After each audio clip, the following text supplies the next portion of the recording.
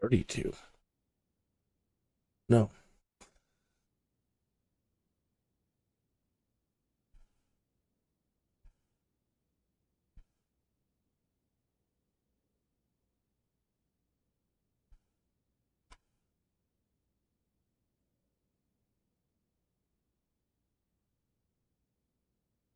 After being bitten by a radioactive bird, the somewhat mannered T. Tuthill was possessed to become Kineas the Skydude. The title, I think, says episode like 132. It's actually episode 143. And I really haven't been getting any airliner practice done lately. So I want to hop in the A320 and see if we can get any flights from... we did the route of Alexander. And we ended up near Babylon, Baghdad. So I want to kind of pick it up there and use Neofly to see if we can get any jobs, airliner jobs that'll take us back to Greece. I'd really like to go to Rome. So as they say, all roads lead to Rome. We're going to see if we can find some roads that'll lead us back. I don't know how long it'll take us to get to Greece. If we get to Greece, I want to go check out the Parthenon, of course. So, all right. So stand by. I've got a couple of things to set up here. I want to use SimBrief today, and I want to take a look at Navigraph, because it's really weird flying without charts. You know, if you want to do things properly, using charts and da-da-da-da-da-da and da-da-da-da-da-da, you know. So I'll be looking at SimBrief possibly to set up some of these flights, and I want to open Navigraph. People are saying, well, maybe use that to try to find some flight charts. Hey, how are you today? In the chat room we have Henning, and what I need to do is, let me type something in here. What I need to do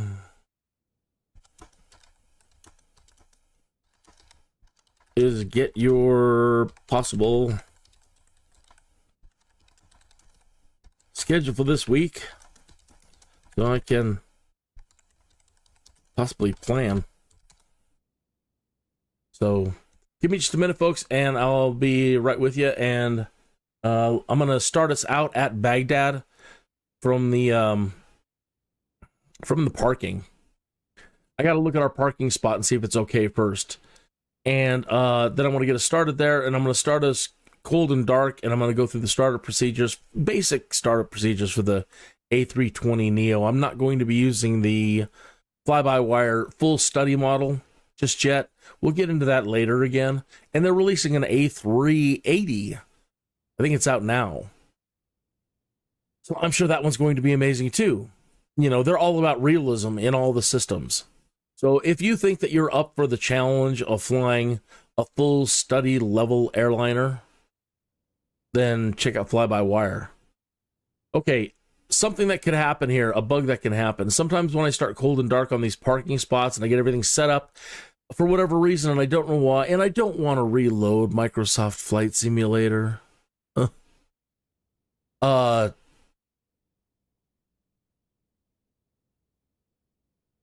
So a bug that can happen is I can get everything set up, we're ready to go, and then the plane doesn't move. It bugs out. In which case, I just kind of have to start over and spawn on the runway and try to do everything from there. Now, I've got my fingers crossed, and I'm hoping that it'll work today, but I don't know. It's always up in the air, and it's a Monday, so if anything's going to go wrong, it probably will go wrong today. Okay, let's get into it. I've been on that screen too much. This is SimBrief. We'll talk about that in a minute.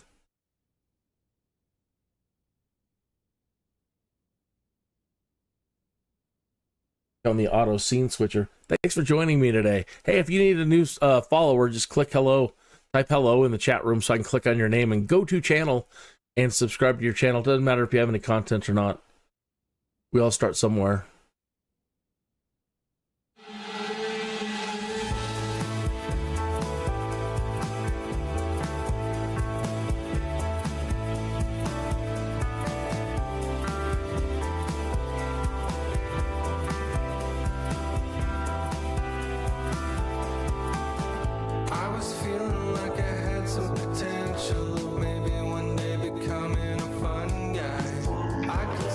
Myself going through the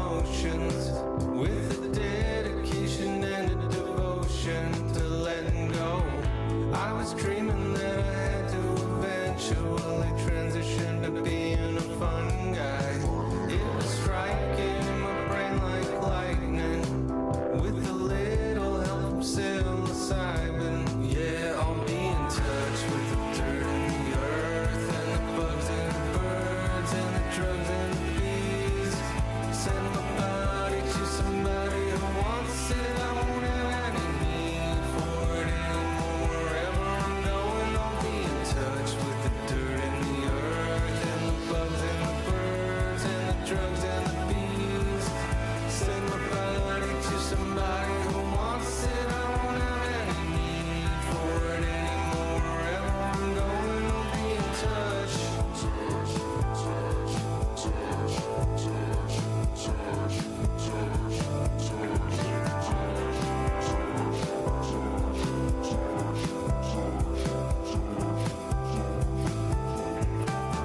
Oh my God, it's getting harder to focus on one day, still becoming a fun guy. I like my emotions in teeny tiny microdoses. Yeah, I'll be in touch with the dirt and the earth, and the bugs and the birds, and the drugs and the bees. Send my body to somebody who wants it. I won't have any need for it anymore. Wherever I'm going, I'll be in touch with the dirt and the earth, and the bugs and the birds, and the drugs and the bees. Send my body to somebody who wants it. I won't have any need. Wherever I'm going, I'll be in touch.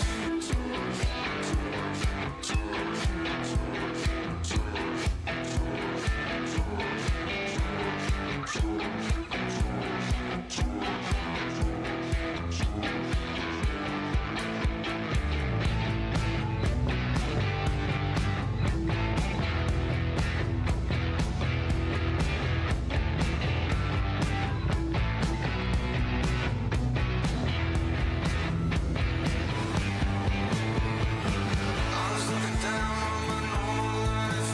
I kept on hitting my third eye on the satellites. I went up to God and asked for his autograph, and said, baby, where you going? There's no coming back.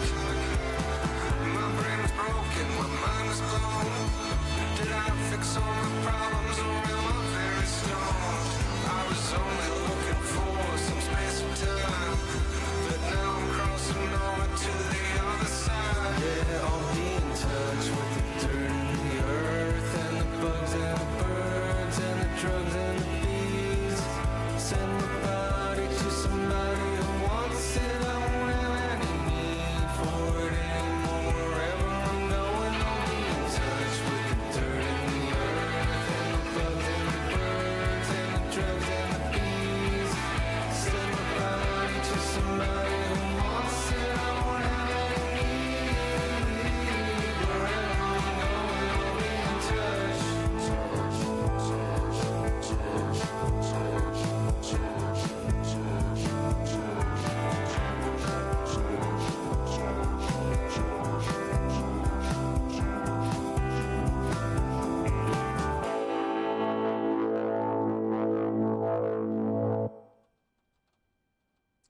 Okay, so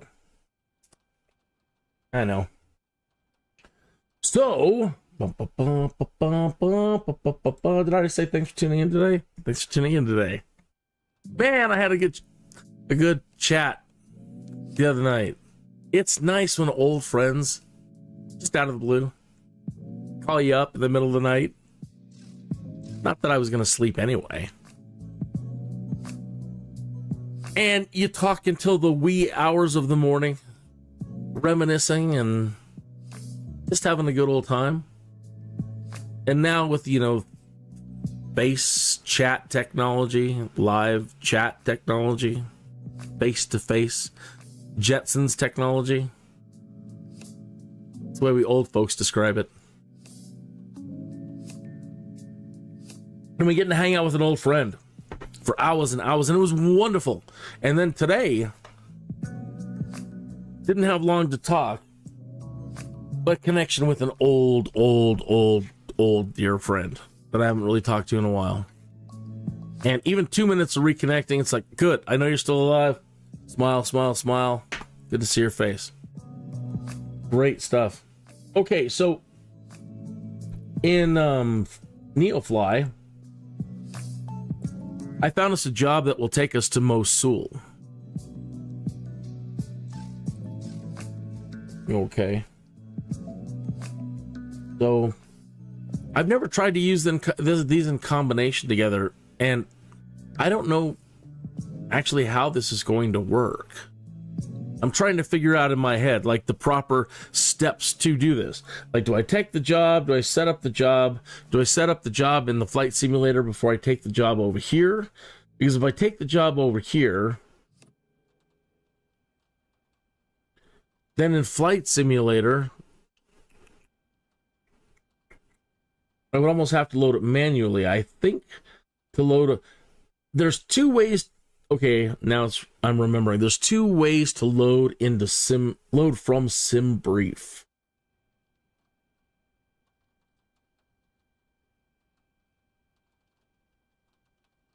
Let me get back over to SimBrief, turn off the automatic scene switcher. They need a quick button for that. I'm gonna have to send that in as a feedback. They need a quick button for auto scene switcher. Quick. I don't know if I can leave it open. Let's see here. One of those. If it's open, can you still click on other things? Let's see. Nah. No, you can't. I'm talking about the auto scene switcher and OBS, Open Broadcast Software. Okay, so to do these shows, I'm switching back and forth between screens. But one of the worst things that can happen to you, and it happens to me all the time, is that you'll click on a screen here to show somebody something, and then when you go back to your simulator and start flying again and need to start showing people that, if you forget to switch it manually, okay, people in the chat room, like my good friend Henny here, will chime in and say, hey, screen, letting me know that I've screwed up again and I've left the wrong screen up. Now with automatic scene switcher,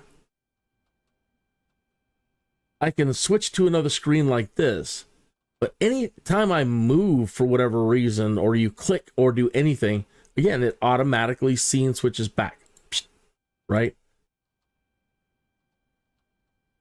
Which makes things difficult. Then you have to go switch it off, put the screen back up that you want, and then you can operate in this screen without it switching back. But again, there's always that worry that you're going to forget to switch over. And if you don't have anybody backing you up and watching at the moment, that makes it even worse. If there's nobody coming in, you're live streaming and everybody's dipped out, but the show must go on. And then for the next 2 hours, you've got the wrong screen up. Oh, it happens. It happens. Okay. So SimBrief, I haven't played with this for a while, but I want to show it to you. Okay. Dun, dun, dun, dun. I get over to my main screen and put it in front of my face. Okay, they've changed things, but I'm pretty sure it's still my flight plan.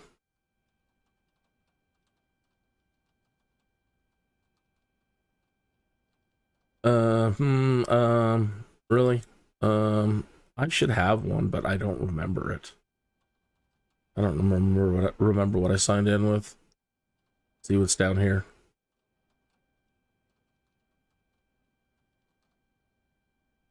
SimBrief can be used for free with outdated navigation data. Get current navigation data, worldwide charts.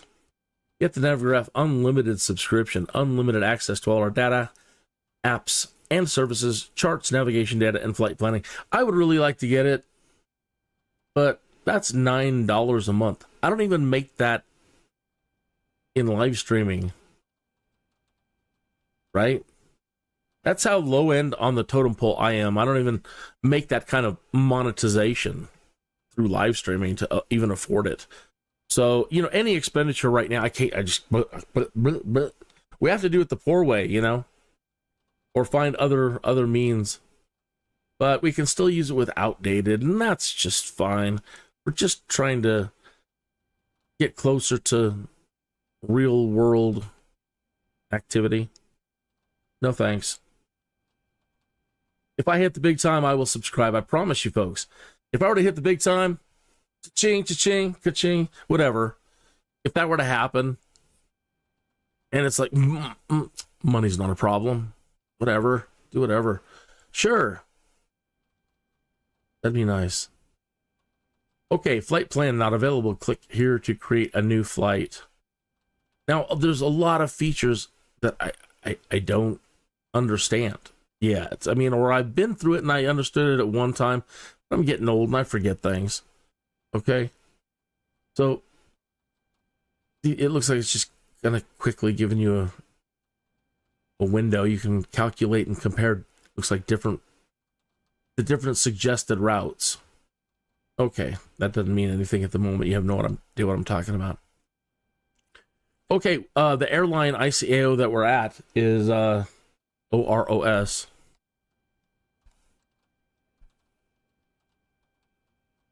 What happened there? Only a 3? How can there only be a 3? Okay, I'm going to leave that as ZZZ. Flight number, depart ZZZ. Put it here. Correct, OROS. There is a way to create these flight plans. And like I said, there's 2 ways to do it. To do it from the main menu and load it in. Download a file and load it in. Or import it directly into the flight computer of the airliner. Okay, so the airport we're going to would be ORBM.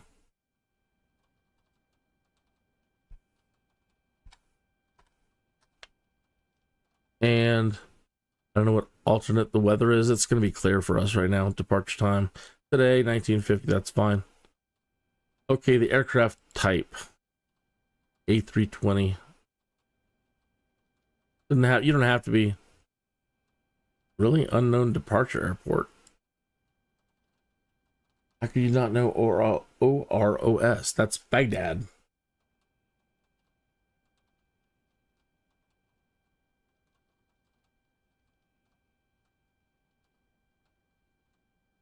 Mm-hmm.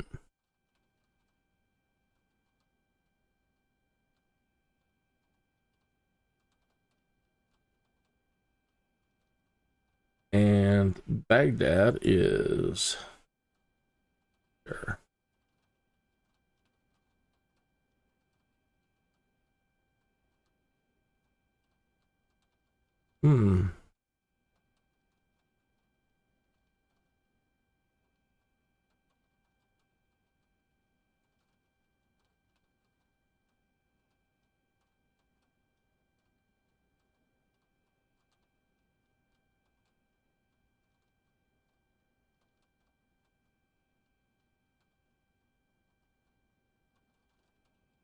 I wish you could see the text at a larger distance.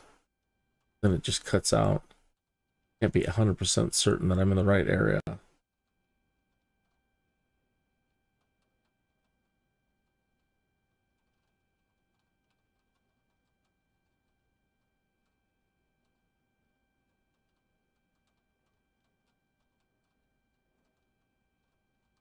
Well, we've already run into our first problem. This isn't going to work.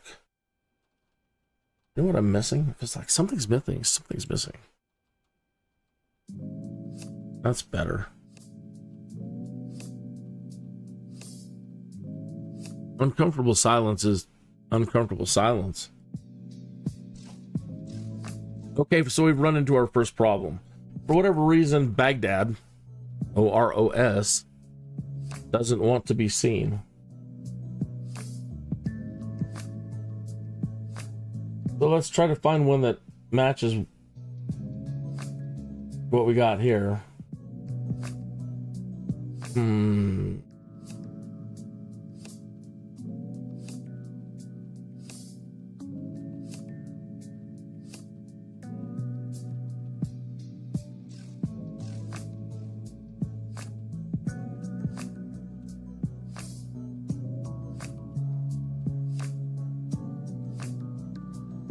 ORBI.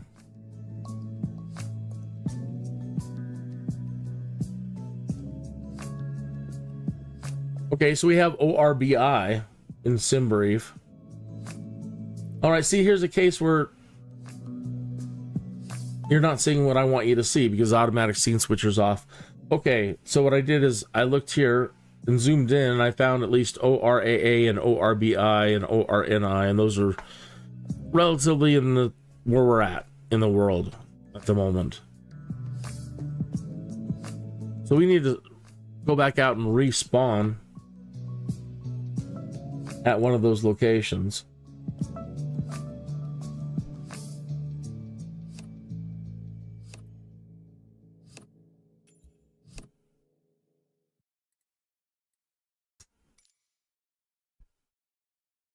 This is a real pain in the ass. Honestly, I mean, if you're, well, okay. This is, to me, it's a lot of fun. Somebody watching a live stream and watching me going through trying to do this stuff, you know, this is a pain in the ass. Everything becomes easier once you do it over and over again. But I'm going to be struggling with getting it all done this first time today. I haven't done it in months, maybe even longer than months. Nah, maybe. Time and I are not friends. Okay, we need to spawn at, let's do ORBI. And I don't know why Baghdad's not showing up, but roll with it. ORBI, Baghdad International. Okay, put us here.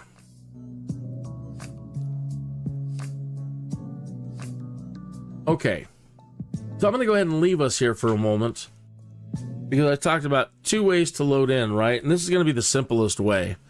The other way is we load in. Once we're inside, we can load the same flight plan that we create into the computer. Which, that you should learn how to do that. It makes you feel like a boss. It is totally big pimpin'. Learning how to use the MCD is big pimpin'.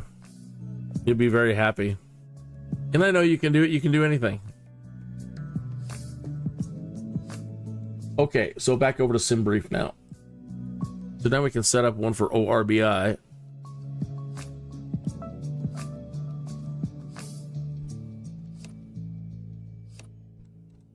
ORBI.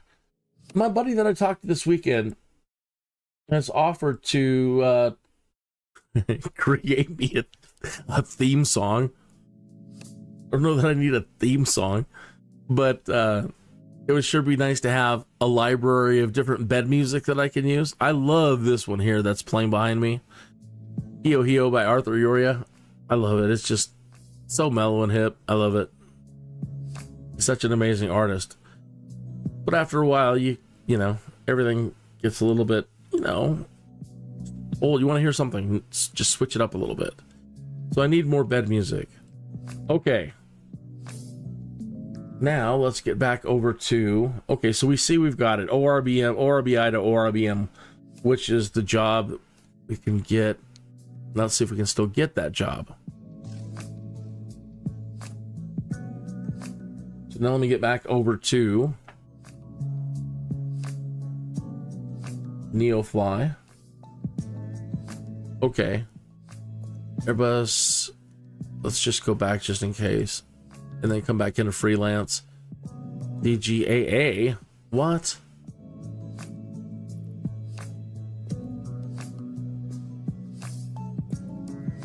It doesn't even see us in the right spot.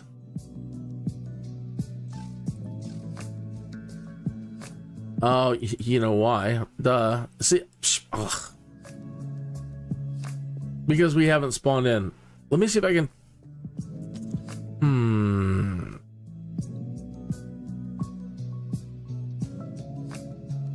Another conundrum. How do we get the job without spawning in? Is there a way to... Okay, there is, but it's going to cost us some money. Okay.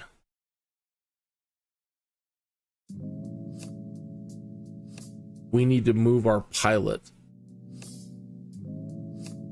to ORBI.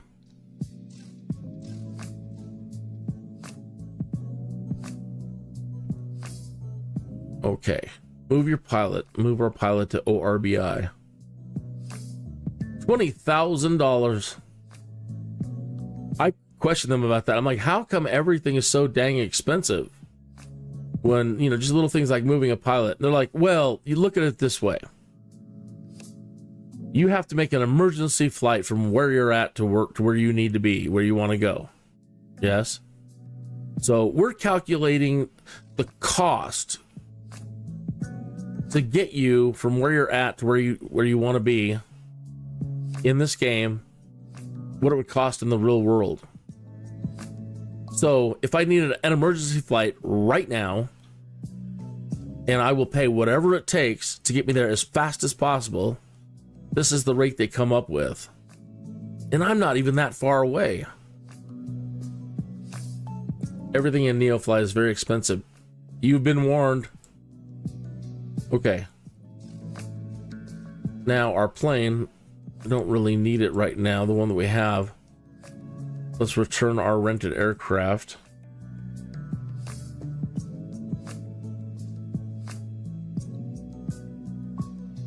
Okay. Like we have some cargo. Can we sell whatever we have? Ooh, that was all those mechanical parts, and I forgot to sell them. Could have made big money. It was like 1,000 or more per unit that we were selling. All right, so we've got rid of our... No, we haven't cleared the plane yet. We get our deposit back, 288,823. Okay.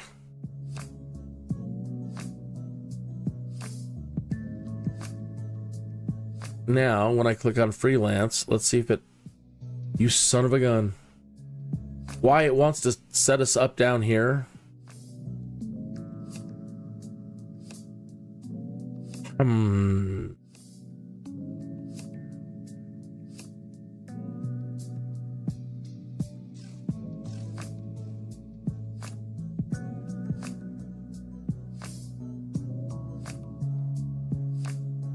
I don't understand why. I don't know. Let us Let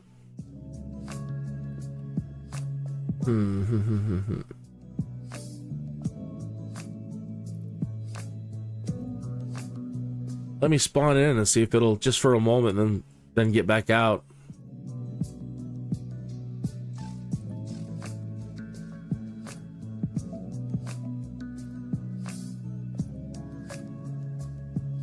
My buddy Pat tells me, you know, to be completely honest, I don't know that I would watch your show. I know. You know nothing about flying. He's like, I don't get it. He's an old school kind of guy. He's like, I don't get that live streaming stuff. I don't get it. I'm watching a video game, and he doesn't get it. It's funny to me. Okay. All right, so in Microsoft Flight Simulator, we have spawned in.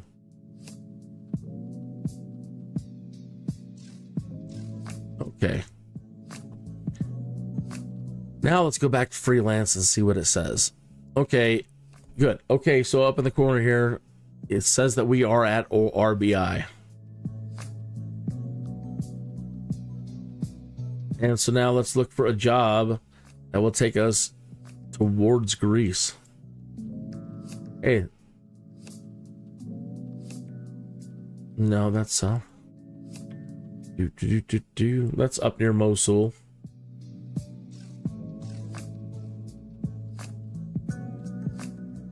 What? They want us to land on the road? No, I don't think we're going to be landing on the road unless that's that can't be a runway. It is a runway. It looks like this must be military base, right? Look at that. Everything's regimented like a Roman army.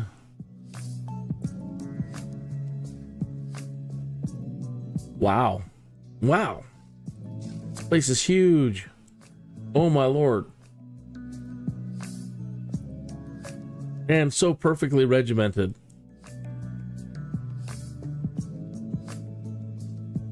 Yeah, okay, we will land there. Now let's see if we can get that set up. Okay, so ORAQ.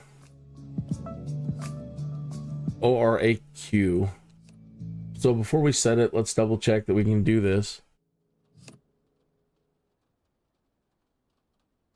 ORAQ.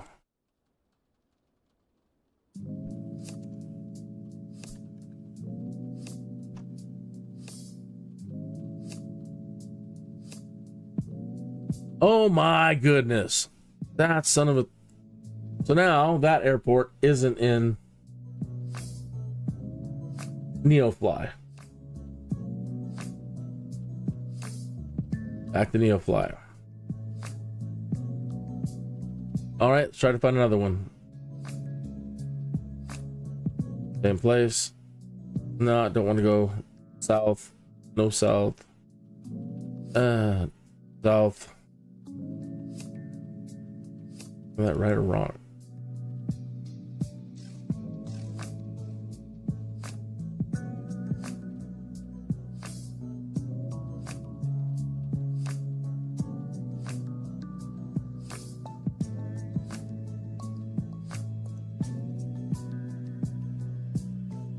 ORSM. All right, let's try that.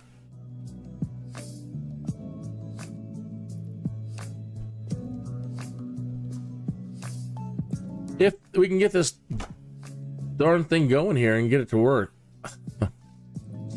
Wow, these airports, I don't understand.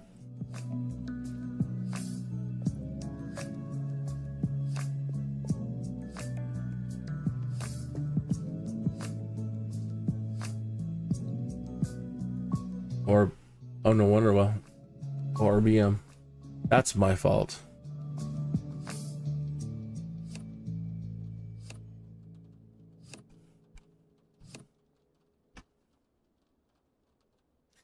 Tells me, you know, this sounds kind of boring.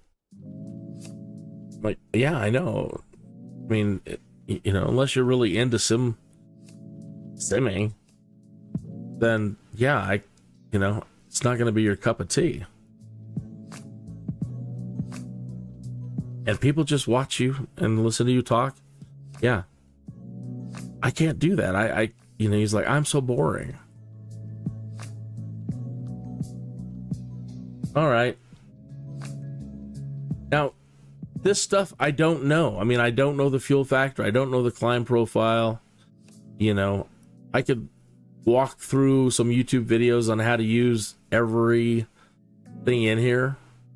But all I'm concerned with is down here, the route. Okay. So I'm going to skip all of this stuff.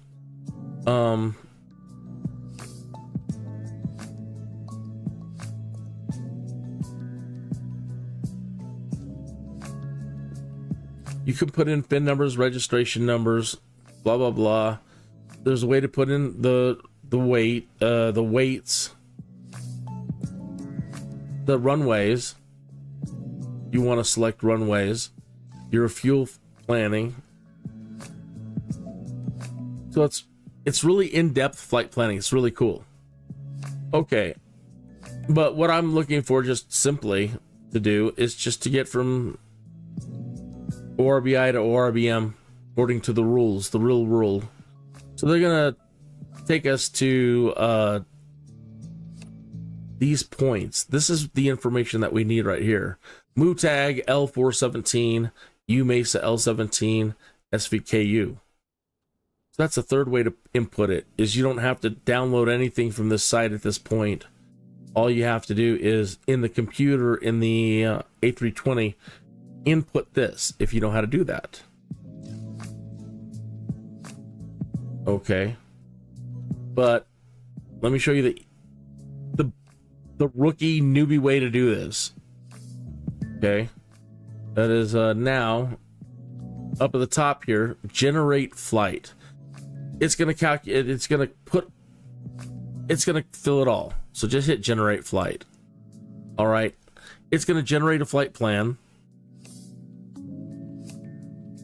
And it's going to, all those variables, the wind, the cruise, the fuel, controlling altitudes, every little detail, the computer is going to create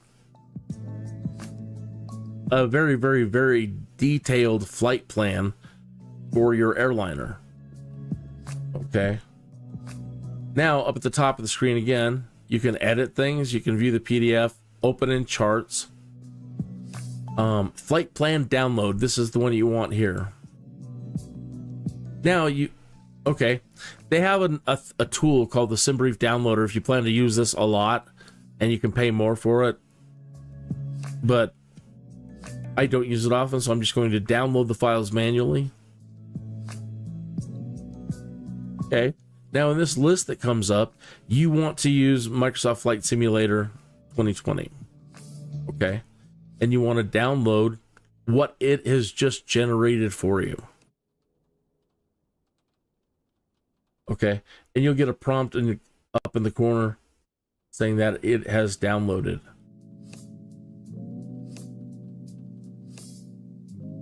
Usually on your web browser or whatever, something will pop up and it'll go into your download folder. We try to find it now. It's called ORBI. Aha, I found it.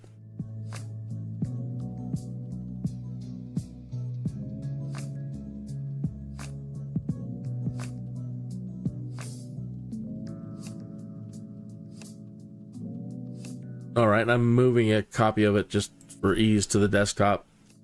You might want to build yourself a flight simulator folder for your flight plans, so you know where it's at. Okay, so we've downloaded it. Now let me go back to the simulator here.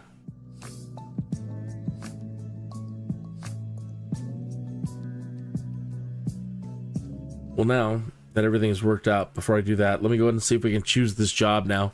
And hopefully it'll hold this job in memory. If not, we'll try to get it again. So, potential problem right here. I'm gonna go ahead and select it. Transporter from dispatch. I see you asked for a cargo mission. The ground crew is waiting for you in the parking to load the crates. All right, so I've chose a job. Transporter, loading has started. Stand by. But when we go back out to the main menu, it may, because it's freelance, it may just cancel the job. Let's see what happens.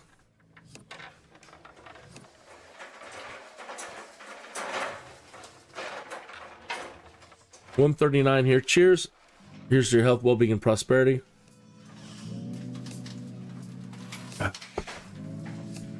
Are you going to try out any of the study level planes? Any of the fly-by-wire? Transporter, loading is complete.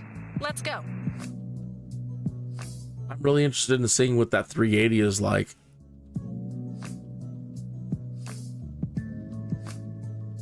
All right, so let's go back out to the main menu and see what happens.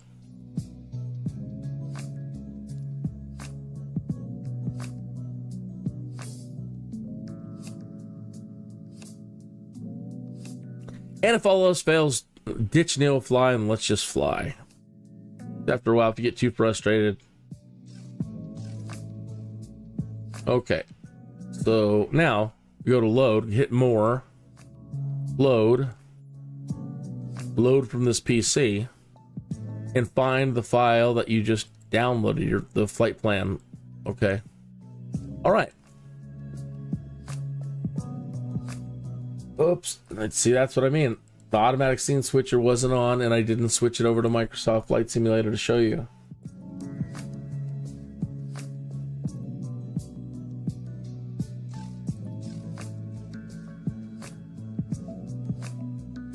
So let me go back now. Okay, so now when you load in, you go to more, and then you get a load save, and you want to load from this PC. Find your file and select open. Okay, so that's the flight plan that we had it generate for us in SimBrief. So all the altitudes, all the waypoints, everything's plugged into the computer.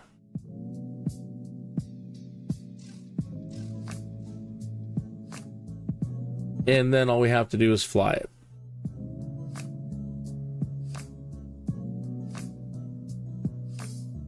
So that's the very, very simplest way to use it. And then you can get more advanced later.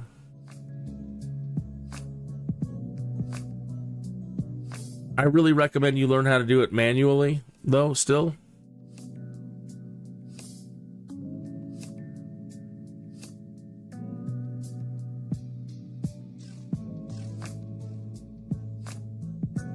Once you get the bug and you want to do lots of airliner flights, you can start stringing your flights together. So you don't have to keep going back to the main menu. You can fly to one airport, create a new flight, input it, fly to another airport, create a new flight, and never leave the simulator. Never leave, never go back to the main menu. Okay, so now just spawning in, and we've got some bad weather. And if we look at our computer down here now, and look at our flight plan, everything's put in. Okay, everything's in the computers already. So if we go to nav, lights.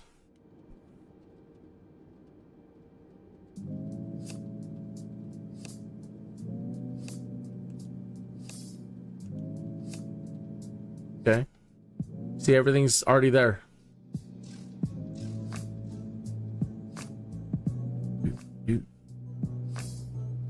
Now, and I don't know if you can do it with this. I'm sure you can.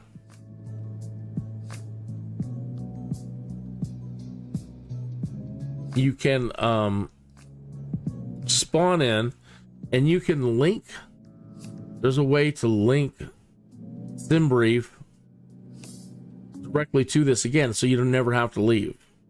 All right, I'm thinking I might need another program to interface, and so I'm thinking I'm probably not going to do that then today. I'll have to double check. You have to input your account and connect your account of SimBrief to this. And then once you create over there, you can immediately load it from here. Does that make sense? I hope it does. All right, so now that's all input. Everything's in there. And now we have to do is fly it.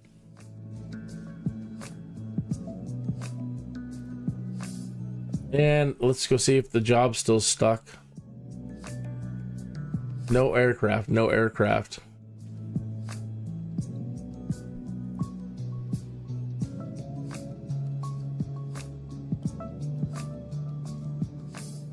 Yeah, it blew it out. Right? Yeah, no jobs. All right, let's see if we can get it again.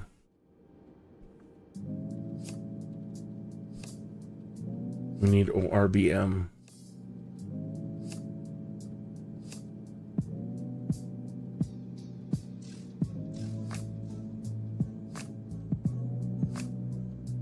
Come on, you. Good, we got it.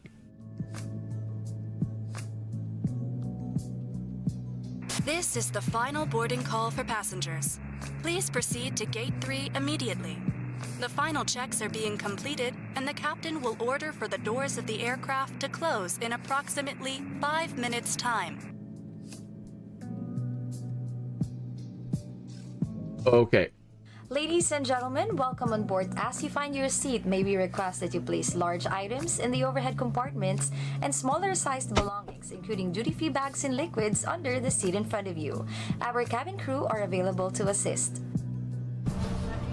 Hello everyone, thank you for your attention. It's time to get you ready for takeoff.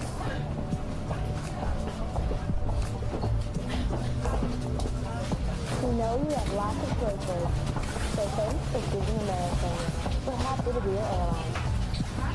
Now if you'll just follow along with me. Okay, now you're probably gonna hate me for this, but I want to show you down here these steps. Welcome aboard. Before we depart, there are some important safety instructions. There's our from ORBI, 15 left. Then we're going to, it looks like a user point. I'm not really sure what DO is. But then we're going to, Everything looks good from where I'm sitting. Taxi to the runway and take off. the D last waypoint, the MUTAG waypoint, the U MESA waypoint, and then we're arriving at ORBM, and it doesn't look like we have any runway information yet. Okay, we do. There's the deceleration point. Then it goes to Sevku, and then the airport. Still, I don't see any arrival information. Like what? I don't know. So maybe it'll assign it to us once we get there. Okay. I said you're probably going to hate me for this because I'm going to go back to the main menu again. And I'm going to blow the thing out.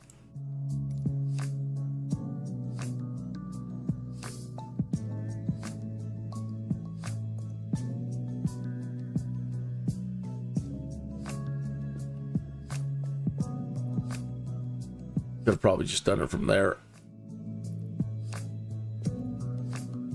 Okay.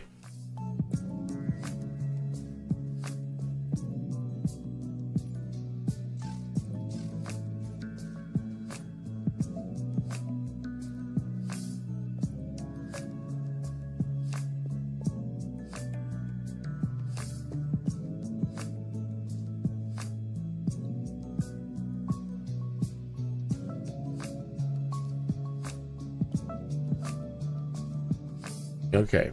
So I said in SimBrief earlier that simply what I was looking for was the route. Okay.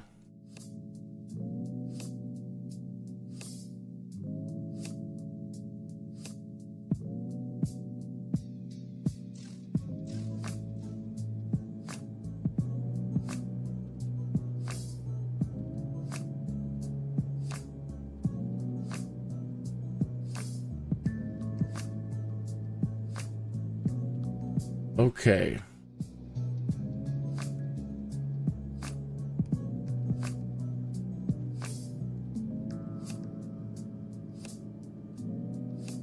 Okay.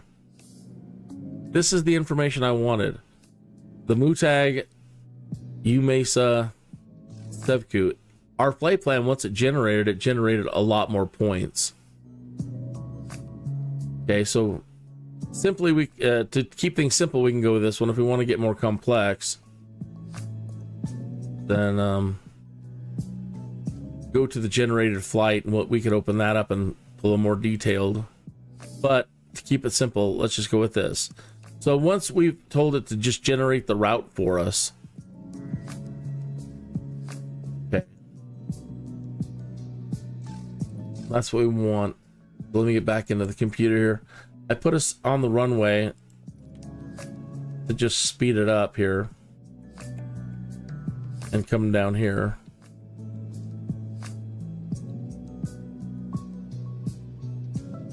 All right, the key you're looking for is in it.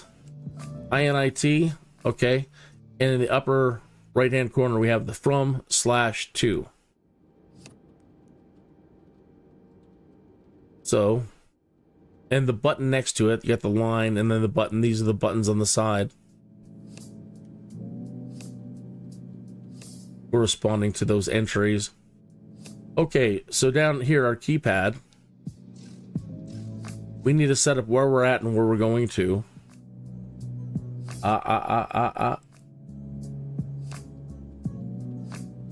Did it again. You're looking for the init key on the MCDU. That's this here. And in the upper right hand corner, you have the from/to and the buttons corresponding to each entry on either side. But the one we want is from and to, and we need to input where we're at and where we're going. So we're going from ORBI to ORBM. Okay. Okay, so down here in our keypad, ORBI, and you put the /, and then you put destination, ORBM. This is just a more detailed GPS system.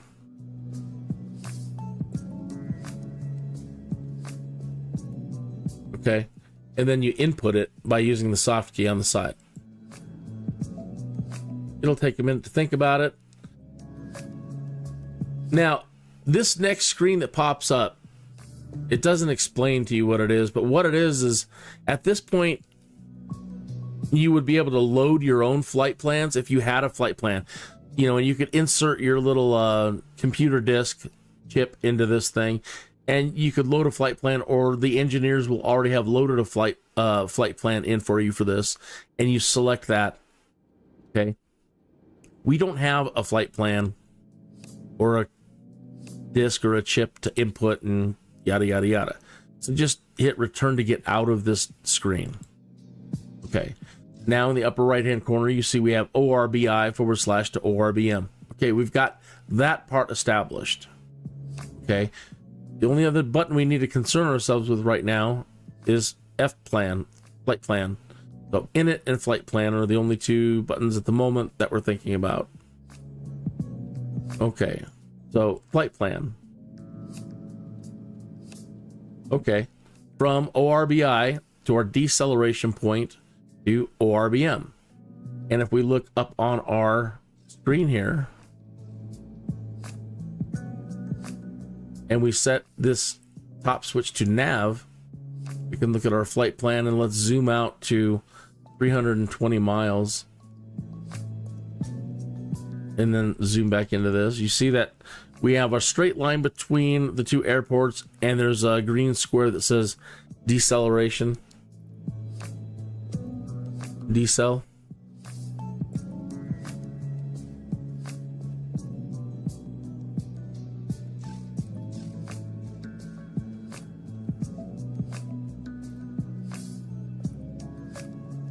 Okay.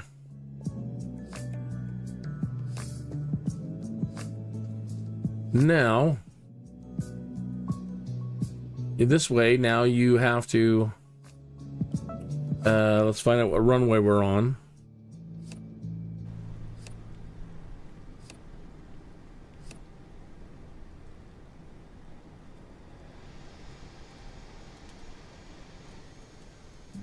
Or let's see if we can just look at air traffic control and see if they've got our information up here already.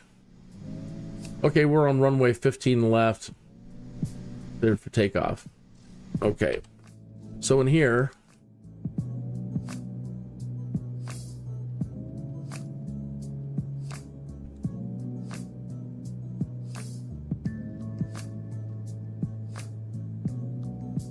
select the soft key next to ORBI, and this will give us our possible departures.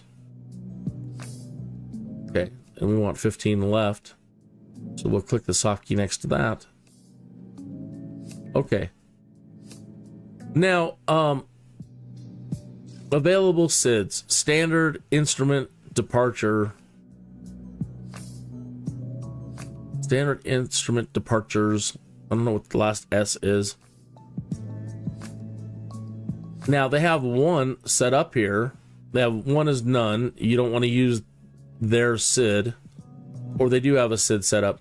Now, I don't know where this SID goes. Okay, so what a SID is, standard instrument departure. When you take off from the runway, imagine you're on a highway and you need to take an on-ramp, or you're leaving a runway, so you're leaving a road. You need to get onto the highway, so you're going to take an on-ramp, which will take you onto the highway, which will then allow you to go to your destination. Leaving an airport is no different than leaving your home and getting onto a highway. And there are prescribed routes. Now, I don't know where Omni goes.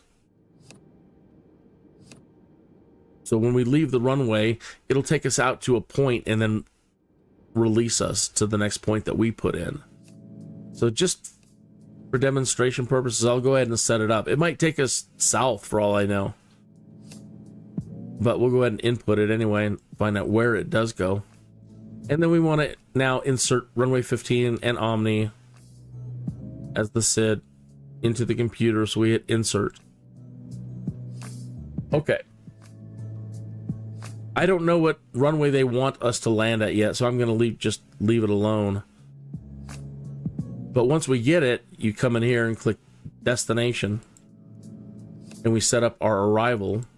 I mean, we could set something up if we want.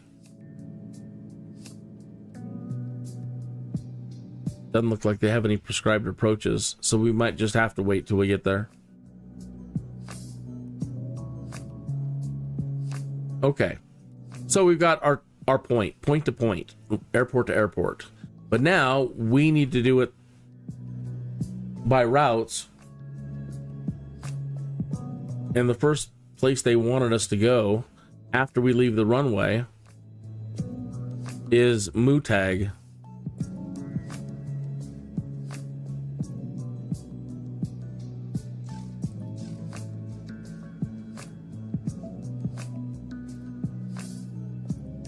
So, the very first waypoint you input from your departure airport. So let me re-click on ORBI 15 left. And over here on this side, we need to input the next waypoint. So we'll press, let me input it and then hit next waypoint. And that is Mutag.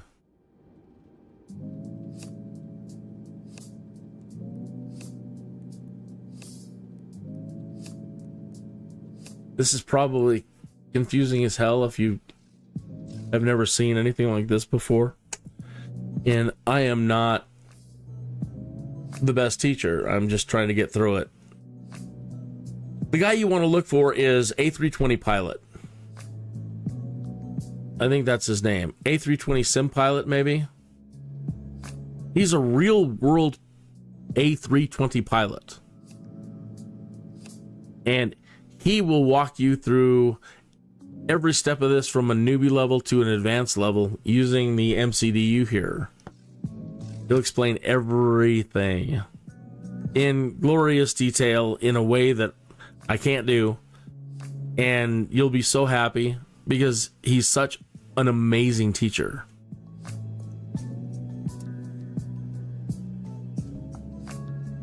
Okay, so let's try Mutag and hit next waypoint. See if it allows us to input it here or we input it from the next screen.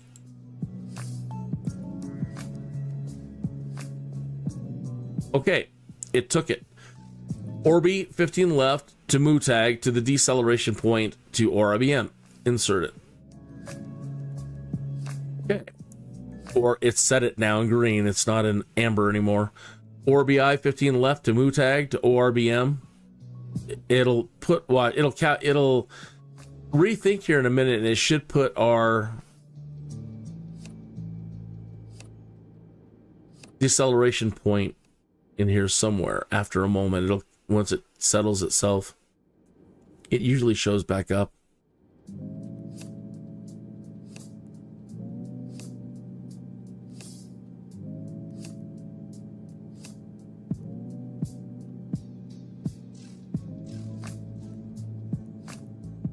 Something interesting about this MCDU in the buttons. Up is down and down is up. So if I want to go down, I need to press the up key, up arrow. And if I want to go up, I press the down arrow key. Don't know why it hasn't repopulated our deceleration point, but I'm not going to worry about that at the moment. All right, back to SimBrief. Now this next one, waypoints are on flight maps, flight charts. Waypoints are 5 letters long. Things that look like V or L417 and they have numbers after them. V417, U417, L417, whatever it is. If it's a letter and then some numbers, that indicates a highway. So like in my town, the interstate is I-25. Okay. But we're talking about highways in the air now. So the highway in the air is designated as L417. So sometimes you can enter this information and it doesn't glitch out. I'm sure on the fly-by-wire one it works perfect. In the A320 NEO, it's kind of hit and miss sometimes, entering in highways. But we're going to give it a shot. So we're going to try to input L417 into Microsoft Flight Simulator. Okay. And we want to do it after MooTag, so we need to select MooTag so it enters what we're going to do immediately after MooTag. Okay, so we select MooTag, and what we want is Airways. Okay, so we're going to be pressing this soft key. Now, we either type it in here and hit Airways, or it'll take us to another screen to try to type it in. And we're doing L417.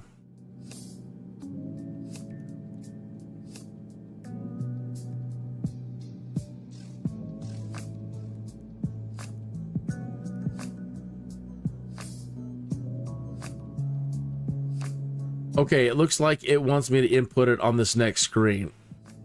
So it's still there in the memory, in the cache, L417. So let me just select this now. Now this side, on this side of the screen is highways. And on this side is usually waypoints. So there's the airport, and then any entry on this side of the screen will be a highway, and any entry on this side of the screen will be a waypoint. So let's try to input L417 now by selecting this soft key. Not in database. Let's try it again.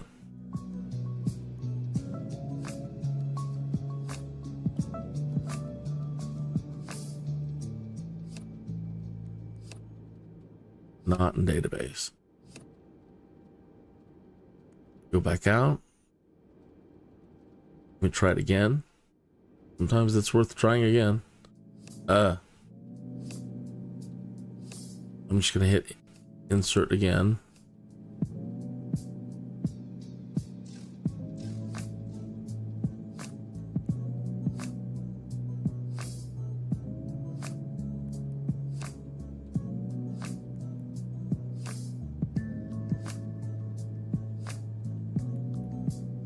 Now it doesn't want to give it to me. Yeah.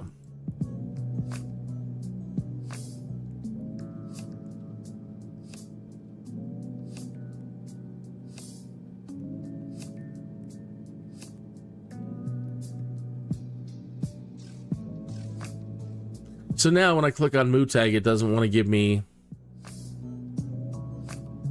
the option to input highway, which sucks. But now it's also not giving me the option to enter a new waypoint, so I've glitched it out somehow. Go to a different screen and then try to come back into it. Insert. Now go to a different screen. Try it again. Come on.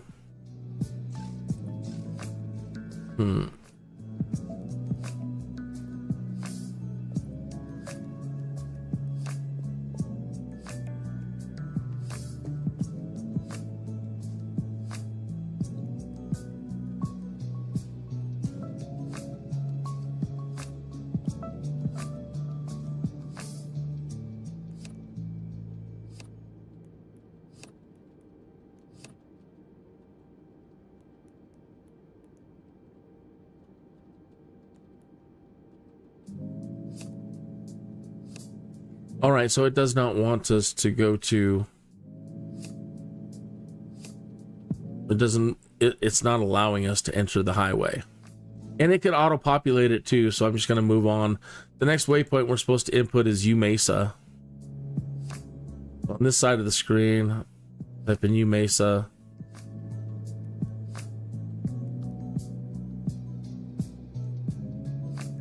Whoops. Got to clear things out. Click the clear button and go back. Like a backspace key.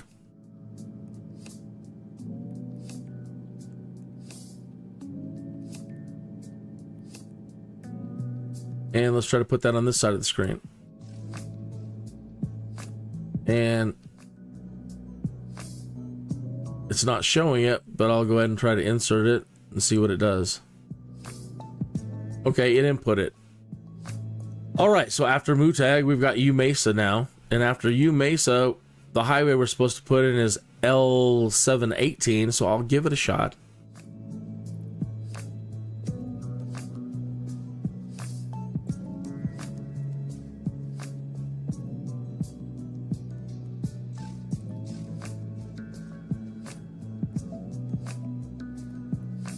Not in database. Okay, so I'll skip it. The next waypoint is Sevku.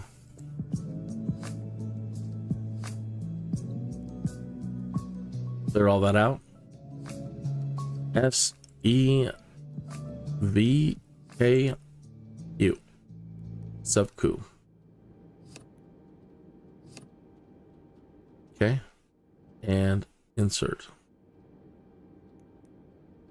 All right, so now we've got them all. Now let me see if I can try, now that they're all established, if I can try to put in the highway. The first one was L417.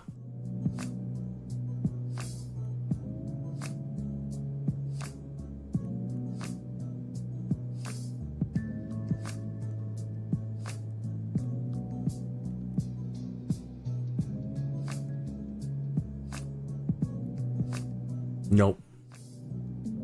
Okay. So that's the way to manually enter it in its simplest form.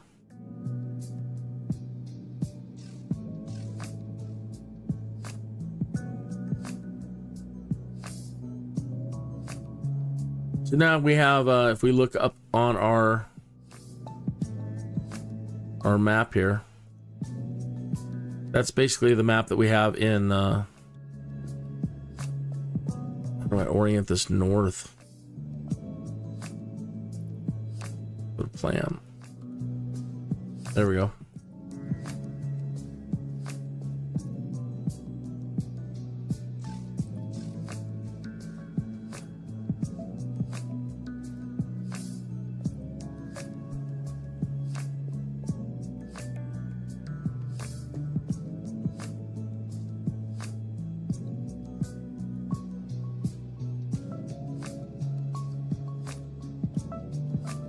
All right, and there's the decel point. All right, so that's the way you enter it in manually.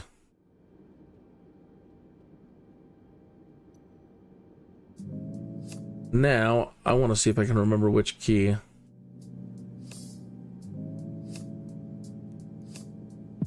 That's direct 2, don't need that. Frog, no. Perf. No. Data.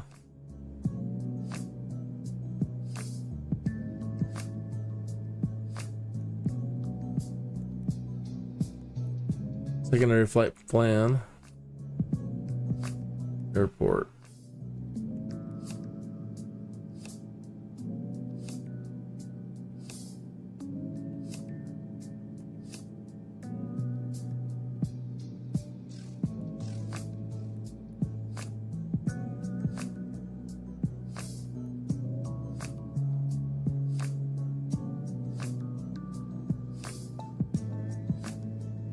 Through one of these screens,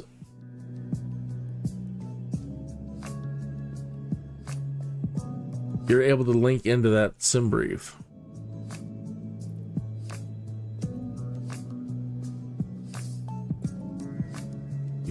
Do.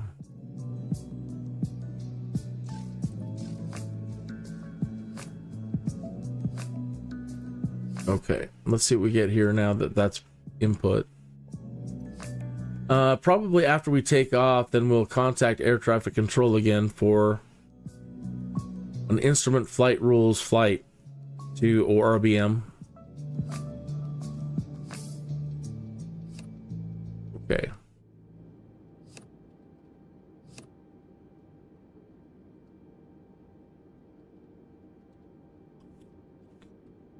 Let me see if I can find the information quickly, and if not, we'll get out of here. Or you're gonna hate me again as I go back to the main menu and reload the flight sim brief plan in again, because it's so awesome. It controls all the variables that you would normally have to go through as a real pilot to input.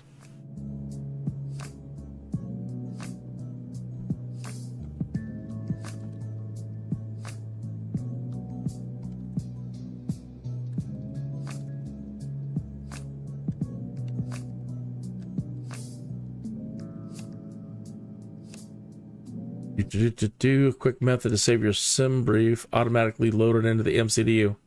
This portion of the guide assumes that you understand how to generate da da da da da da da da. I think I found what I need.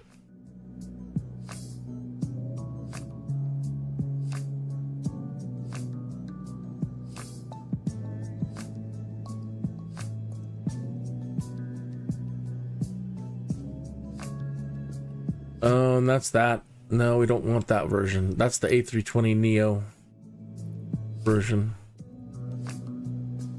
Loading flight plans into A320 from da da da da da. Let's see about this one.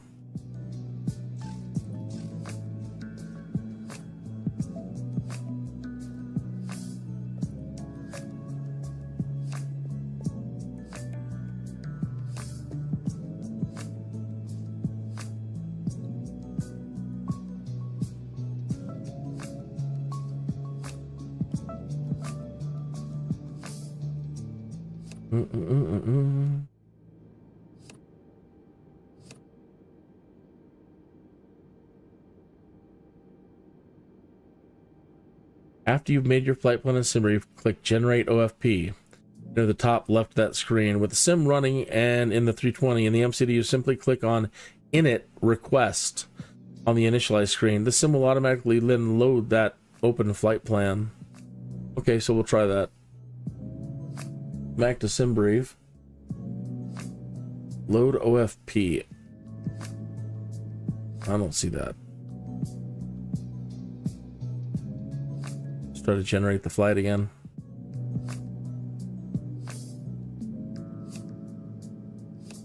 Get that option.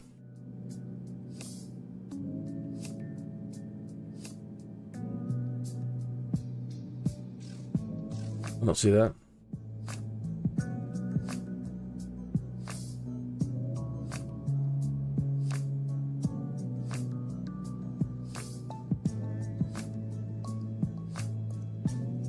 In it.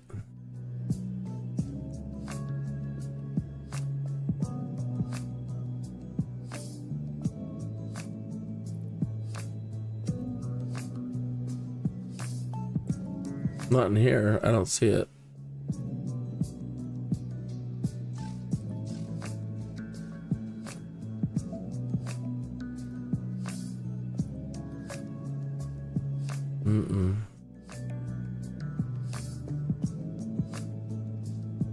Well, I'll have to save that for another time.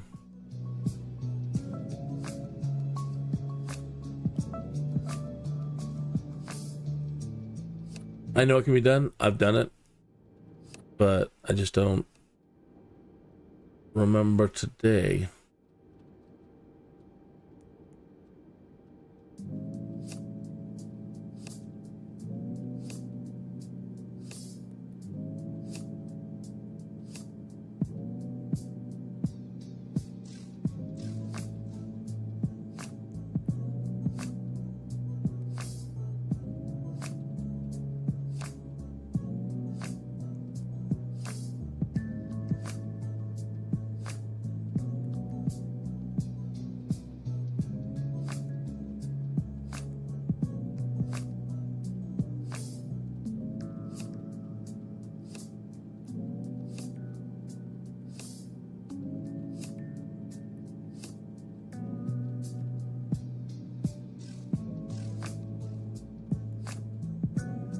Nope.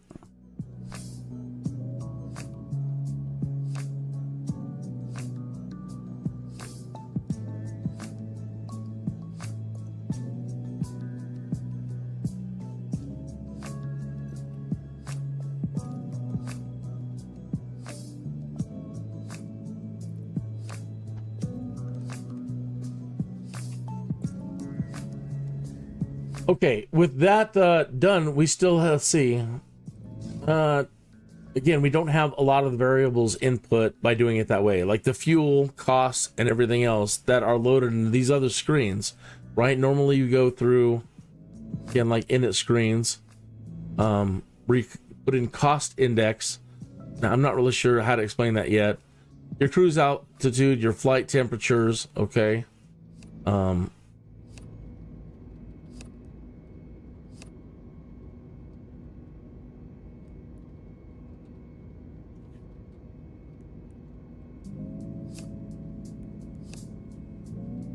All right, then that's information for takeoffs. Looks like we got that in. Information for your climb. Information for your cruise. Information for your descent. Information for your approach. Information for your go around. Okay. So yeah, go ahead and hate me again. I'm going to take us back to the main menu.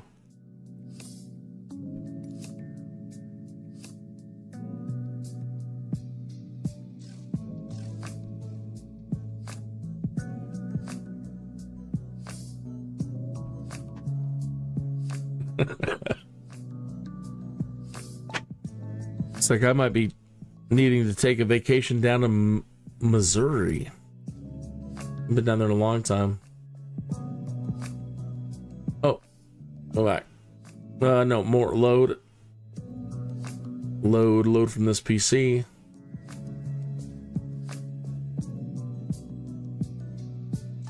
I've got it. All right, so that's basically what we created. We're going to go from Baghdad to Mutag to Umesa to Sevku to Mosul. And we learned all about Mosul on our trip down, doing the Alexander the Great. The battle that took place there, where they fled to, where Darius fled to.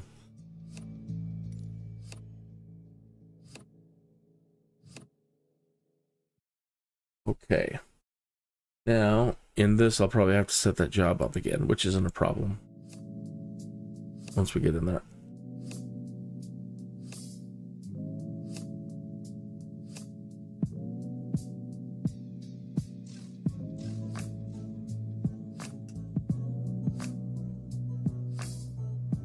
Okay. We're back in.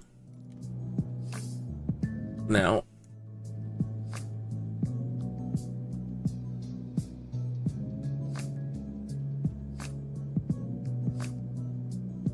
Back over here.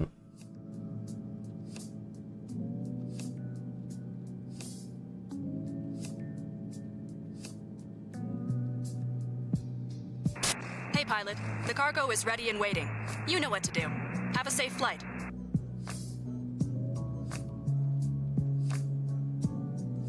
The ground crew are loading the cargo. Stand by.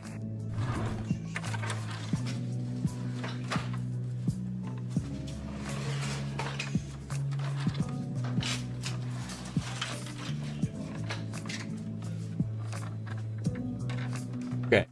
There's the flight plan again that it's built for us. That's all in there. Okay. The climb information. Cruise information. Descent. Approach. Dispatch. The cargo is on board. You are cleared to taxi to the runway and take off. You're good to go. Contact the tower for clearance.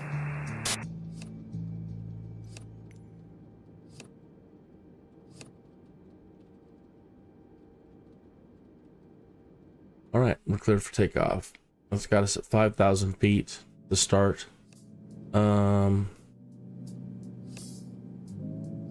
What does the climb take us to? It looks like we're at 17,000 feet, 17,400 feet there. I'm gonna go ahead and set that up here.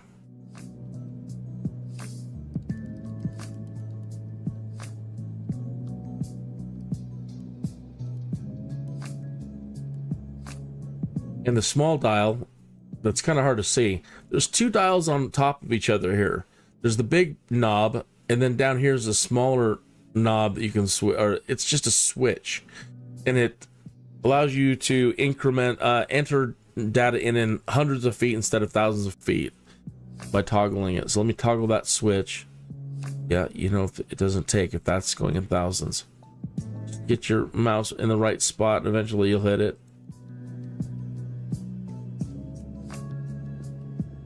Come on, you.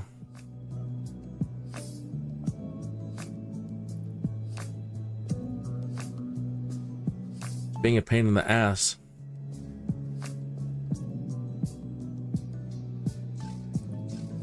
Altitude increment.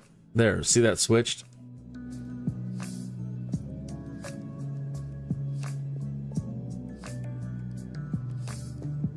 Okay, 17.4. And we're good.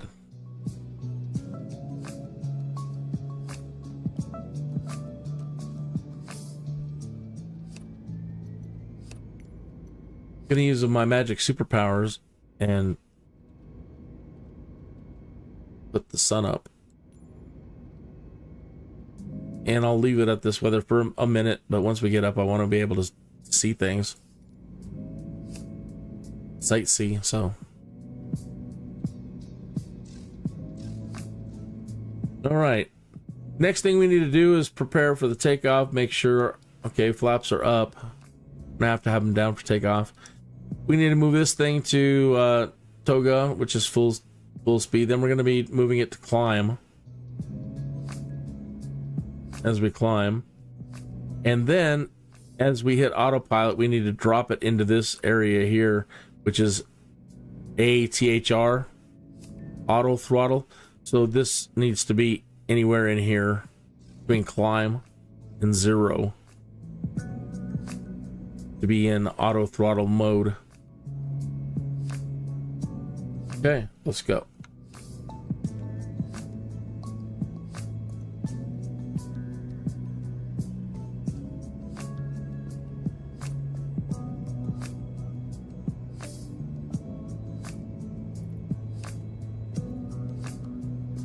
So usually about 140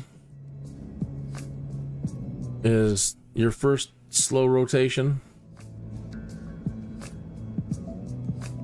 You don't want to smack the back end of the plane onto the runway. Transporter, good flight. All right, then we'll pitch up, bring the gear up. Don't have any flaps down, and what you want to do again is put the throttle into climb.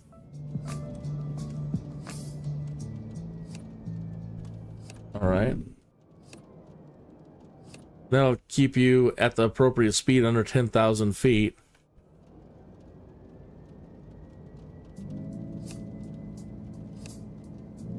Now I just want to hit autopilot. Turn on autopilot.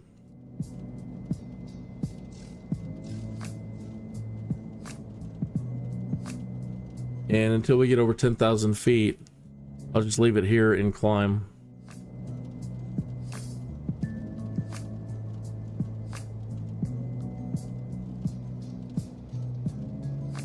Okay, it's keeping us under 250 knots, under 10,000 feet.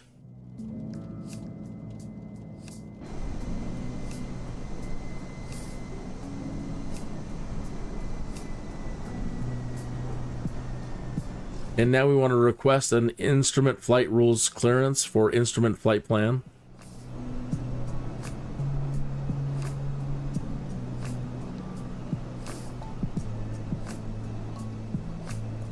They've given us the squawk 3654.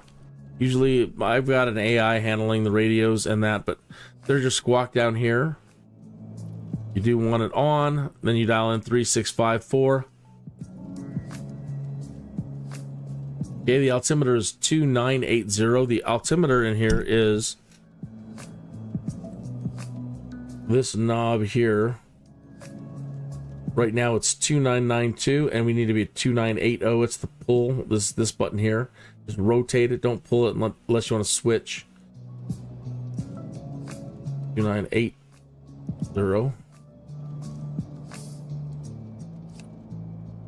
Okay, so we've got the proper barometric setting now, our altimeter setting.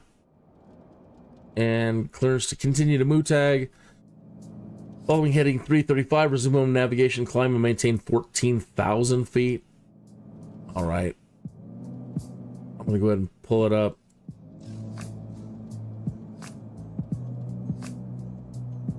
And at least get us there. Where are we at? We're 5,000 feet still.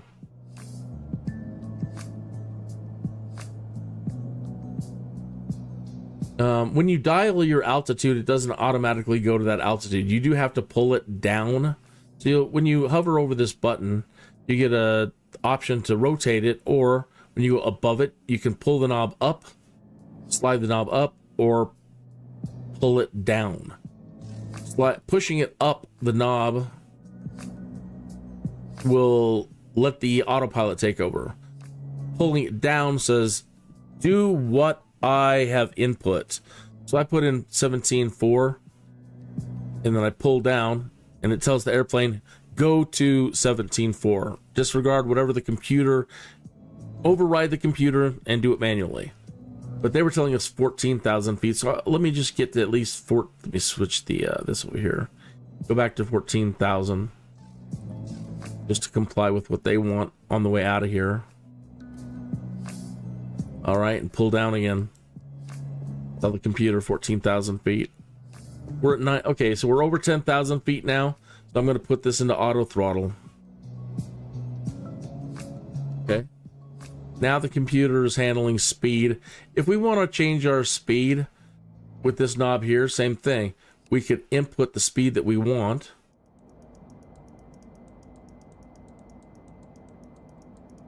And then pull down, and it'll tell it to override auto throttle and go manual. Same with headings and anything else in here. If you want the autopilot, pull up. If you want to control it, pull down.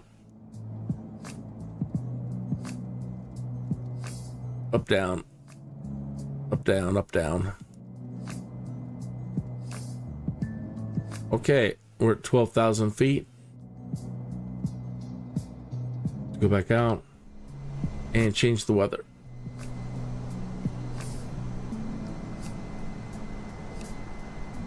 And change the weather.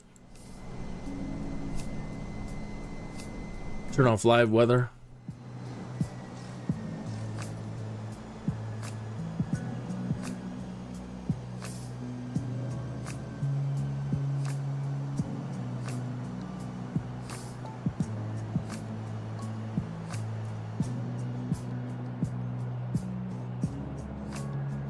All right.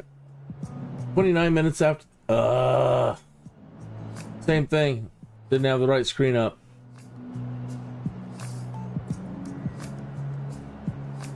All of that, and you didn't see any of it. Again, I just hate myself when that happens.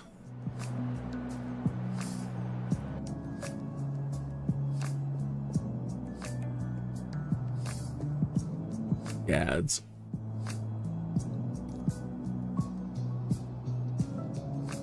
So everything's in there now. The altimeter I was talking about is here. Autopilot deck is here.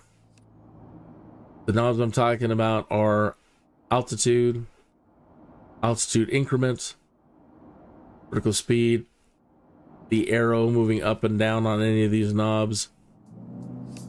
Here's your heading. Here's your speed.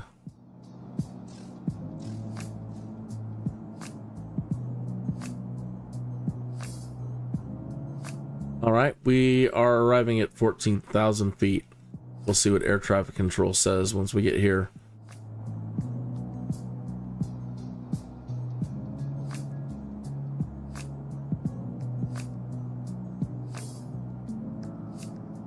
if they don't clear us up to 17.4 or tell us to go to 17.4, we will request a flight level change of 3,000 feet and see if they'll let us go to 17. In the upper right hand corner here, it says MUTAG. We're on course 334. It's 50 nautical miles, 8 minutes and 51 seconds to arrive. Turn on the HUD brightness.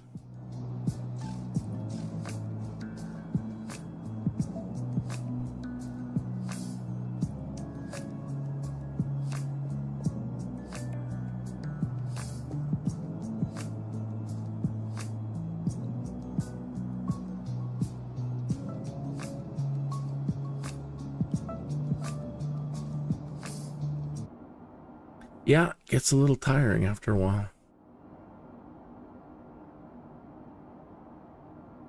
The bed music.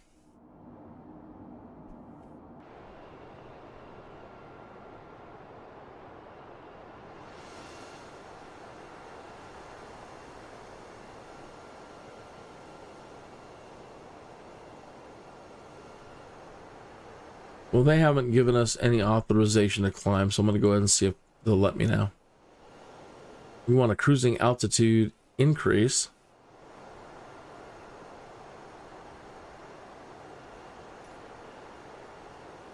Of 3,000 feet.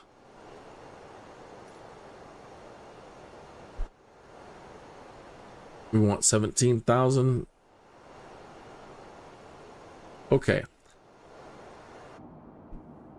So now, come back over here.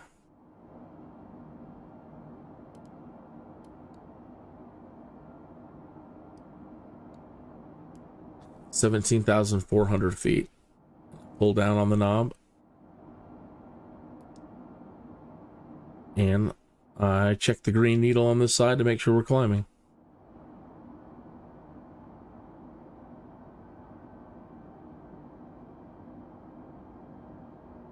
$1,500, 1,600 feet per minute. 2,500 feet per minute. 2,700 feet per minute. 293, 31, 32.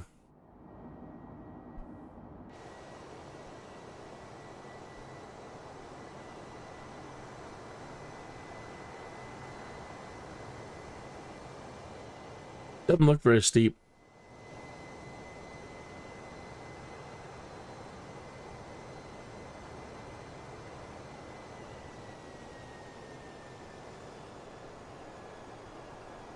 That was a lot of fun doing the Alexander the Great route, and it's mind-boggling the distances that they traveled. But then when you look at how much further he didn't go, and didn't just like take it easy at that point and wanting to fight everybody instead of doing conquest. And I'm sure that there were plans for him to go back and relax for a while and then start sending out parties to map out the rest of the world. But there's so much he never got to see going east. And in a lot of ways, I really feel bad for him for, this is all he got to see, is all this crap. And then more crap going east and never really getting to see, I think, how beautiful it would be beyond all that.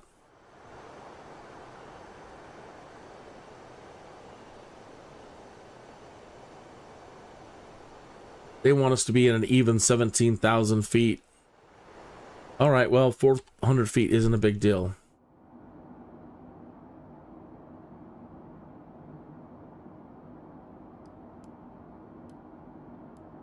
Pull down. Close enough. It said at U Mesa. Be at 17.4.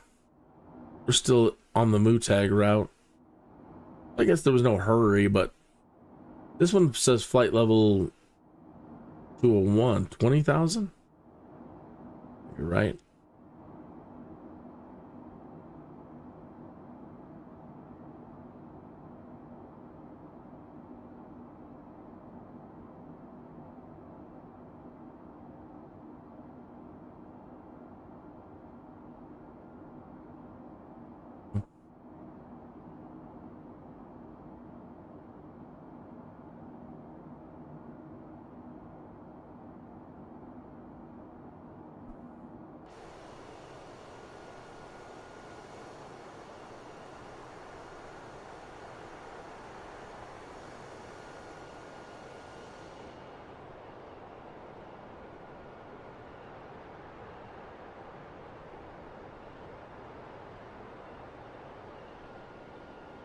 I was trying to explain to my friend this weekend. He's a musician and he's old school. Doesn't really use computers, doesn't play video games or anything like that. He didn't really understand what I was talking about when I told him I live stream and I fly planes around, and you know, he thinks it's like a video game, and I'm trying to explain to him it's a simulator. He didn't really understand what a simulator was, and at one point he finally goes, "So are you telling me you're a pilot?" I'm like, yes and no, not in the real world, of course, but yes, in the simulator I am learning things that a pilot would need to know. All the things pilots need to know. So, and he's like, and you actually fly these planes? And I'm like, yeah. And then there's easy planes, and then there's study level planes where they try to simulate as much as possible. And I always go back to them. I've used the study level A320. I think I might still have it even loaded. But to take you through the checklist on that one, again, it's very, very, very complex. As far as just flying the thing, not very complex. Starting up the thing, every switch, every knob, you know, everything on your overhead panel you have to go through. Everything. Learning how to just fly an airliner, basically. You know, you don't have to know a whole lot about everything up here.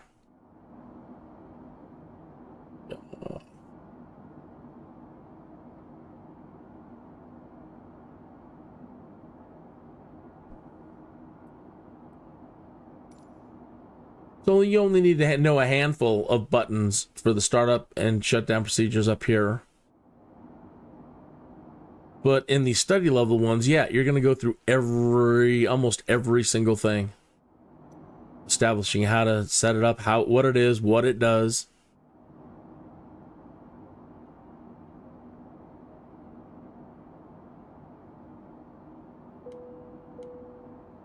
Love the noise. Everything down here on these consoles.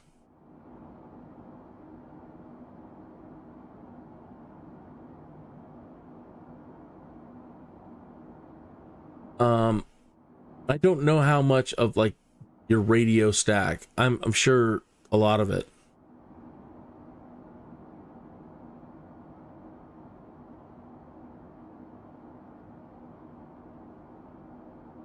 I don't know how far detailed they have gotten with if they're even doing fuses or anything like that.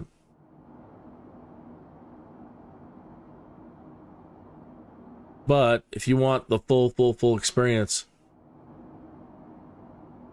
then fly by wire. And like I said at the start of the show, they've just released the fly by wire A380.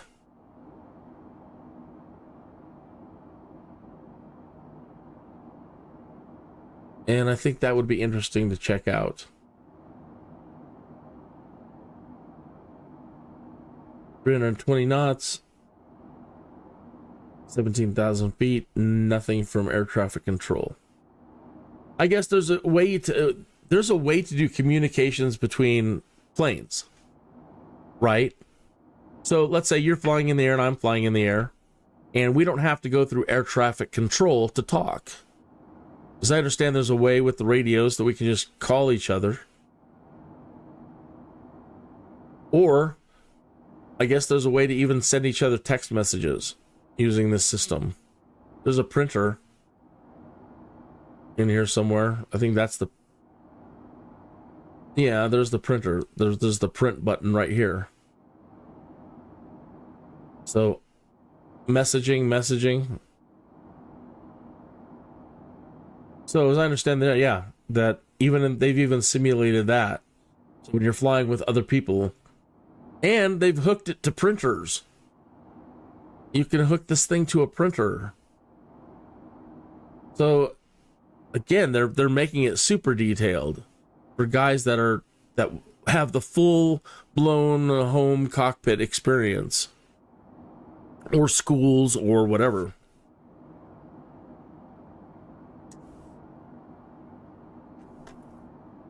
You know those guys, they've got all the equipment here, the perfect recreations of these decks. That would be nice. People are always like, what would you do if you had $1 million? Well, that's not going to go very far these days, but for a lark, I would love to have something like that. Even if I had $1 million, the first thing is I wouldn't. I mean, that's just silly. I'd be investing in or doing something with it so that it makes more. But with that investment money, then I would say, yeah, let's start buying some cockpits. I'm going to need a much bigger house, because I'm going to need multiple different cockpit setups. Imagine having that kind of shameless money. You've got it's not even a room, it's a wing of a home where you have enough space to do multiple full-sized cockpit setup.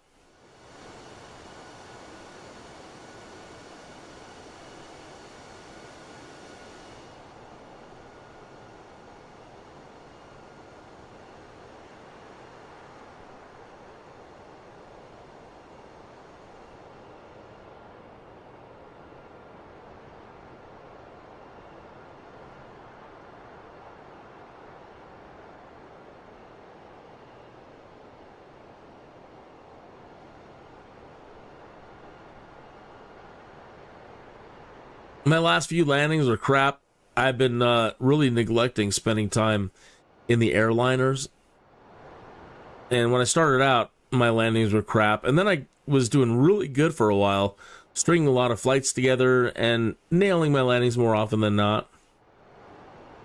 And the last few times have just been crap.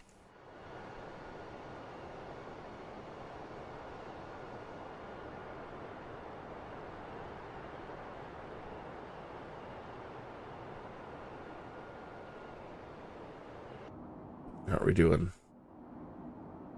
Okay, here's you, Mesa.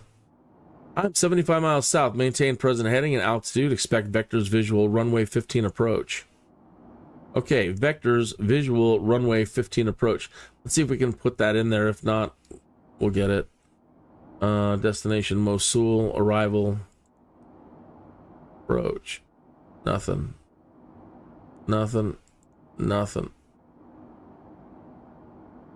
Okay, this airport doesn't have any sort of approach, computerized approach at all, which is a drag. Maybe our next airport will, and hopefully they'll even have an ILS. That'd be nice to be able to go to an airport with an ILS and do an ILS landing, an instrument landing, mostly automated. That's basically what it boils down to. I'm going to have to probably fly all this in manually.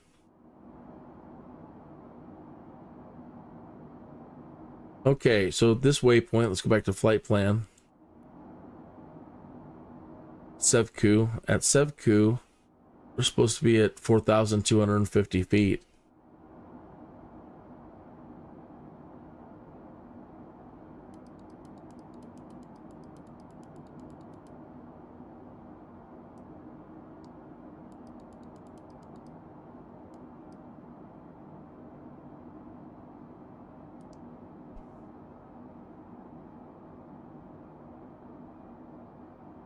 We need like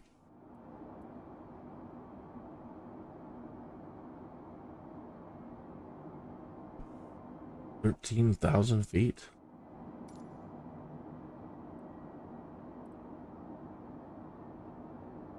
That's weird. My ears popped. Like I'm actually descending in a plane. That's so strange. Our weather must be changing outside. Okay.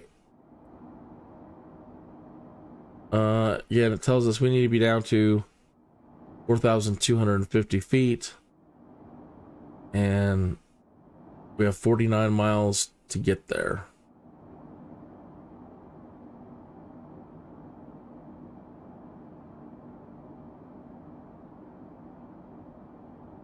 They're telling us to climb again. I'm going to ignore air traffic control at this point. I probably could get the descent from them, but I'm going to go ahead and do it.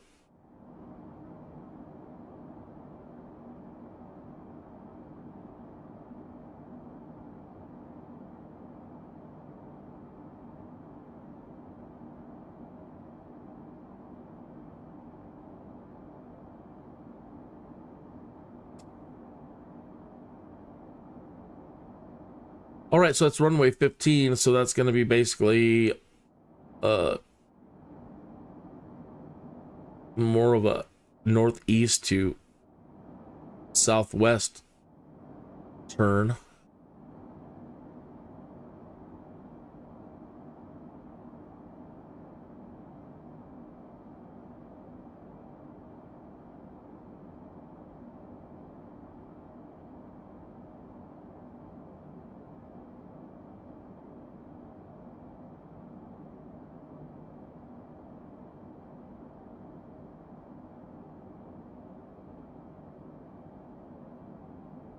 They were at 8,000 feet, 35 miles out.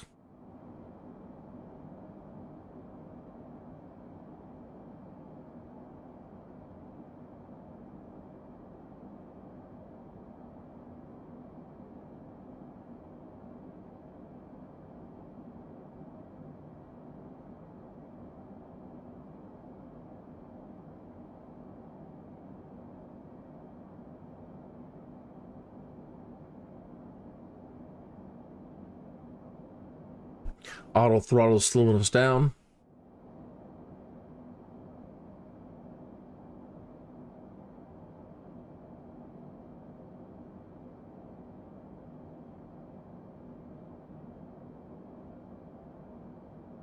That's where they didn't give us an option to decrease our altitude.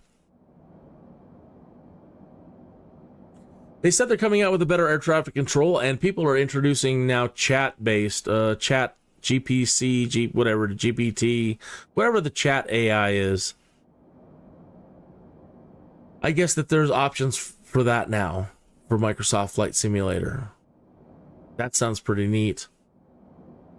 I remember one time, and I haven't followed up on it, but they were talking about a voice-driven commands. That there might be a way to do voice-driven commands, or there is a way to do it. I know that they were exploring things like that with IBM Watson in the past, but I don't believe it's out of the realm of possibility in any way.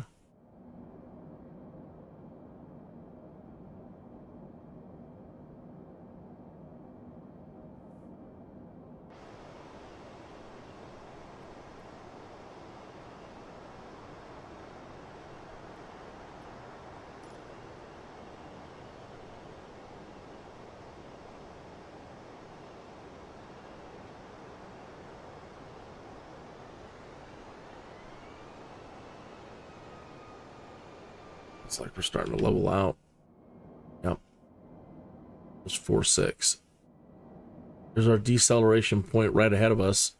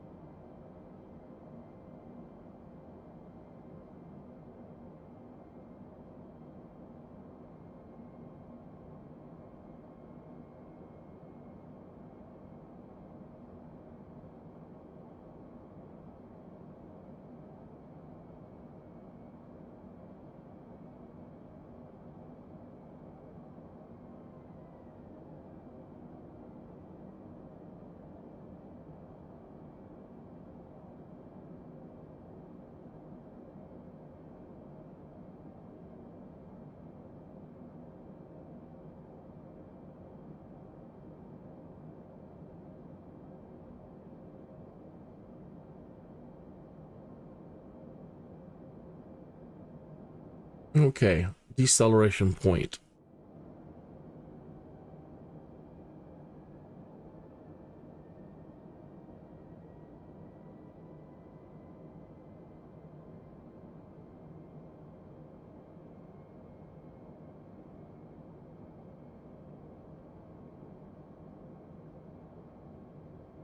Fine. We've got somebody in the chat room. That's interesting. I've never seen that before. Let me go to your channel. Reminds me, I need to go to Henning's channel. Pine Wooks Roblox. Hello to my channel, Play Roblox. Let me subscribe. Thank you for coming in.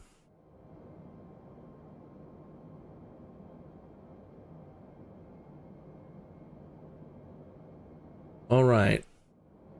We are at almost 200 knots. 15 miles to Sevku.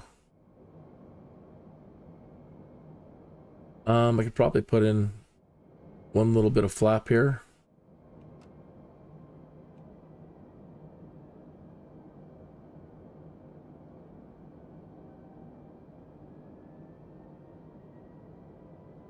Just a small notch. 13 miles.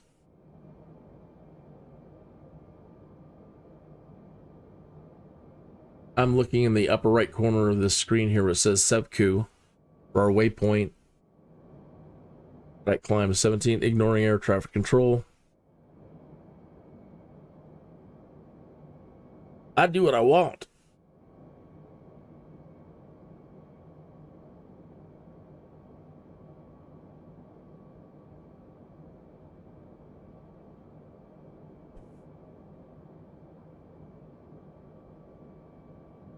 Yeah, sometimes air traffic control doesn't do exactly maybe what you want it to do at the right time. So, just play it by ear and roll with it. You might have to. I mean, ultimately, you're the pilot. You don't have to do everything that they say. Sometimes they won't. I don't know. I don't have a lot of faith in it. It's fun, but it flies me in the mountains a lot.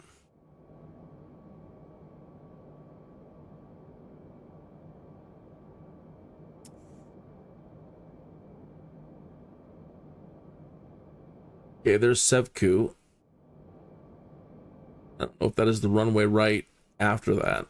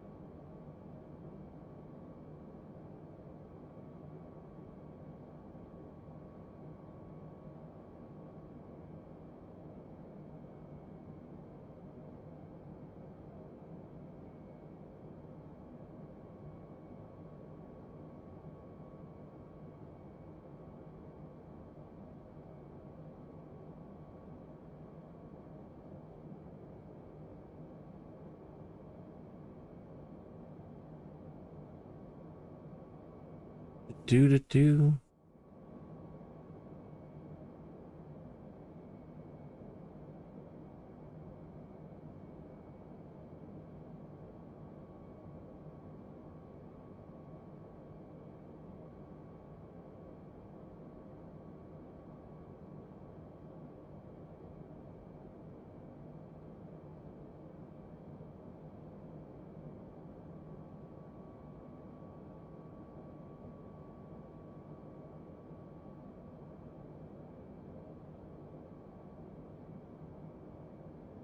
You zoom out to 20 miles.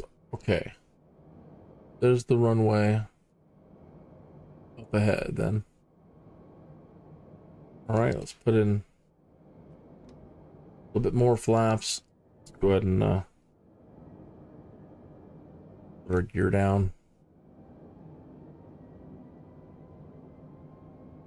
Spoiler. Is that?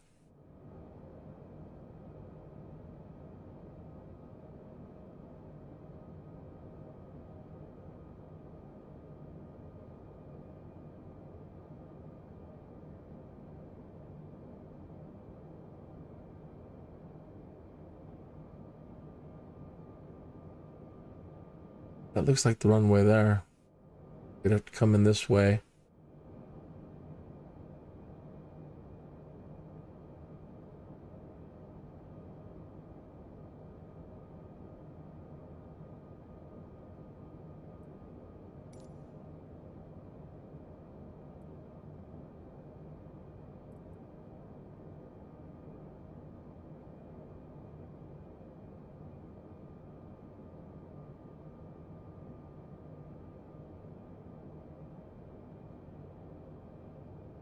Yeah, they're not, I don't understand why they're not letting me talk to the airport at this point or directing us to the airport. We put in our instrument flight rules flight plan. See what happens when we get a little bit closer. But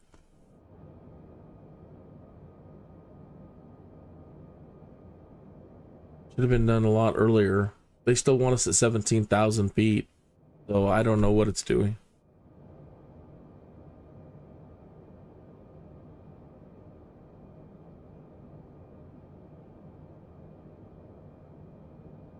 All right, and again, we're supposed to be landing on 15, so that's the other end of the runway.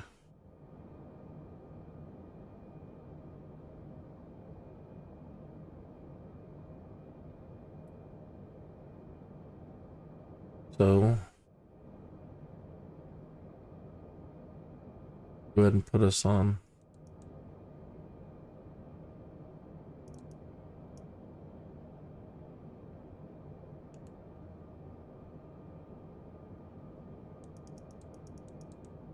Why aren't you moving?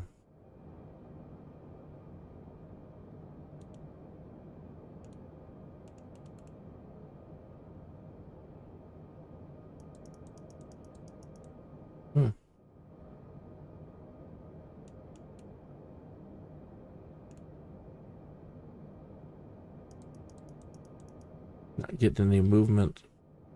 Do a manual course.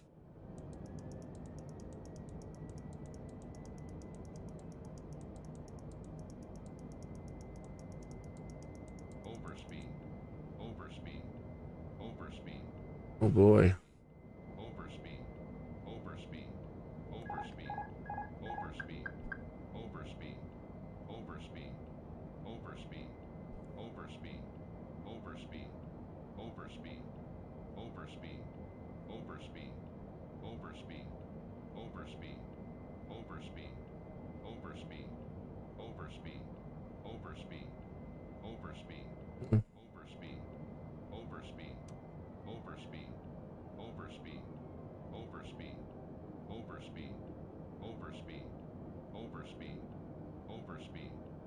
Yeah, I'm not sure why, given it's not. Okay, let's see what it. It's 3 miles at your 10 o'clock. Climb and maintain 9,000 feet. Report runway in sight. Now it's telling us that. Okay.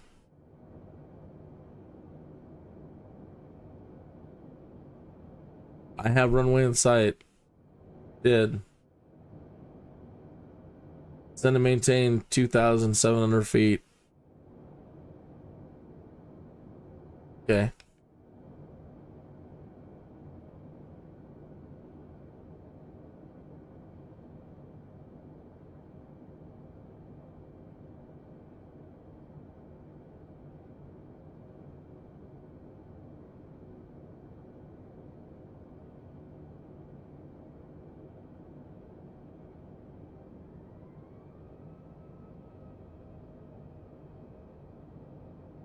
Unannounced position.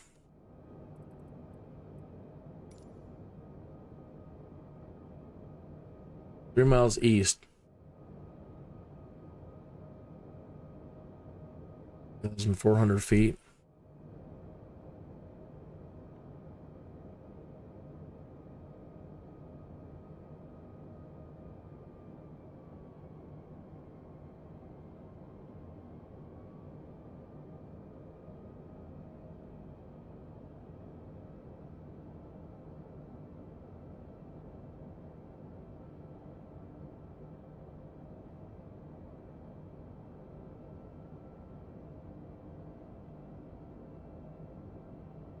$2,500. All right.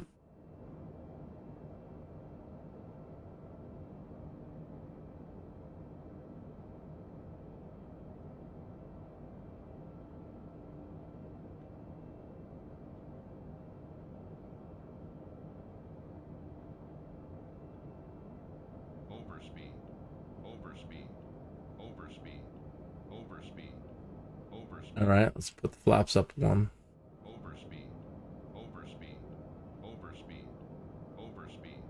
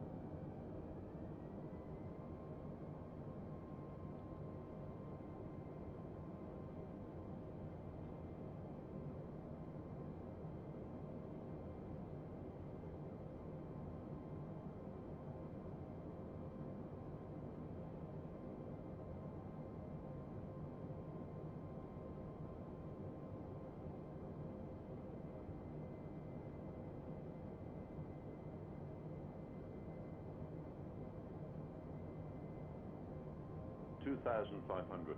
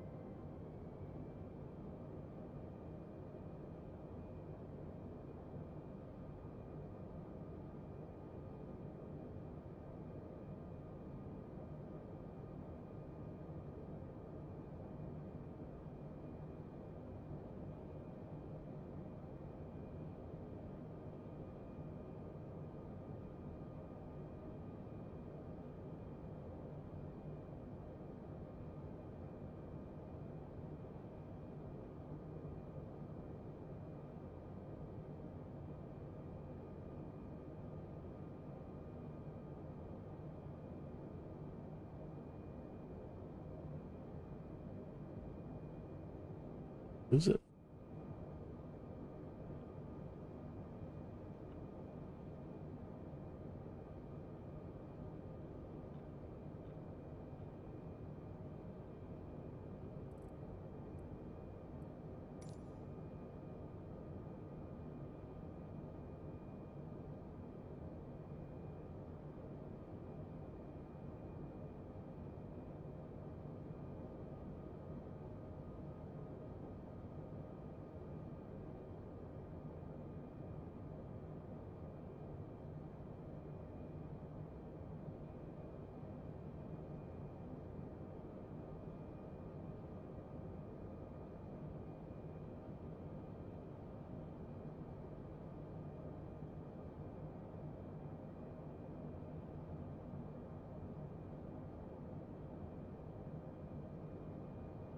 Uh-huh.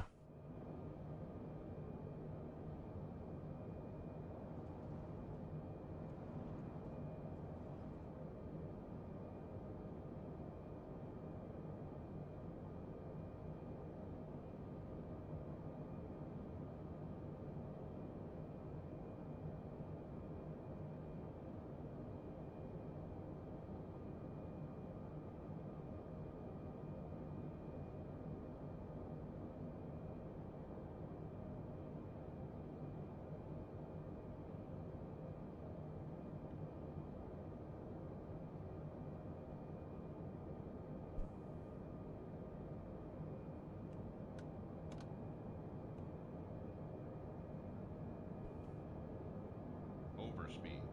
Overspeed. Overspeed.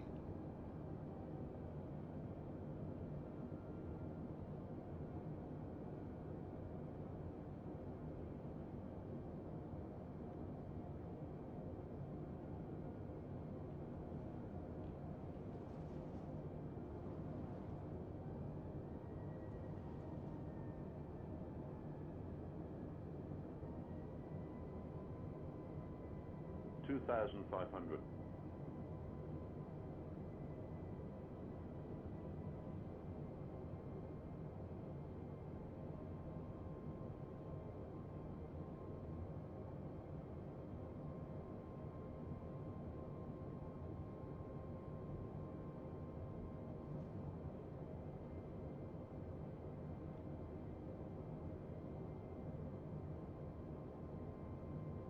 This place historically has been called the Devil's Butthole.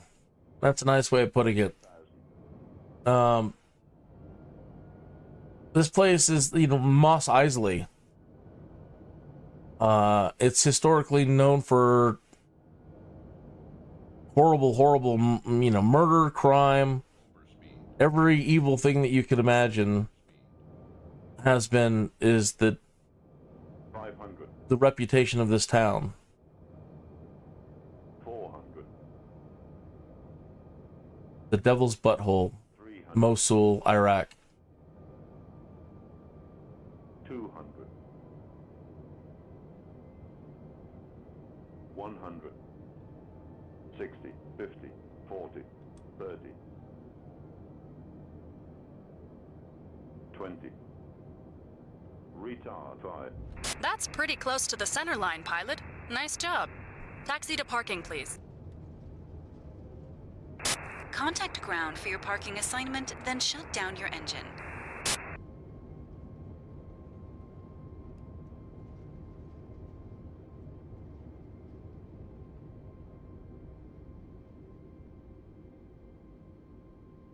Okay. Like our spoiler didn't hold. It's okay. We made it. Flaps up. Reverse thrust off.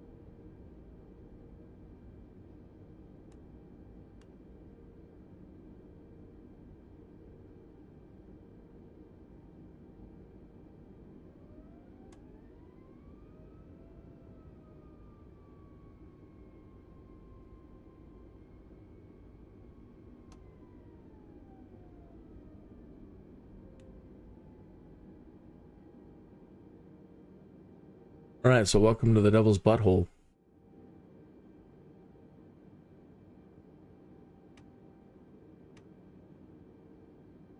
Stand by, pilot. Cargo unloading.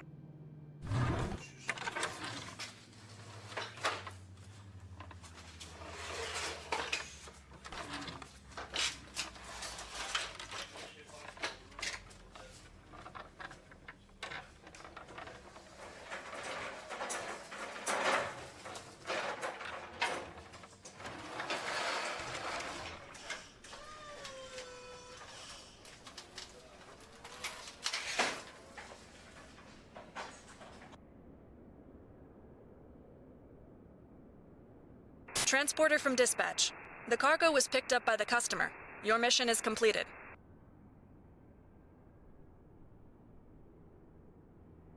All right, so we got paid. Da, da, da, da. Now, let's see what jobs we can get that'll take us north. Here. Bingle.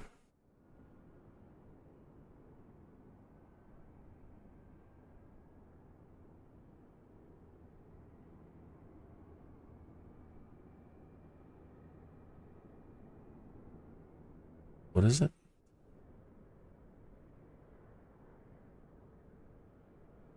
LTCU. All right, let me go to Simbrief.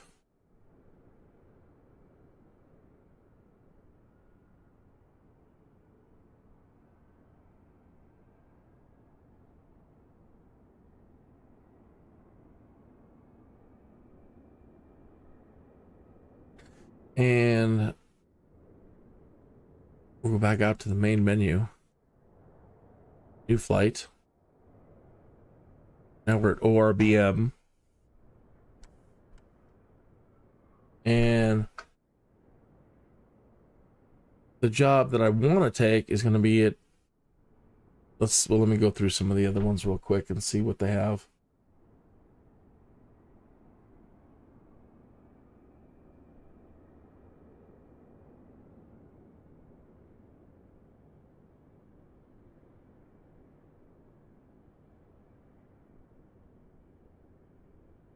That's where we're at.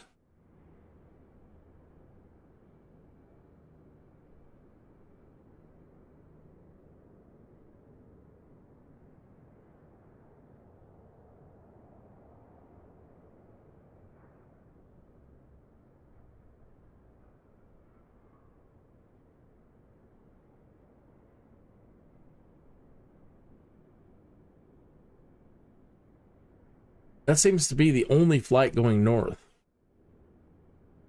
All right, so let me plug in LTCU and see if we get an actual airport.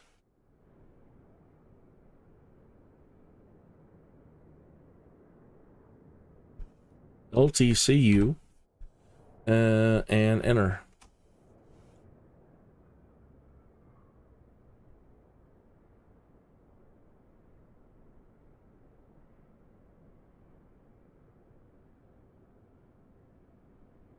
A320.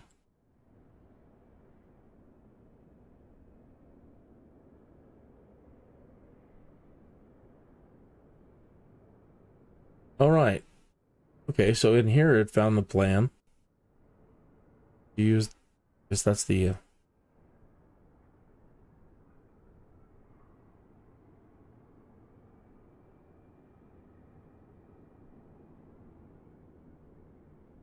all right.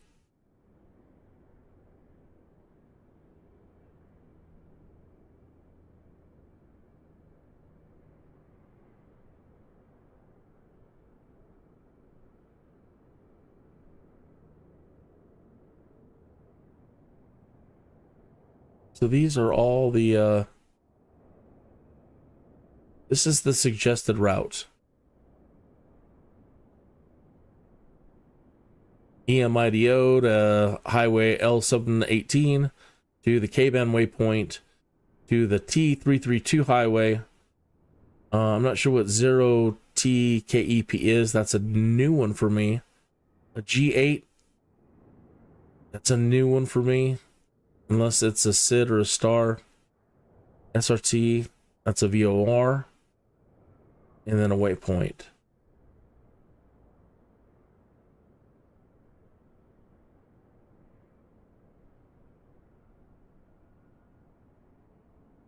Okay.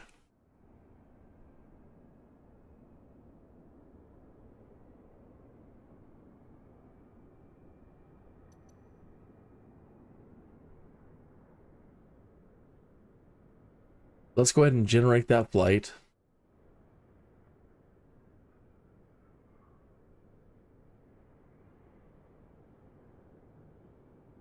we should have the same job now if we go back out and come back in.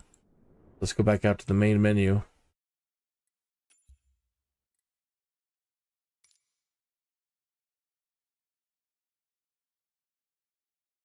Oops. Okay, so now that it is generated the flight plan downloads. Skip this, go download files manually. FS 2020, download.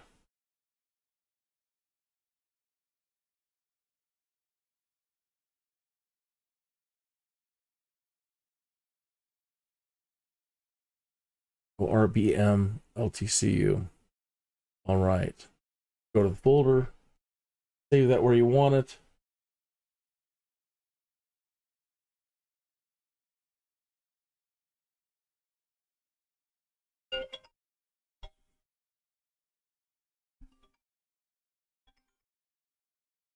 Okay. So now, world map and load it.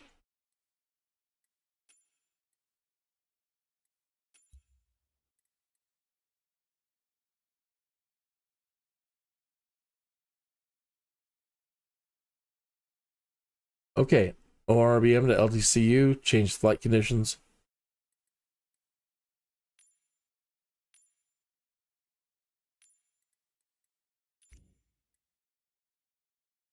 And that'll get us one step closer to Greece. Now it's just a matter of going east, west, sorry. The other west. All right, so our flight plan is now, all the details and fine points are now put into the computer. So again, that's the fast way to do it. The down and dirty, let's just get to it, right? The slow way is programming all that in by hand. Now, if I'm on my own, there's nothing, nothing that tickles me more than doing it by hand. But watching a live stream, people are like, just get to it. Okay, I feel you.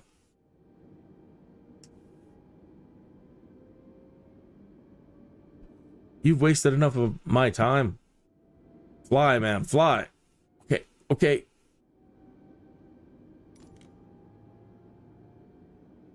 Now, hopefully we'll get a better air traffic control experience this way. If not, I'm not too concerned about it. Let's take a look at our flight plan here and some quick altitudes. So at the EMIDO waypoint, they want us up to 9,050 feet. So at least let's get that started up and... you're not seeing it. Change the screen, buddy.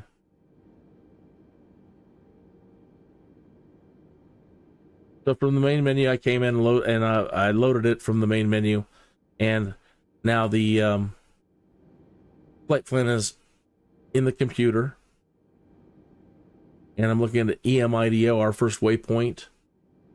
And the altitude in the computer that they programmed is 9,050. Then it looks like they want us to go up to 17,000. And then that almost looks like 23,000. I'm not sure. Can't imagine we're at 2,300. Let's go up to go down. So press the up arrow and keep scrolling. Yeah, we haven't even hit our descent point. There's the decel point. Then the next waypoint is 8,350 feet. Yeah, so we're supposed to 27, 28, 26,000, right?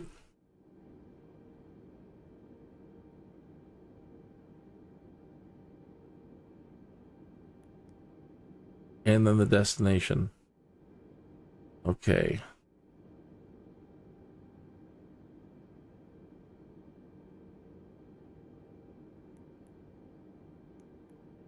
Cool, they have an ILS. Let's choose that. And they have a star. They have 2 stars, but we don't have the charts.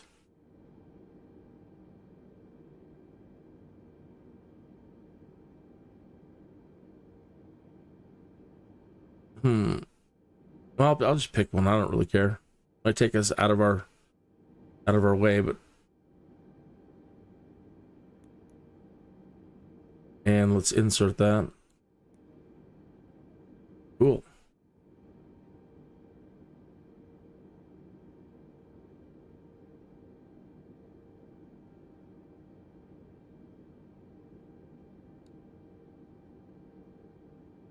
$9,000 feet. Set it. Go.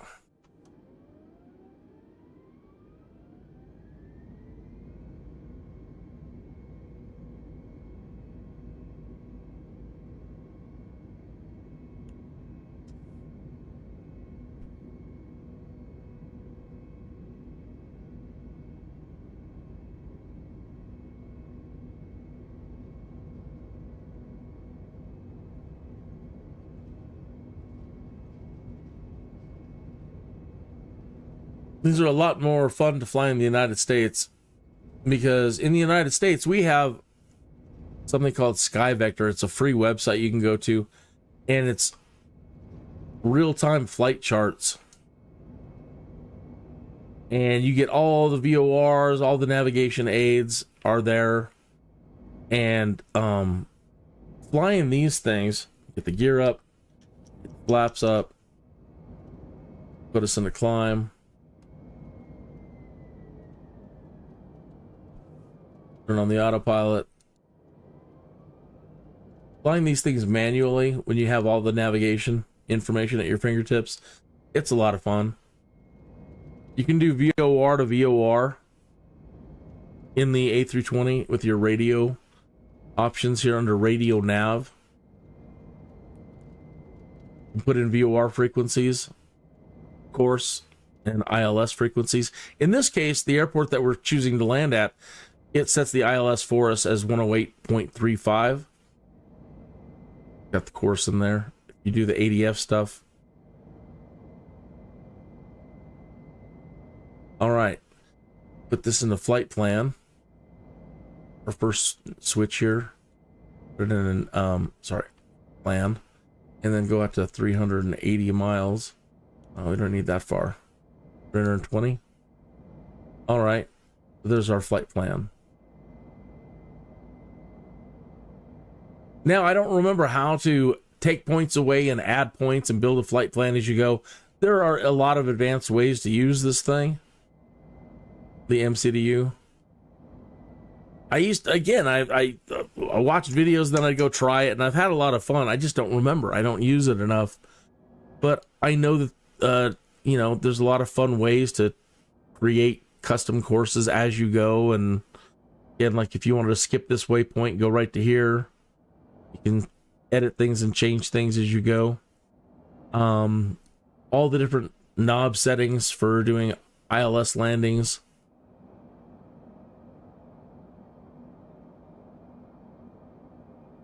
Try to at least remember that when we get there.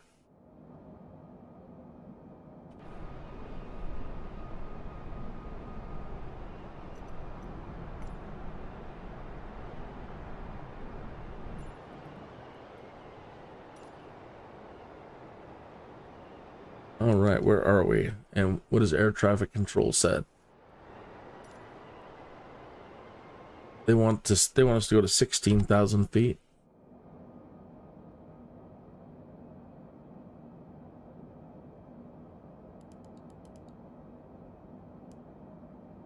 $16,000.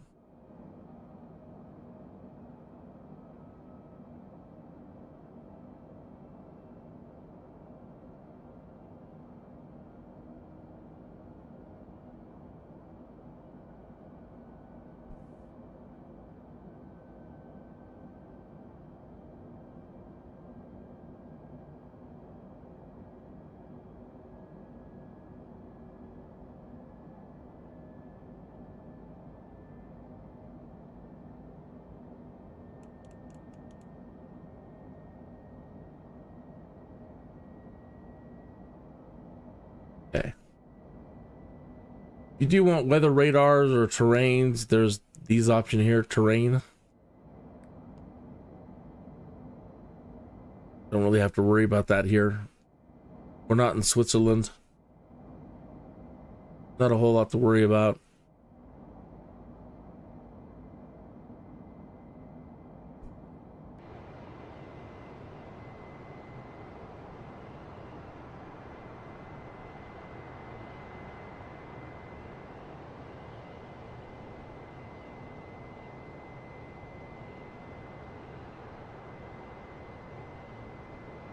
Almost like this.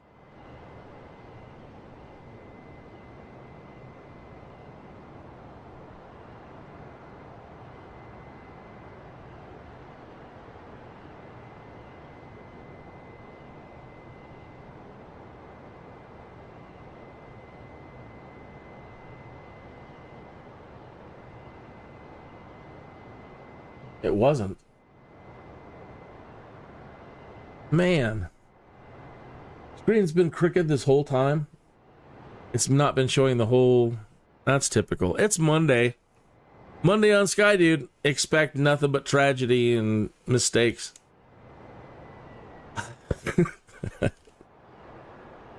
So, yeah, I just noticed that. I'm like, wow, I did... Why is it chopping off half the screen? What an idiot. I can't believe I didn't notice that.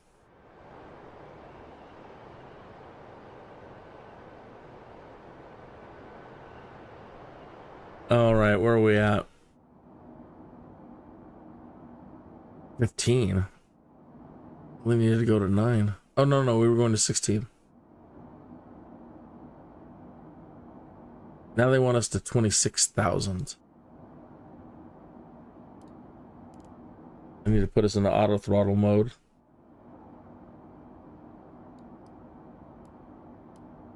$26,000, pull down. Check that we're in auto throttle. We are in auto throttle. So it should add power for the climb.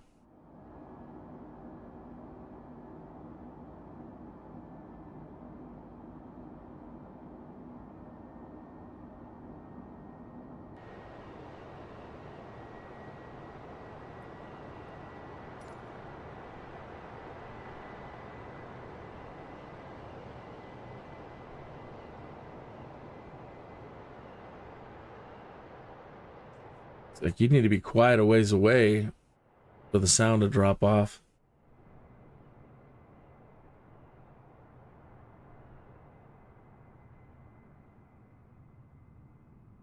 There, that's what the sound level is dropping off.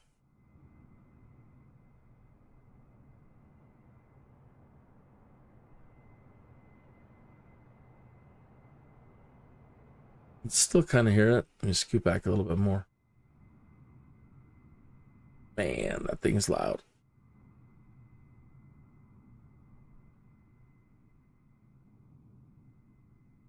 And still barely hear it.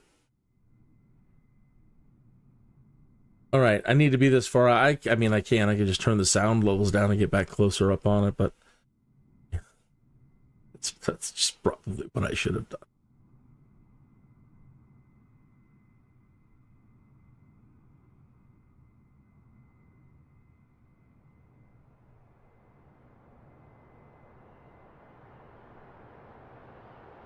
They've got great noise suppression in the cockpit. And I wonder about the new, like the next 10, 20, 50 years. The next 50 years in aviation with engines. You know. Going electric too, you know. You really need all that kind of, like a hybrid engine. You really need all that thrust just to get up into the air for the most part. That, you know, that main big power. And then you don't really need a whole lot once you're up in the air. So it'd be better to, you know, have a hybrid and be able to switch over to a quiet electric.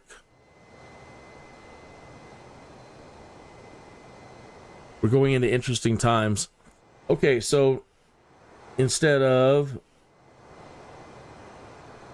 backing the plane away so we can lower the volume. I'll go to the volume mixer and lower Microsoft Flight Simulator down to that so we can take a little musical break at 3:32 in the afternoon. You're watching Kittius the Skydude on YouTube.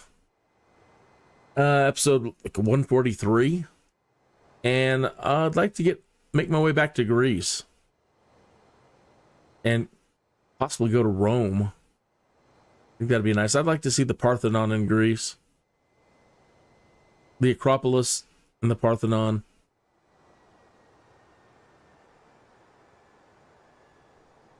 Okay. Now let me find my music.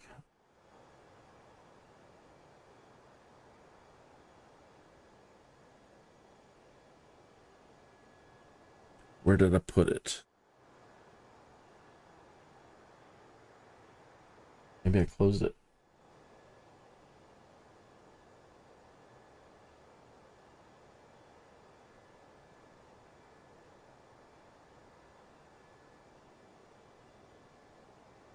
You can plan a lot when doing these shows. You can plan, got to do this and do this and do this and do this and have it all perfect, and then everything goes sideways.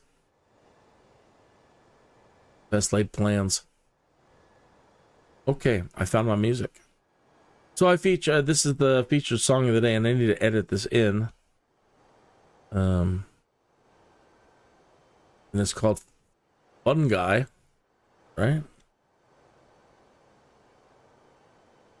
Brad sucks. Fun guy. Hey. Serious. Uh-oh. Joker. Oh, it's a commercial. Okay.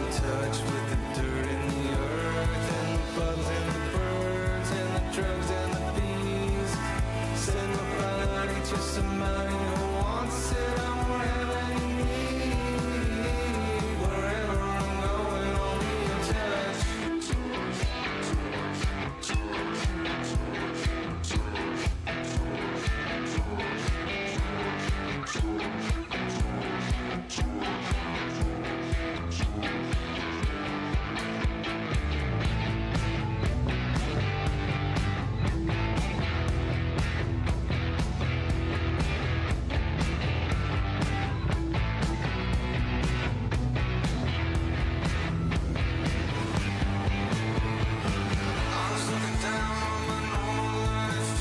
I kept on hitting my third eye on the satellites. I went up to God and asked for his autograph.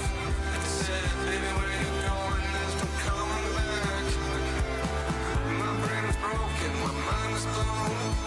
Did I fix all my problems or am I very stoned? I was only looking for some space and time, but now I'm crossing over to the other side. Yeah, I'll be in touch with the dirt and the earth and the bugs and the birds and the drugs and the bees. Send my body to somebody who wants it. I won't have any need for it anymore. Wherever I'm going, I'll be in touch with the dirt and the earth and the bugs and the birds and the drugs and the bees. Send my body to somebody who wants it. I don't have any need.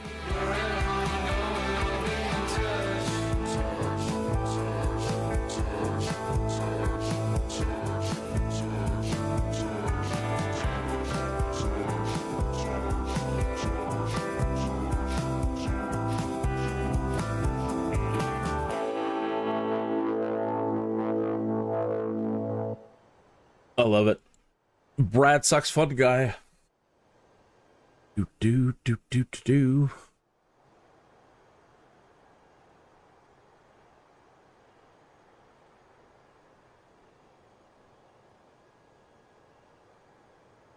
Just tuning in. After being bitten by a radioactive bird, somewhat manner T. Tuthill was possessed to become Kineas the Skydude. Episode 143 about thereabouts. And slow going to start. Looking at SimBrief a little bit. Wanted to get some Airbus time in. And make some money in Neofly. So getting that all going. And we've done one flight already. Landed in Mosul. The Devil's Butthole. Really, that's what they've called it throughout history. I'm not kidding. History is fun. So Mosul in Iraq. M-O-S-U-L. Where we just have flown, we're taking off from and flying from. Yeah, that's its name, its nickname, the Devil's Butthole.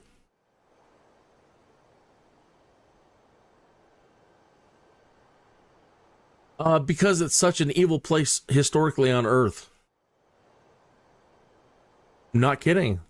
Don't trust me, trust history. I want to say it's Herodotus, but I don't know. My memory is failing me at this age. I used to be certain in my knowledge. It was Herodotus, page da-da-da, chapter on the blah blah blah. The Peloponnesian campaigns of. But certain things like the Devil's Butthole, that really sticks in your memory. Right? It's going to be stuck in your memory forever now. That's the Devil's Butthole. Mos Eisley, right? This makes Mos Eisley look like a safe zone. Okay, so yeah, there are places in ancient times that have just the worst reputations. That's one of them.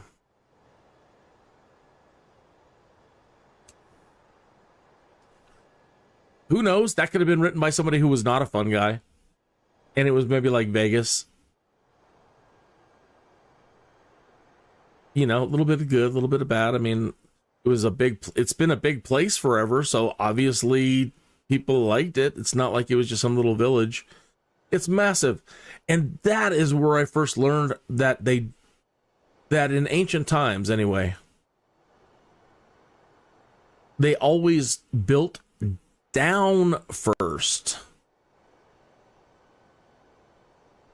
So when we look around the Middle East and we get to certain cities and you're like, that city doesn't look very big. You never know, unless you know. I don't know. Unless you have maps. How would you know? That the undercity could be a metropolis. Now, with Mosul, that's where I found out that they dig down first and that Mosul has an undercity. And in the past, Darius, when he was making a retreat to get the heck away from Alexander the Great, he had to go on the defensive. And he hightailed it right back to Mosul and entrenched there for a little while. Something like that. We know that he went there and he was on the retreat. In modern times, the Hussein sons and others have also used Mosul as a hiding city.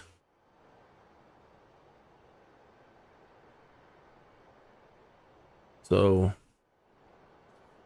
in the conflict with them, when they said, where do you think they're hiding out at?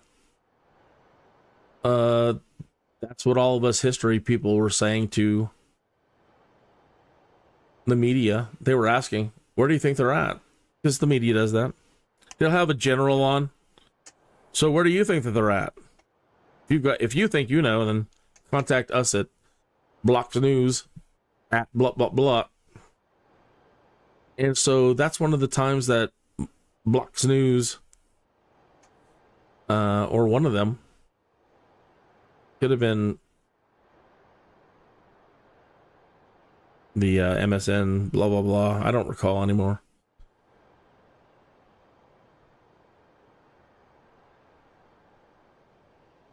And so, yeah, I sent in, hey, I would think that they're in Mosul because it's known for its underground city, places to hide. And that's where they found them. So it played my thing, some 5-star general. Or some general. Media general. And I think I'd thrown in a question there too, like, why don't you go there first? And they're like, well, we need to go, normally we need to try to, in warfare, to capture the capital as fast as possible. Like going after Xerxes or anybody, so it's not the first priority. But I don't remember now again the whole thing. I wish I'd have been a little more technologically advanced to have had the computer saving the news archive. And who knows, it probably exists out there as a news clip on a social media site or a news site. You know, the archive of their news programs.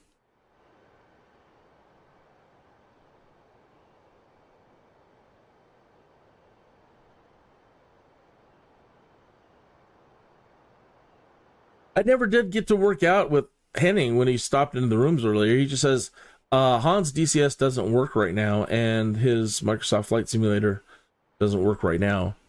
And so I was trying to coordinate, well, and I'm sorry I missed him and just kept moving on with the show. And I should have stayed and followed up on that.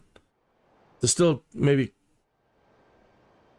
come to an idea as to what to possibly do tomorrow. If not, I just want to keep going, make my way across the world for the first time and go to Greece next. I'm sorry I didn't take the time in all those Alexander episodes to fly every route. You know, he was covering lots of distances, lots of distance. And I didn't want the shows to be, those particular shows to be that boring towards the end. So again, Alexander was moving great distances, and then to do these flights just take forever to get from point to point. And that's how much ground he was covering. So I use teleport a lot.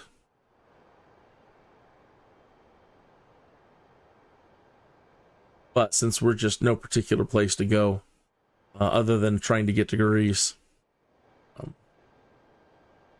they'll feel compelled to teleport, get some flight hours in, and get our Airbus training in.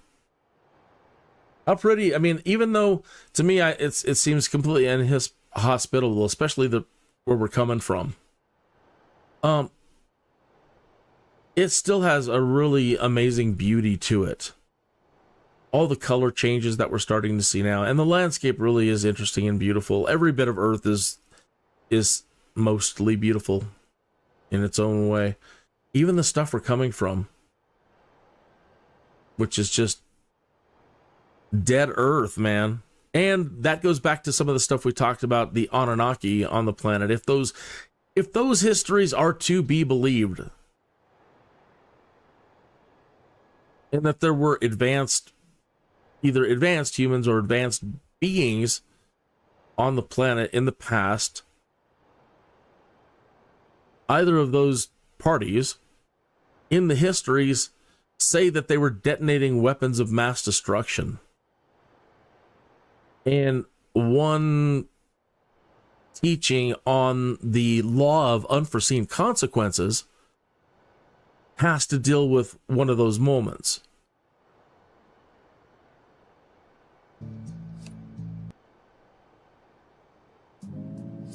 So the moment that they decided to detonate all these, we're talking weapons that I guess were doing nuclear or better damage. So when they decided to detonate all these weapons, the winds changed. And it blew all of the fallout back onto the attackers. They still devastated their enemies, but all of the fallout was pushed by a freak unknown, unpredicted storm or whatever. Maybe the blast themselves sucked in all the air and caused it to happen itself. They were that powerful that they just created their own weather system right away, which sucked in everything and ended up pushing everything one certain way. Either way, that's what happened. And that's the lesson on the law of unforeseen consequences. You go to do something in your best laid plans, in the very next second, instant karma gets you and everything backfires. You did not predict it. You didn't predict that consequence. And so for somebody like me who's reading these stories, when I look at all the terrain around here, and that's where we're flying from, where all of these weapons had been reported to have detonated and the fallback went back to, it's all obliterated. Then there are stories about, Sodom and Gomorrah, things like that. Detonations, massive detonations.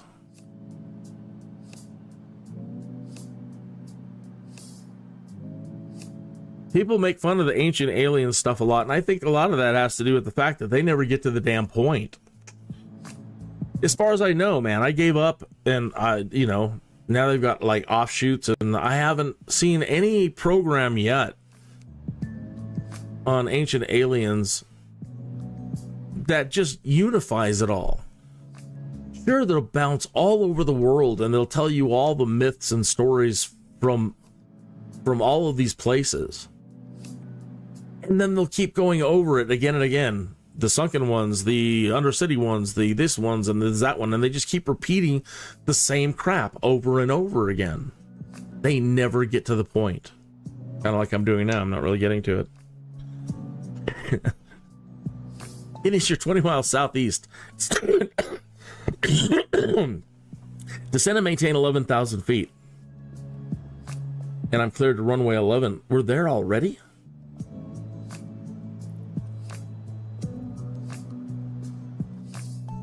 Man, we must be having a dang good time.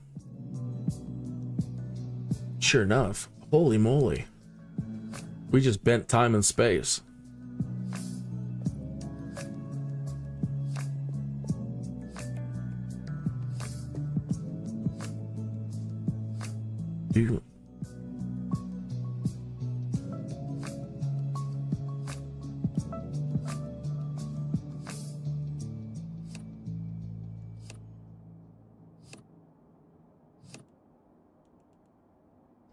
All right, this is happening, and it's happening real fast. And I'm super my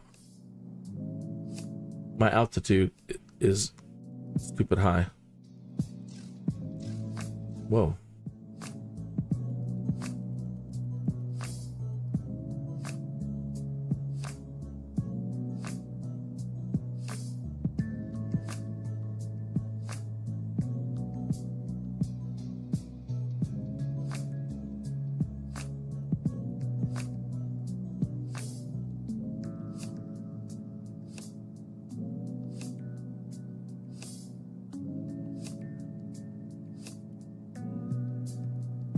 See if we can get down to 10,000 feet.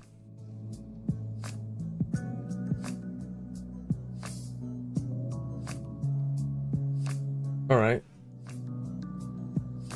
Put in a little bit of flap.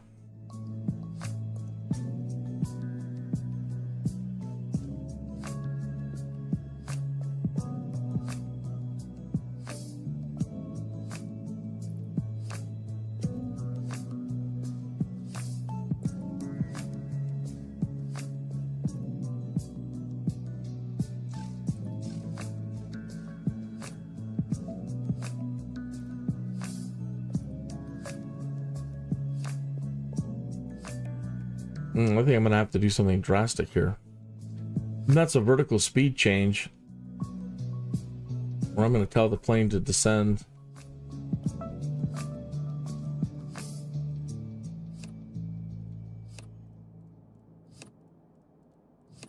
At a steep angle.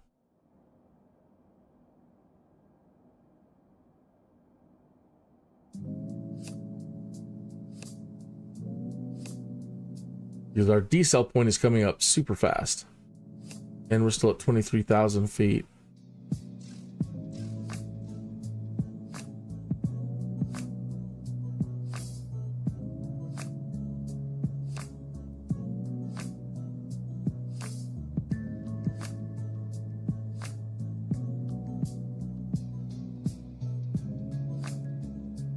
I don't know if it's safe to deploy the flaps at this speed, but I'm gonna go ahead and drop it to half and see what happens.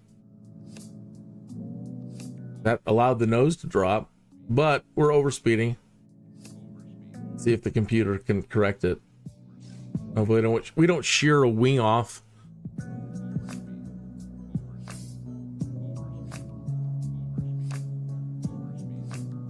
We get 20,000 feet. And we're coming up on the decel in the next block after this one. 19,000.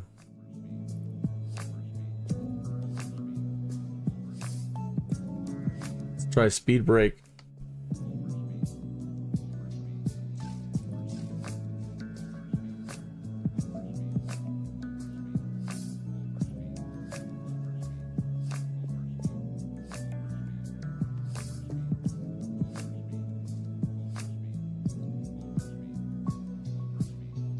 $16,000. We're at our decel point.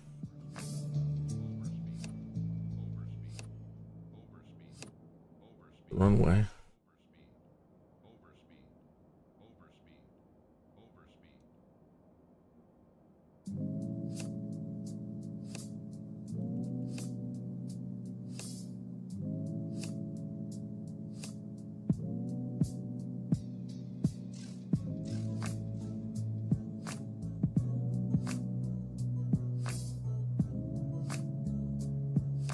$13,000.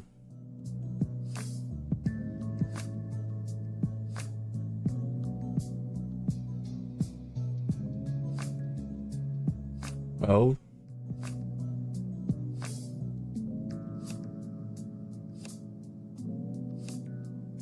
Okay, 10. Turn off the speed brake.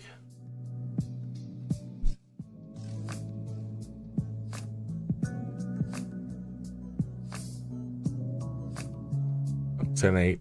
Well, good enough.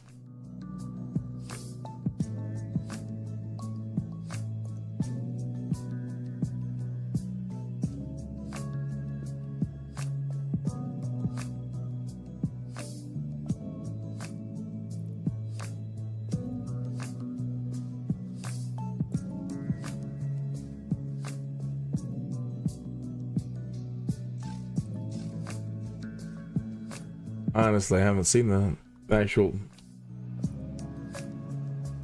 airport.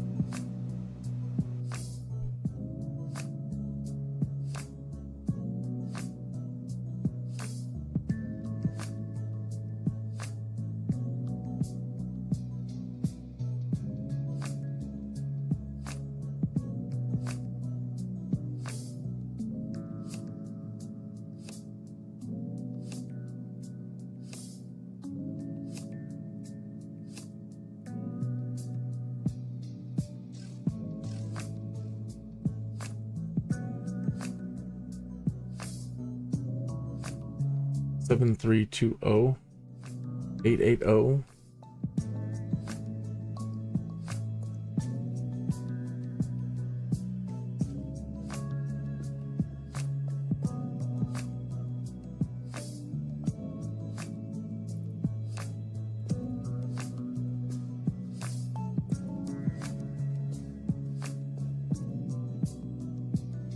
And BG19, BG17, and CF11. So at BG19, we need to be down to 9,400. Switch that over. Line 4, pull it. I didn't pull it too soon. Or too late.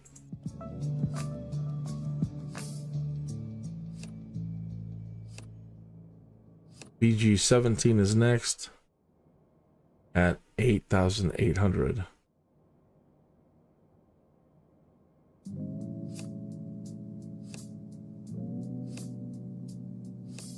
Let's go one more notch flaps.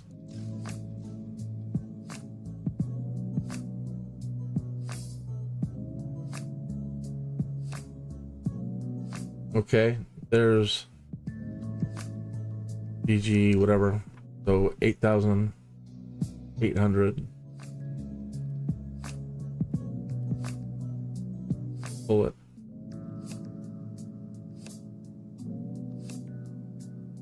CF11 is next. 7,320.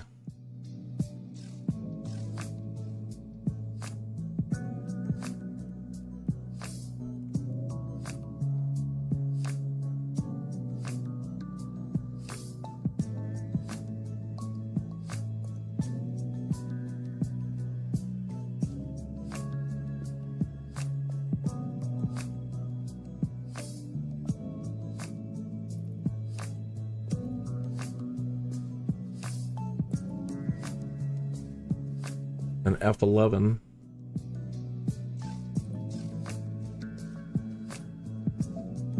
$7,020. SF11A 5840.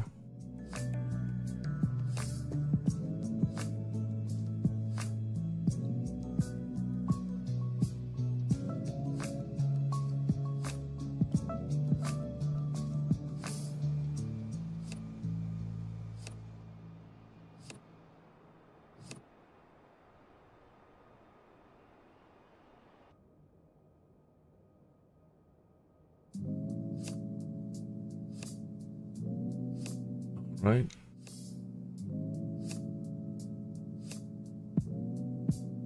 $7,000.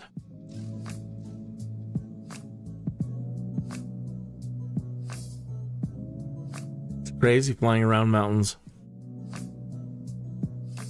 where you have to make all these flight level changes on your takeoff or arrival. Pretty spooky, sir.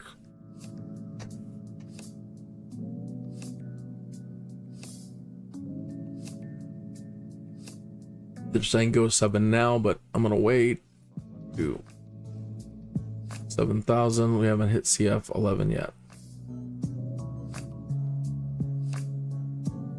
I'm gonna wait. 5, 4, 3, 2. Okay. Pull it.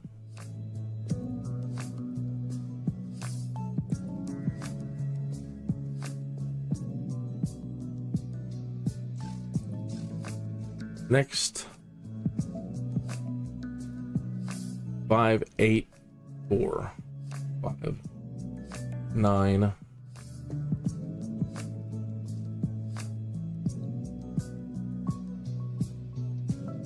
And hold it.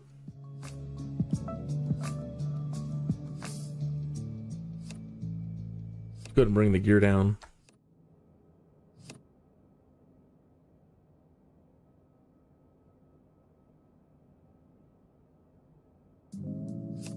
Set the landing gear to low auto brake. There's the runway in sight.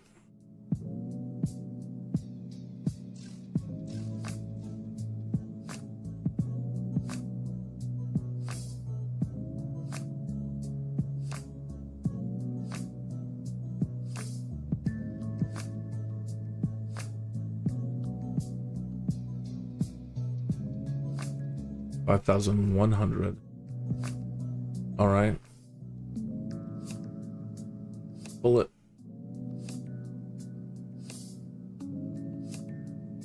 5,100.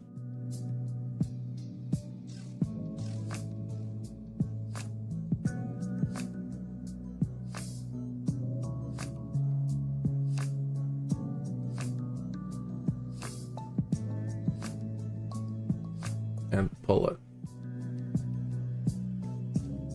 And put it into approach.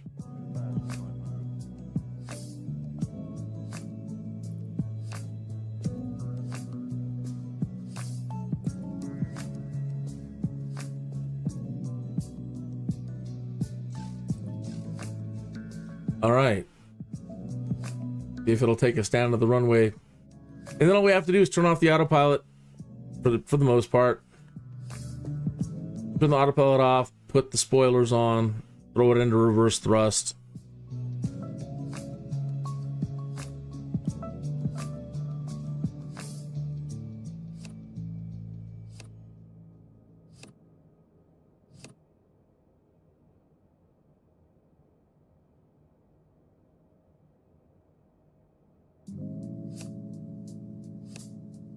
Come on, you.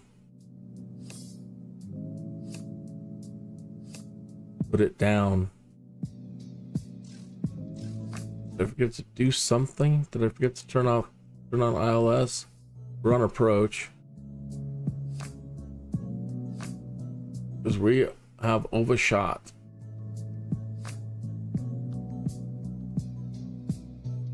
Really? Huh. Alright, well. We need to turn it around, so let's go back out to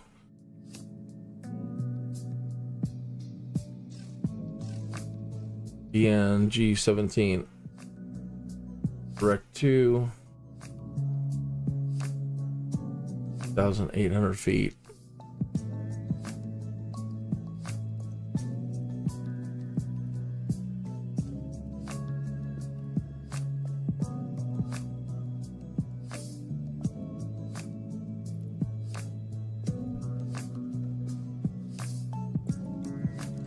Gear up, flaps up.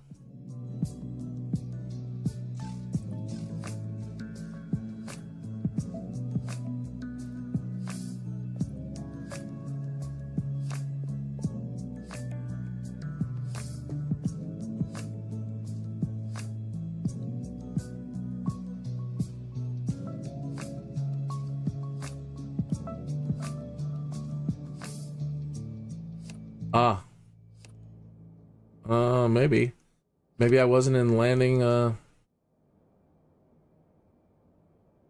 The localizer should have been on.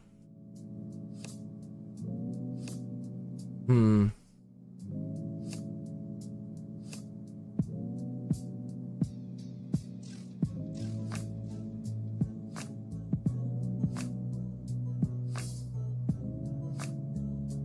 Can't even read that.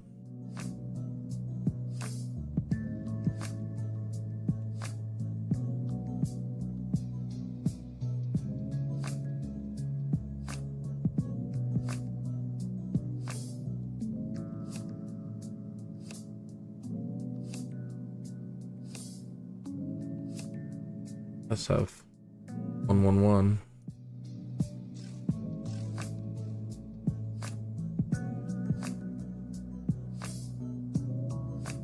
Nope.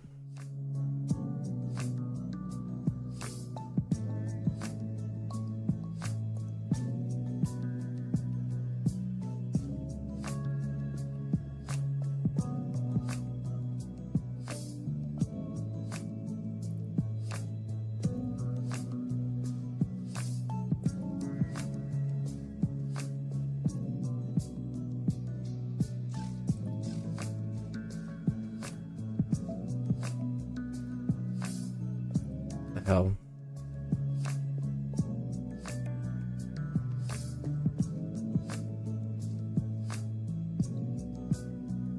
Come on, you climb.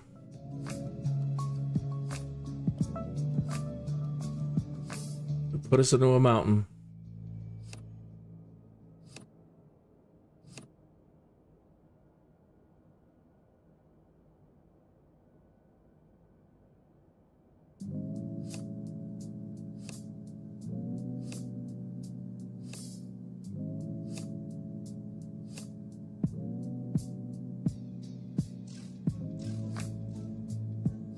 All right, well, we have the ILS Diamond.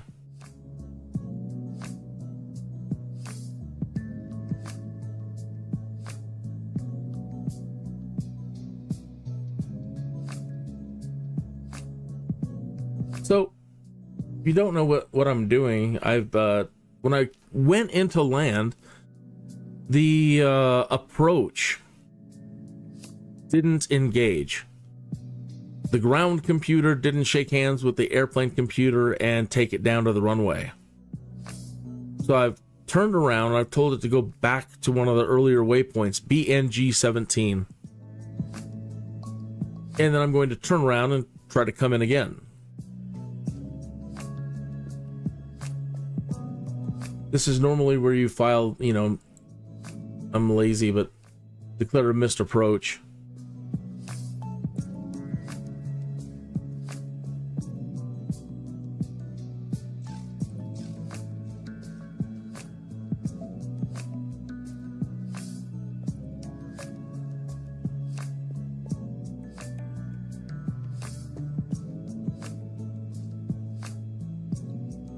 Now, I'm not sure what the difference is, report missed approach or report missed approach published. I don't know what the difference between those is.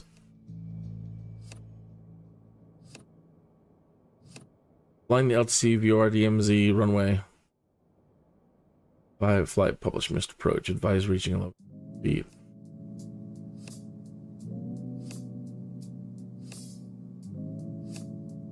Cancel IFR.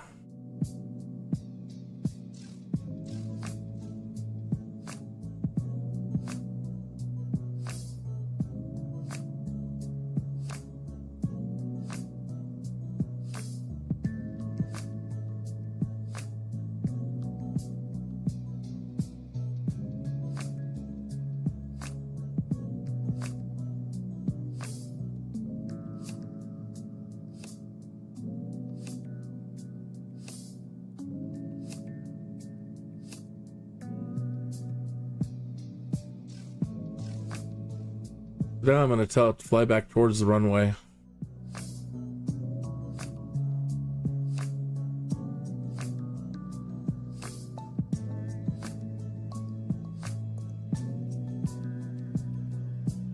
And I'm going to turn on the localizer and see if that takes.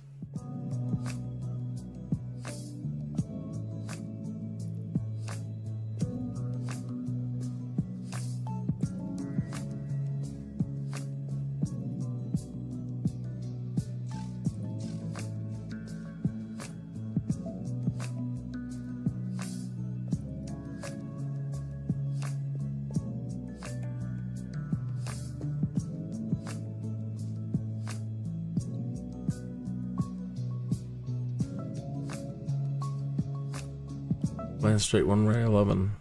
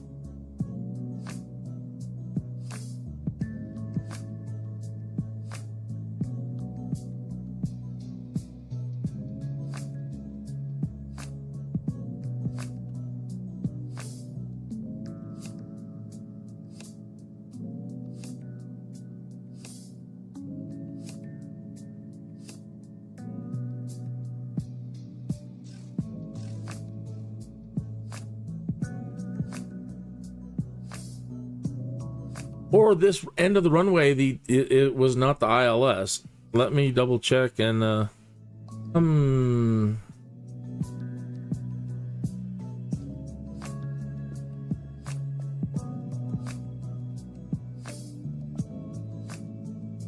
ILS 11.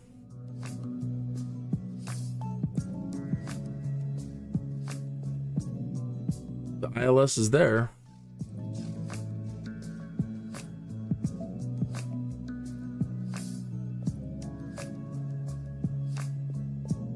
You get down to like 5-1 again.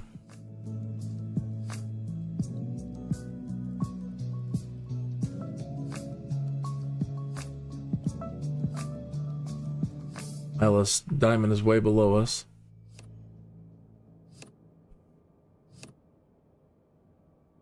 Gears down.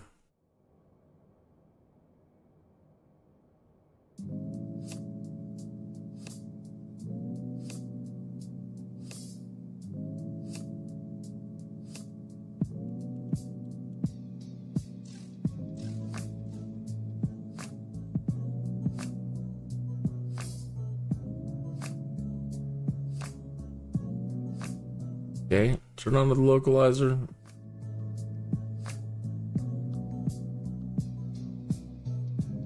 What are you doing? What are you doing? What are you doing? Ah, it broke. What is it doing?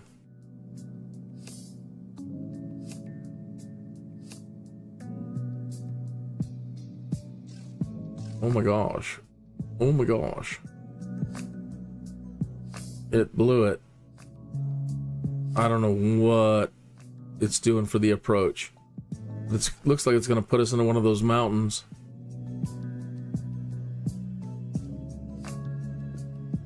Although we got the altitude. Hopefully we have the altitude to turn around.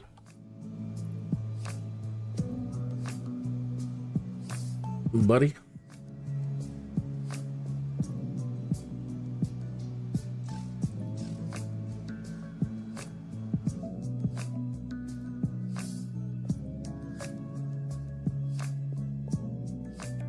If this thing figures itself out, I'll be amazed.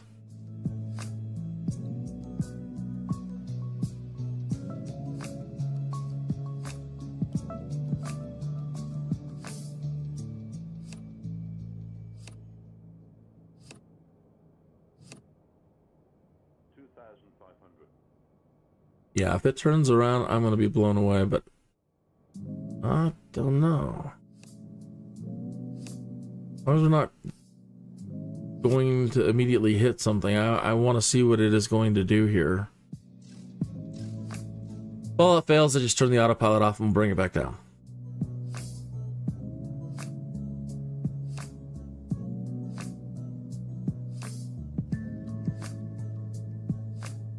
Okay, I see what it's doing. It's taking us out to BNG 17, and then I guess we'll see if it turns us around. But at BNG 17, I don't recall the altitude, but we better at least be at 8.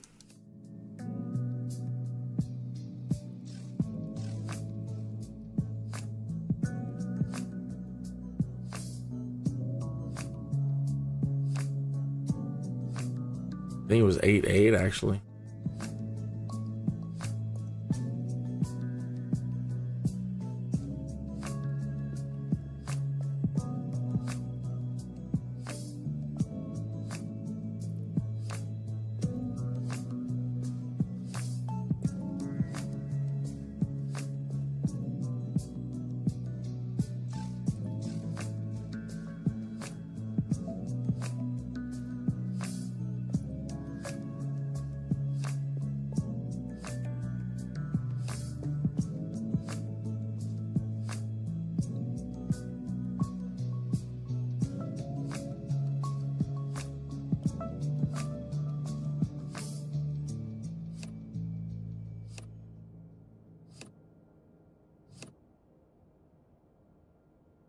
In the clear, it seems.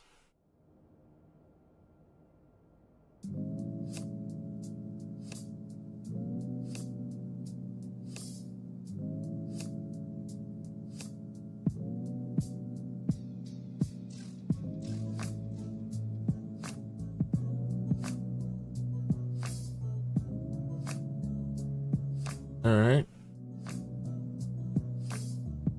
And then back to 5,100.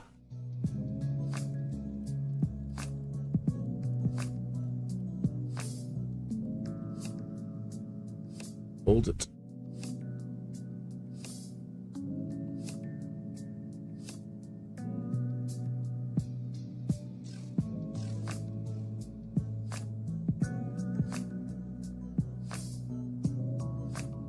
All right, we're still in approach mode, so, and double check, it is an auto throttle. It'll be interesting if it'll see if it'll handle the descent on this. I'm pretty impressed, Airbus.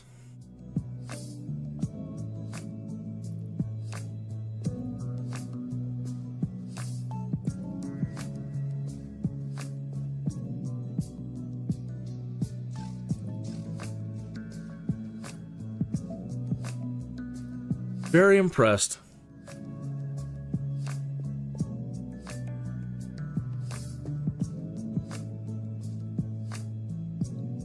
Here's down.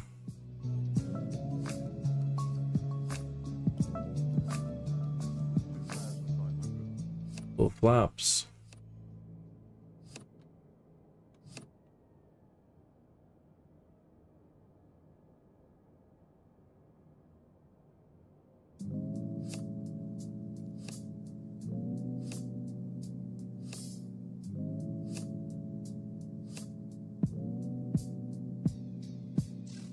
We're on the diamond. You look at the left screen, the diamond is centered.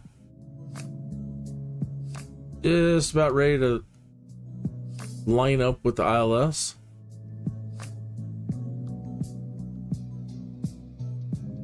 They're shaking hands. They should be shaking hands right now and establishing communication.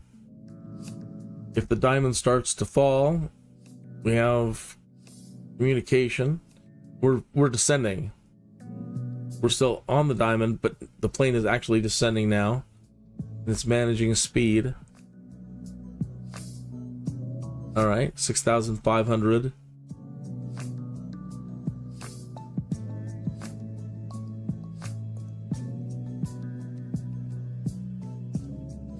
So that was neat. It turned us all the way around, took us back to a waypoint. It knew it missed the approach, so it took us back and then came back in and is now handling everything.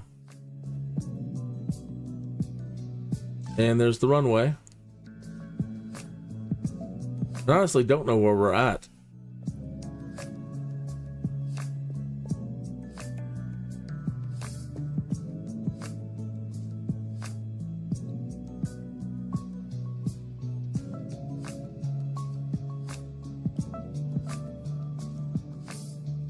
Always an adventure.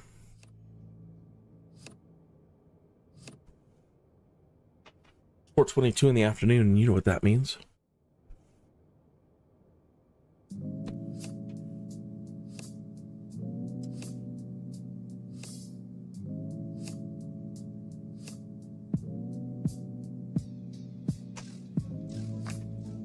Broadcasting this flight simming roleplay from Colorado Springs, Colorado. The snow is almost all gone. Told you just be 2 days. Let me go on. Most of it was already gone yesterday. Now it's just a patch here and a patch there.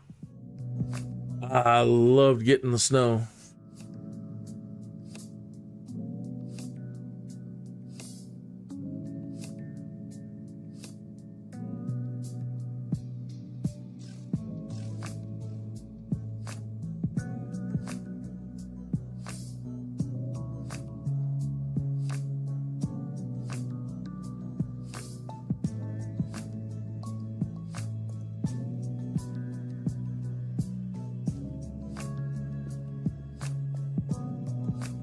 It's called Celtic Suyu. I still haven't touched any controls yet. We're just cruising down. So again, what we need to do now is when we touch down or get close to touchdown, deploy the speed brake and put it into reverse thrust. Calm down, ladies.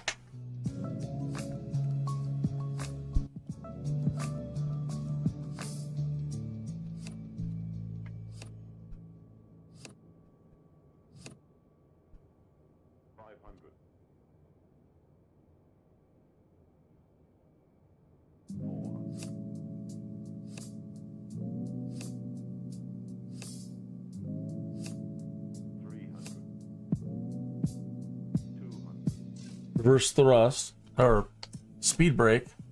60, 50, 40, 30, 20, retard. Reverse thrust. Oops, I bounced that a little bit. Check. Oh. Reverse thrust. And brakes.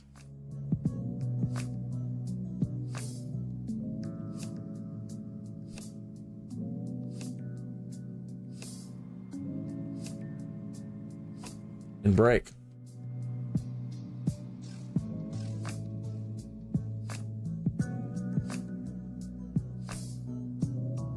So yeah, it's tough to keep an eye on that down there because sometimes the buttons don't toggle right. So trying to keep my eye down here on the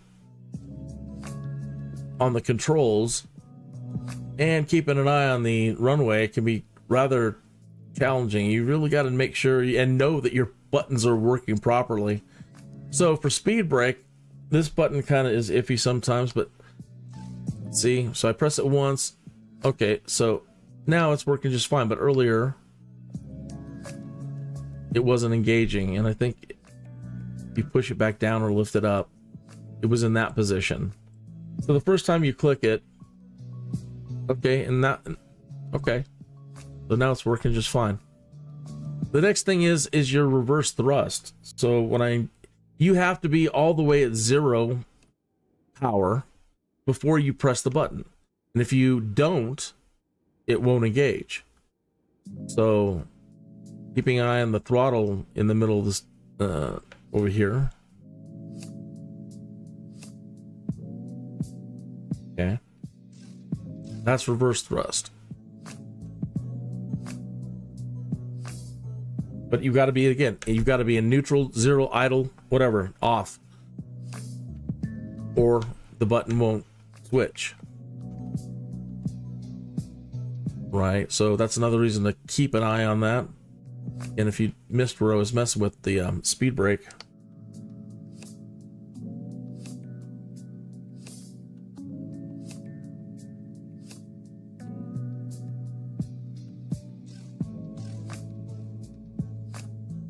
you can control it.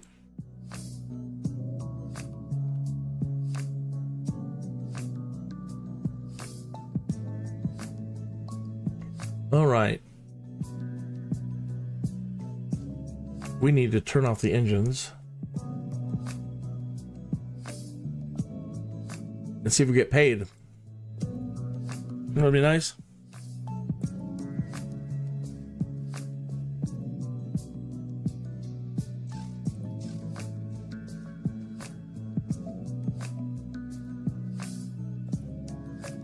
I'm not hearing anything out of Neofly.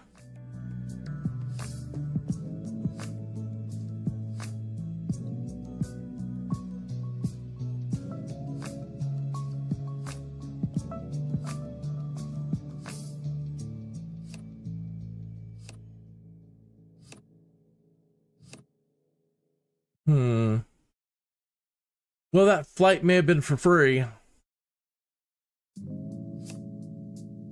Because I'm not hearing anything out of here. So, that's a drag.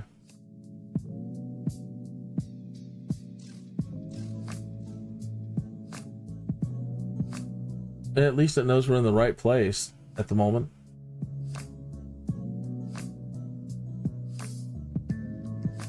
All right, now we need a route that takes us east like that. 1,000 miles.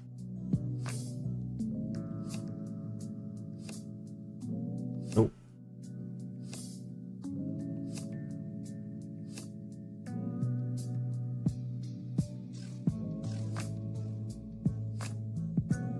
Yeah.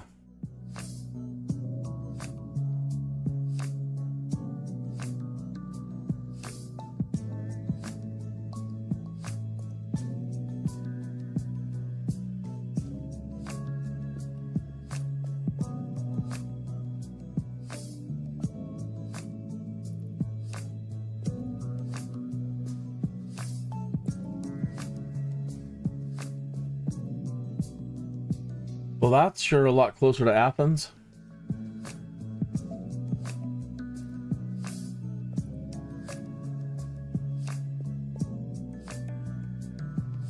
Back to Istanbul.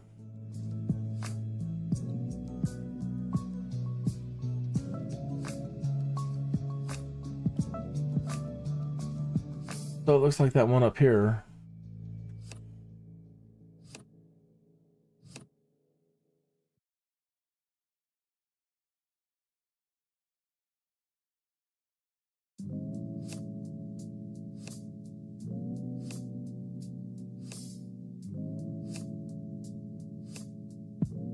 That was the closest one.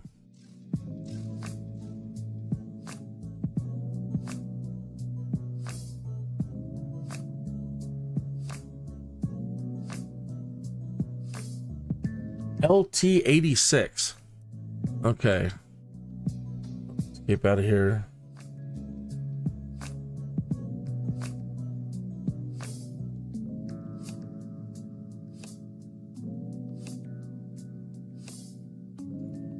I can get it to shut off.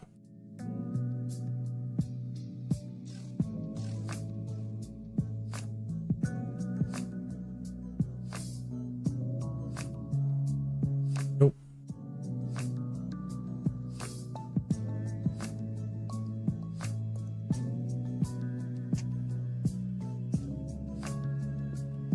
All right, so LTCE.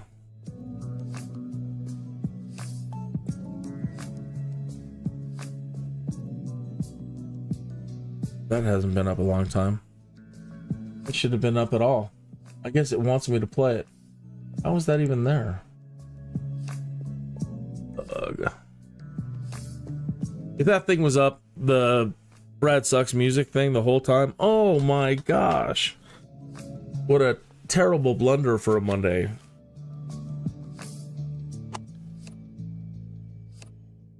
I mean, that would cover up a lot of what was going on out there. That blows. Try to speak so street, but it blows, doesn't it? Yes. Okay, so we're back to Simbrief now. And we need a new flight.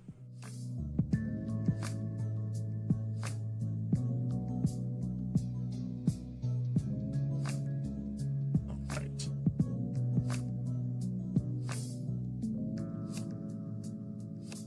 It still thinks we're at Orby.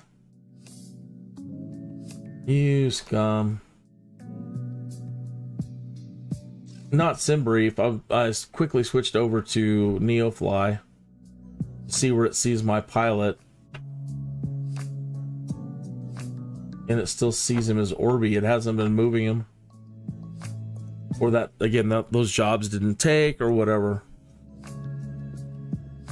So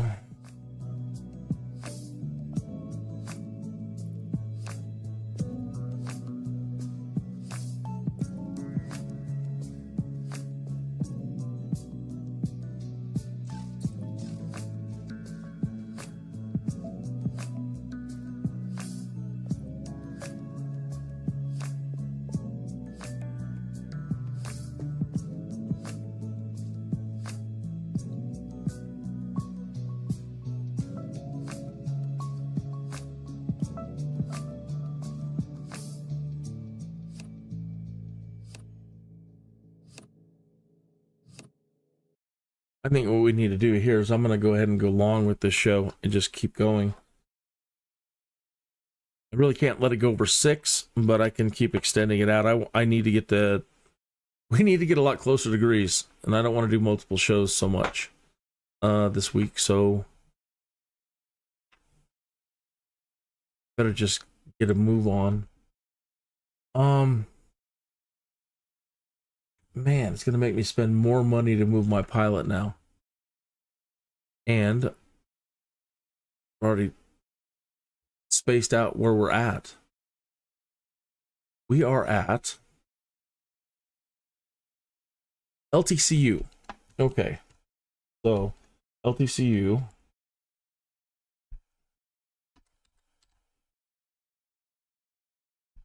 And the job we wanted.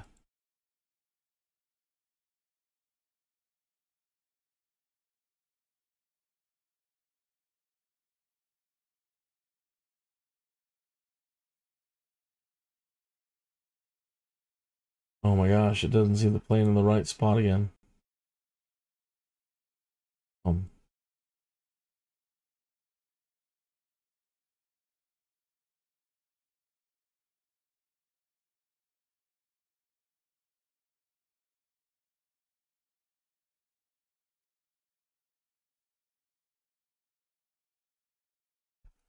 LTCU.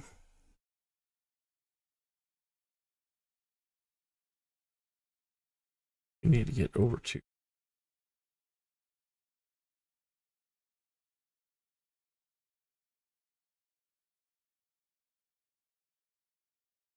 Ultimately, what I just wanted to go to Greece and get to the Parthenon, and that would be here. There is the Acropolis of Athens and the Parthenon. So yeah, we need this airport here.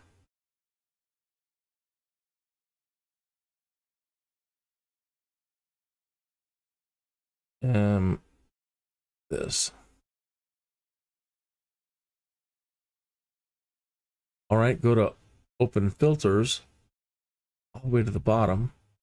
Nav aids, airspace. I need nav aids.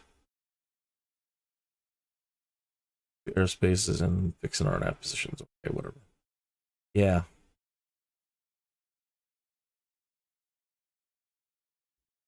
Okay.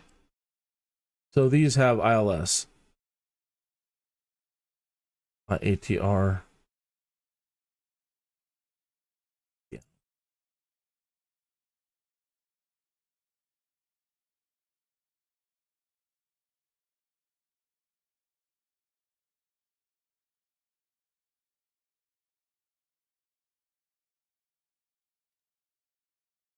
Okay.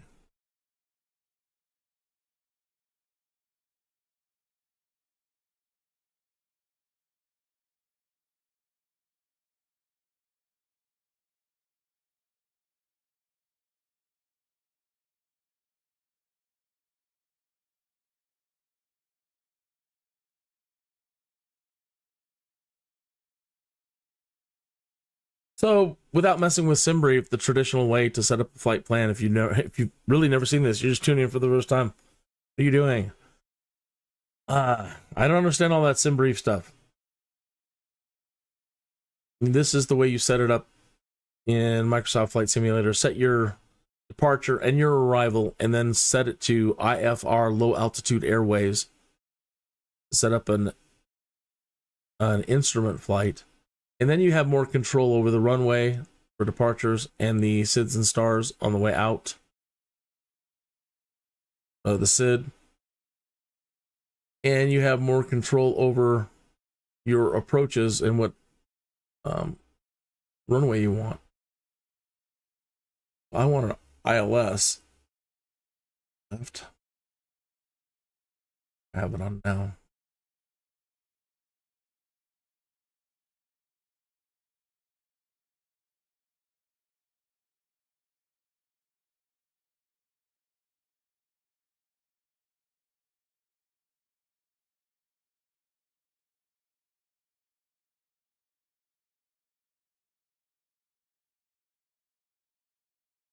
It's 21 left.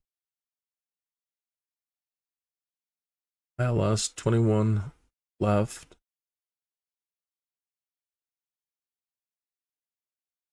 Right.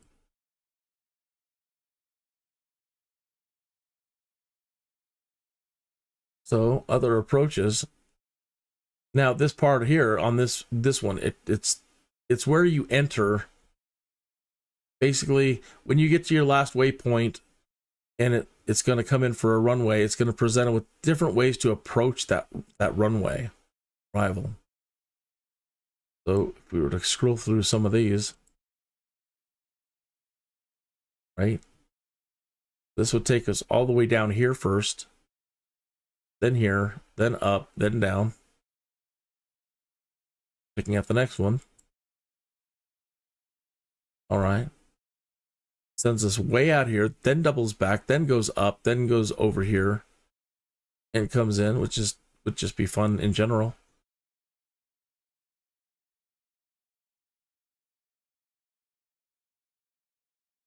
Okay.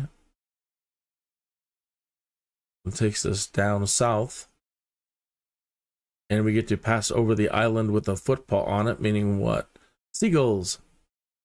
We have seagulls in this area that we can see. We're going to be too high.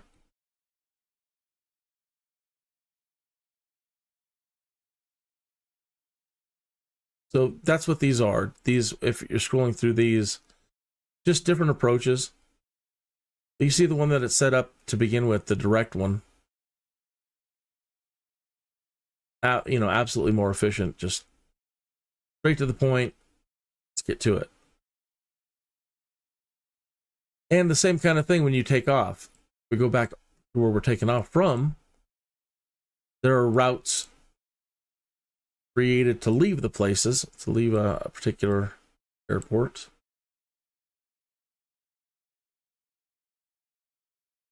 Right now we're taking off. It's telling us to go out to, after we take off, just immediately turn and head towards the first waypoint.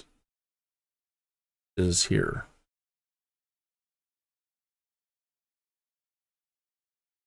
Approximately. Whichever one it's using out there. Okay, so runway 11, let's say we wanted to, now departures, what's out there. Rotku 1, Adno 1, Rotk 1. All right, well, let's just check one out. Okay, so when this one takes off, it takes us out to a point, then it doubles back, and then it starts heading out. Let's connect here.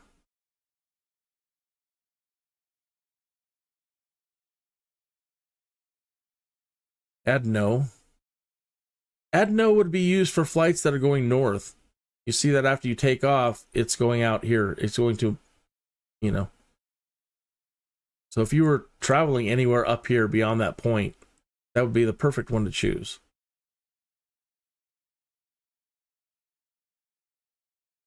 Same with that one. Berry 3. Pika 2. Oops, I'm changing the wrong one. I need that as direct. Derp.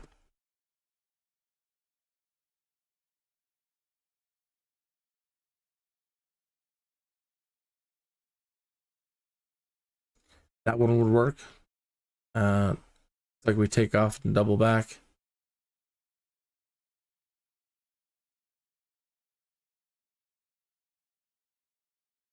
Again, a better way to leave for going north first.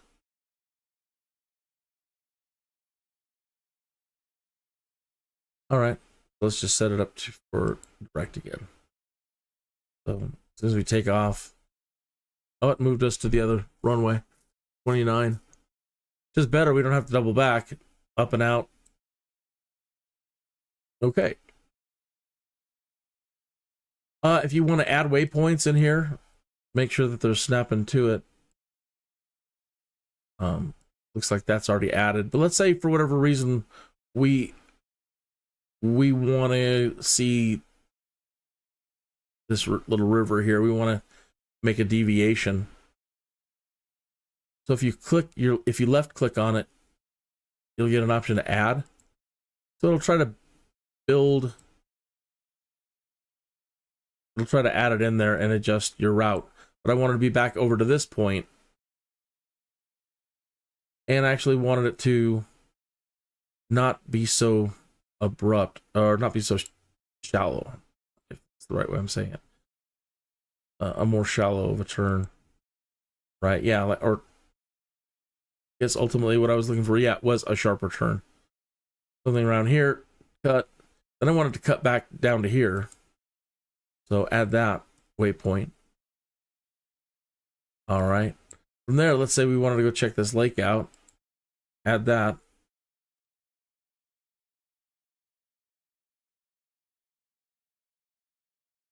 And we'll cut across to this side of the lake, or turning. Let me go ahead and add this one in here. But let's say we didn't want that after all. We're like, I don't want that one. Click on it again. Right click. There should be there you go. Click and hold, I think. If you just click, it's add, but if you click and hold, no?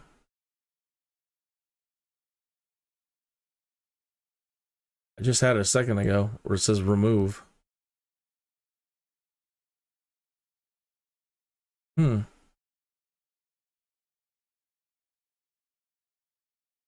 There we go. There's two right on top of each other, it seems. As I'm moving around, see? KDAS and then FF25. There's two right on top of each other.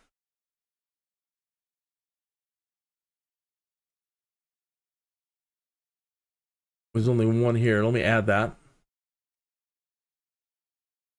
Yeah, and then the next time you click on it, remove. That's what I thought. Add. Remove. Okay, that's how you can add and remove waypoints along here. Man, there's a lot here. There must be anytime you see a whole lot of them, a lot of waypoints, usually, yeah, airport.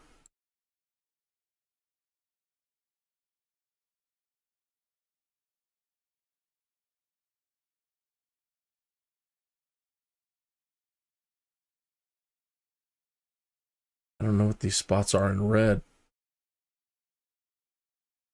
Normally, things that are circled in red are, oh, I see. It's like no fly zones.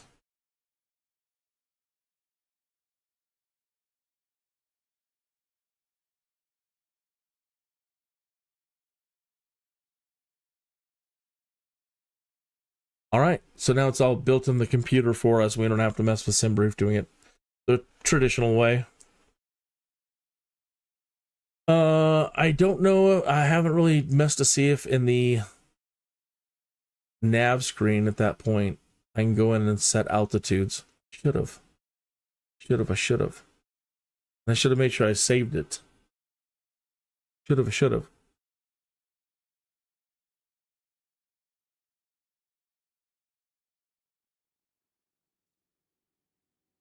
So now all that is in here. Flight plan. Every bit of it. LTCU, DLAST, alphas, up to go down. Hullet, stuff 25A, bullet, Kinnick, humor, Wesset, Den, all those different waypoints. And then the deceleration point down to runway 21. And the ILS for that is 111.10. Okay.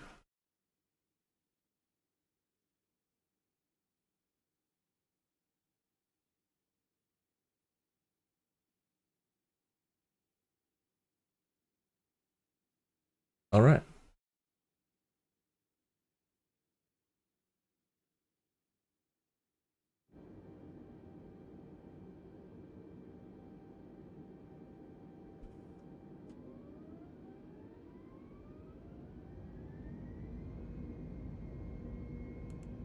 Flight plan.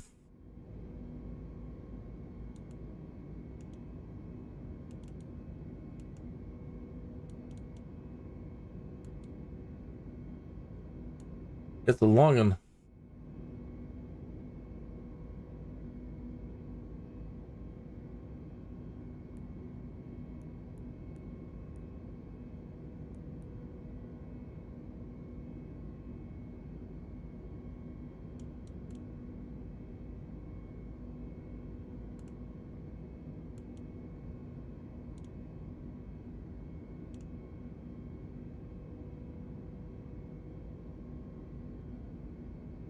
All right, so some of the first points are they want us at 13,000 there, but then they want us to drop to 11 and then go up to 12 and then go back to 13.8.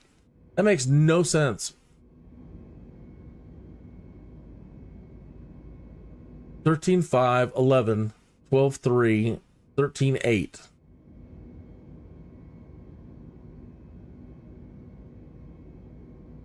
In some weird computer mind, it makes sense.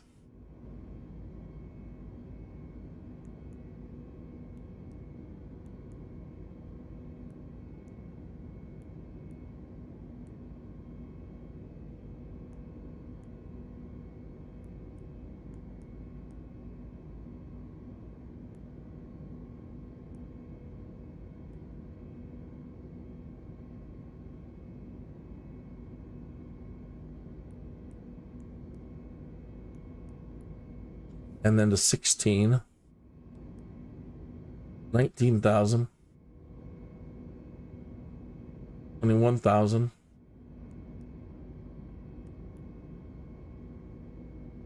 down to 9. All right, I'll just set it for 13.8.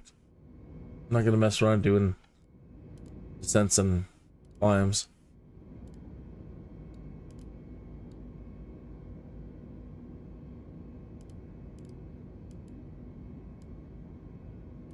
Set it.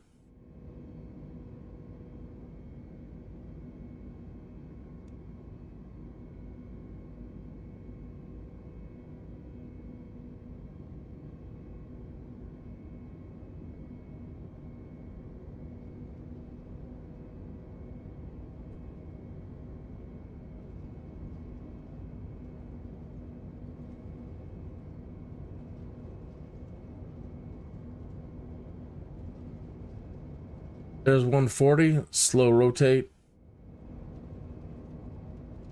160. 180. Gear up. Flaps up. Autopilot on. Throttle into climb.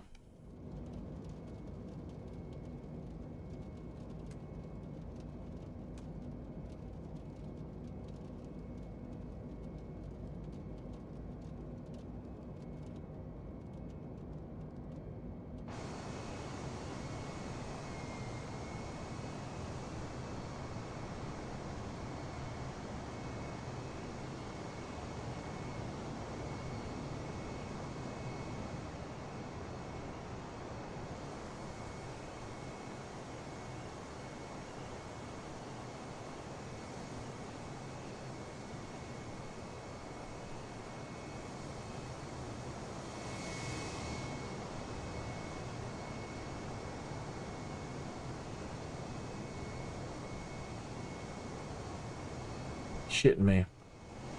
Did it again. Forgetting that auto scene switcher isn't on. It's such a pain in the butt.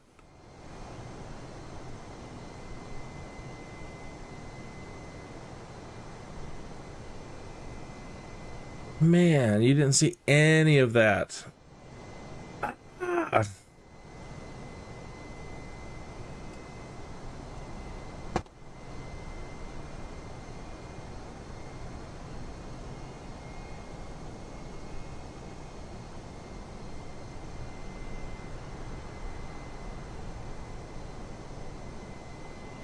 Oh, it's one of those. Just shoot me.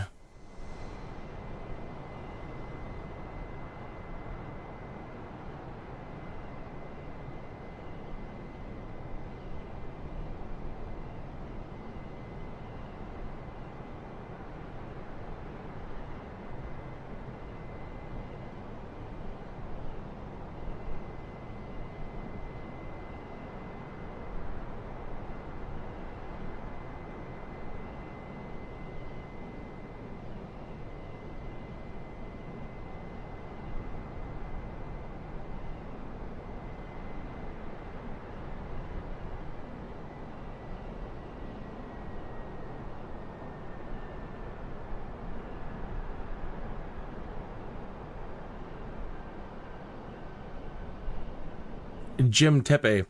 Those colored mountains usually make me think of gold mining.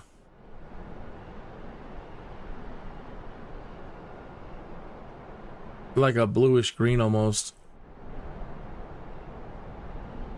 Silver and gold.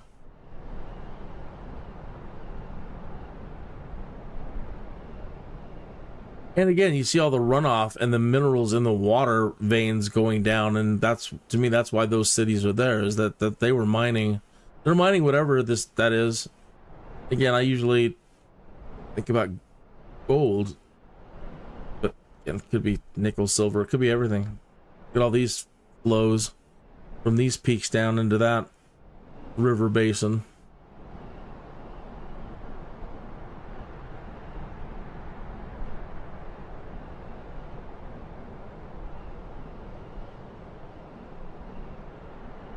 And can you drink the water? I mean, what is that? Just solid heavy metal? Is that like just drinking liquid metal?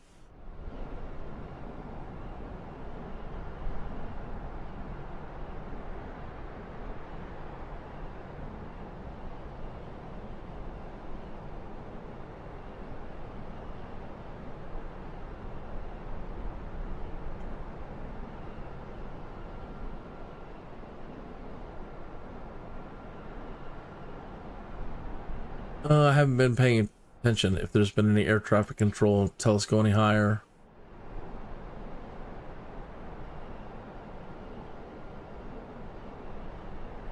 $16,000.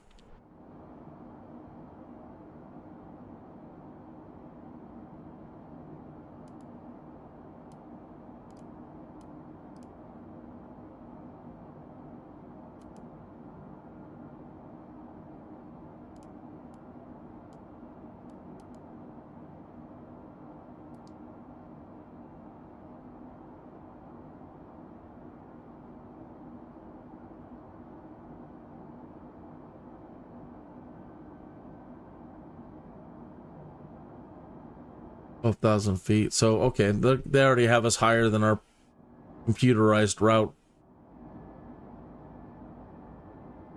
We're gonna be doing some twists and turns in here. Those are those custom points that we made.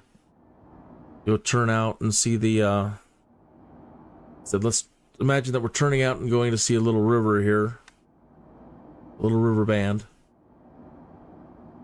And then we'll do another sharp turn back down, and then another turn and go check out that lake. Cross the lake, and then head back towards Bullet.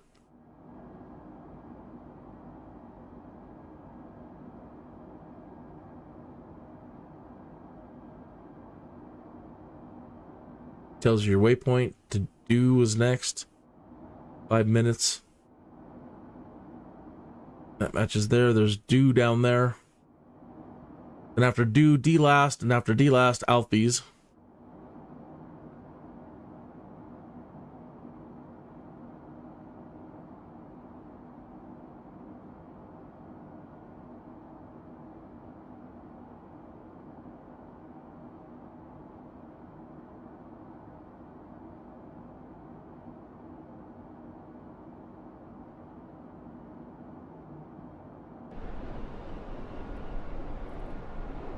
Okay.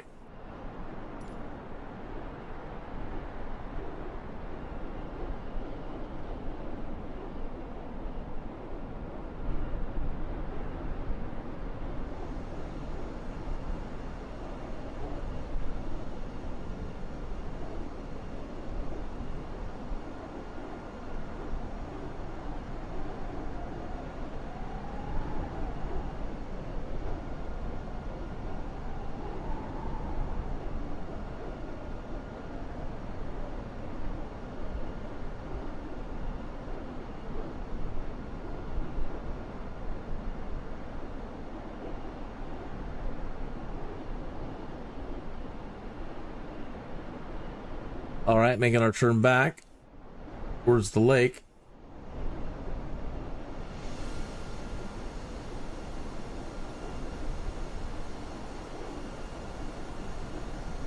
And we don't know if we'll be able to see it or not.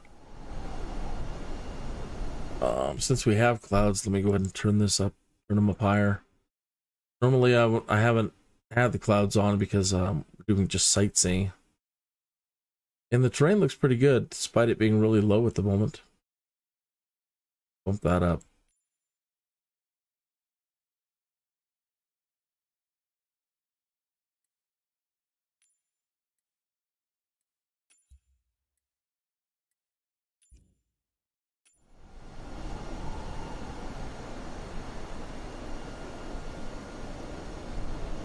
Wonder if that's a super sampling issue. Get a bunch of jaggies on the clouds, and I don't know what setting I've got off, but it shouldn't be doing that. It should be more subtle.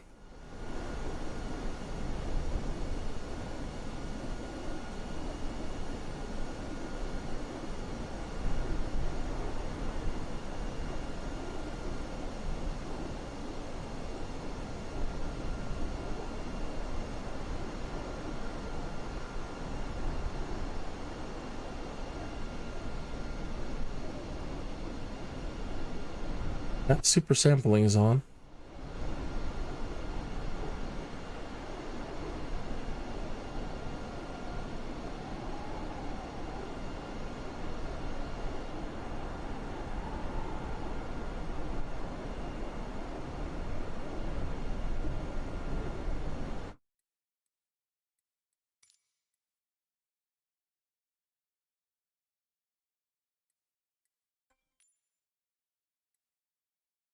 Oh. Uno momento.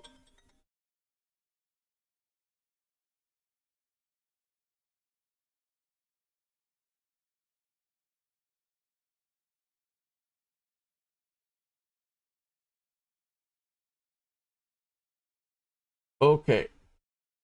And we're back. Let's see. If there's anything that I can toggle that might make the clouds do a little bit better. Okay, don't need that, don't need that. Maybe you have to be over 105 or 100. Super sampling's on. This is set in the graphics card. Just be a shadow issue. In case I don't live with it. Looks a little bit better. No. No, it doesn't. Just saw the ones below. Oh well, doesn't matter. Turbulence.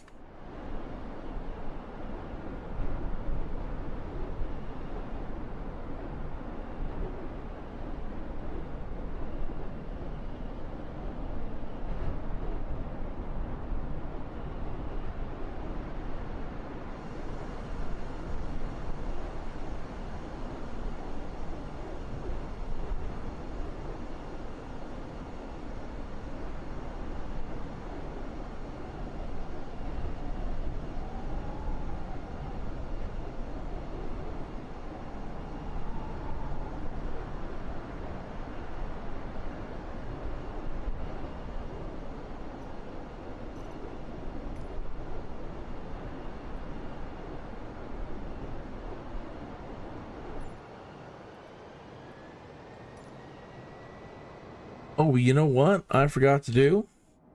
How silly. Dumb. Forgot to put it in auto throttle, but we're still in climb. We are. Flaps all the way up. Yeah, they're up.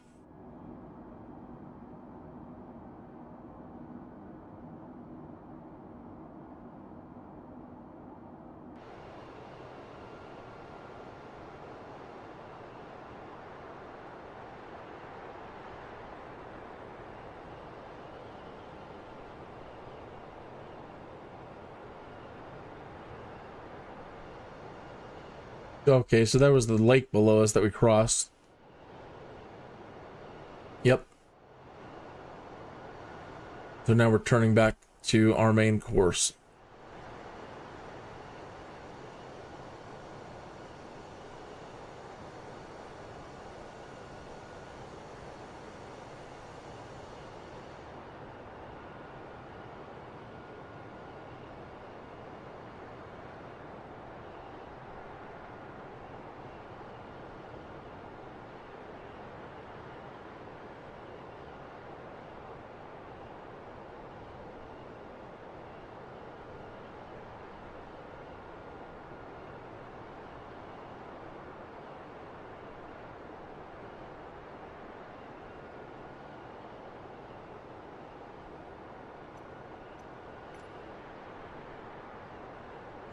Ah, I missed it again. They want us at 28,000 now.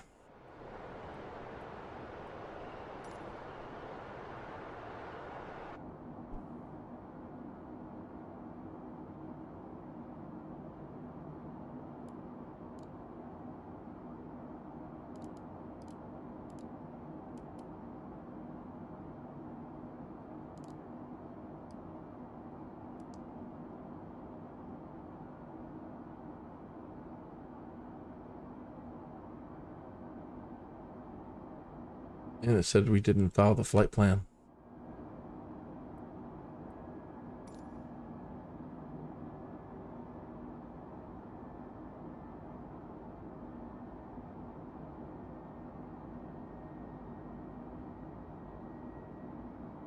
Clear to Eleftherios, right? Eleftherios. Eleftherios.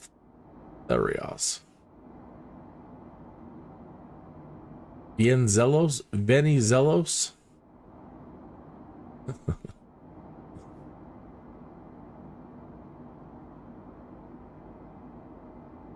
Continue to bullet. Following heading 275. Proceed on course. Now they want to descend and maintain 12,000 feet. Climb to 28,000 feet and then come down to 12,000 feet. What a bunch of schmucks. See what I mean about air traffic control? It's goofy.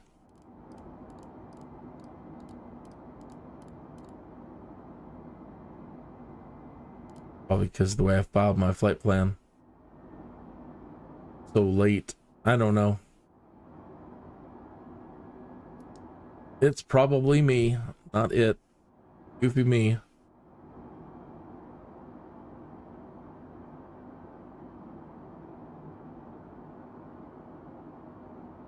We're at 20. Another vertical speed. Go down.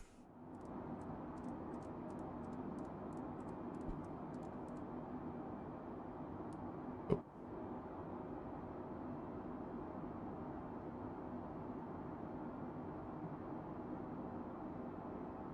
19.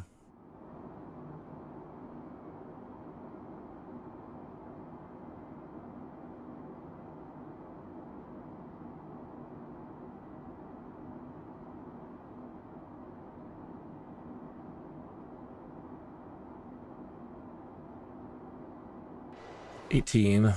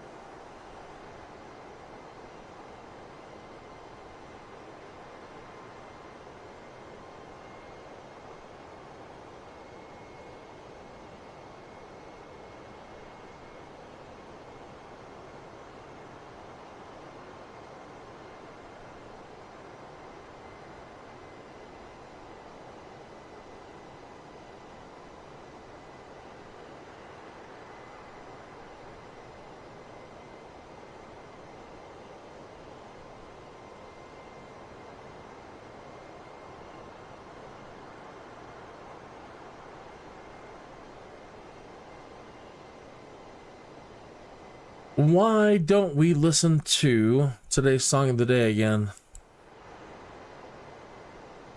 Sandstone Care helps teens. No, we don't want to do that.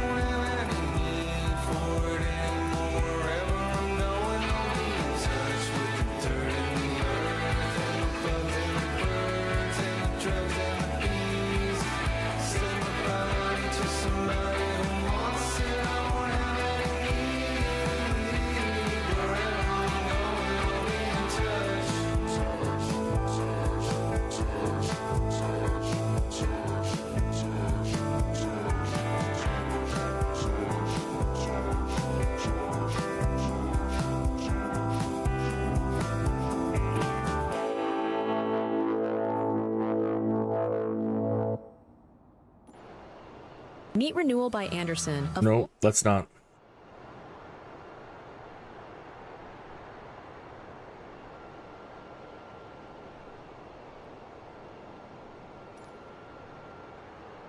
Yeah, the sunlight gets a little too harsh for you.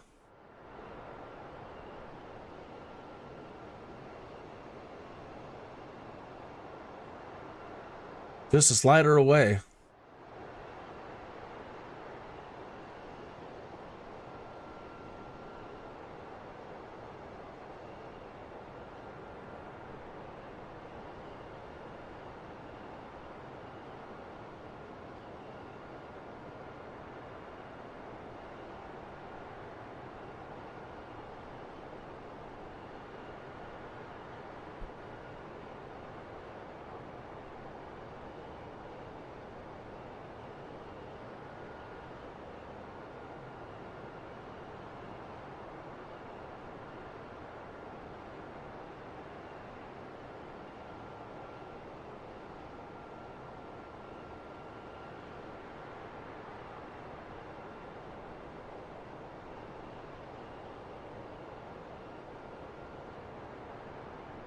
It's nice and quiet.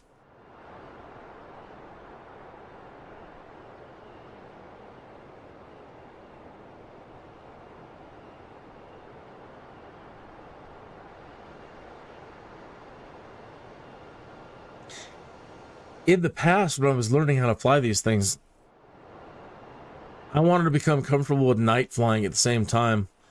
And since basically you're doing nothing but monitoring a computerized aircraft, as you see, yeah, it's not the most exciting thing. It's a challenge to learn how to do. And you feel really good when you're accomplished to be able to do it at this level. And then there's the next level and the next level. But being able to at least fly these things, it's a nice accomplishment. But again, it's not the most exciting because, yeah, once you take off and it's just all automated.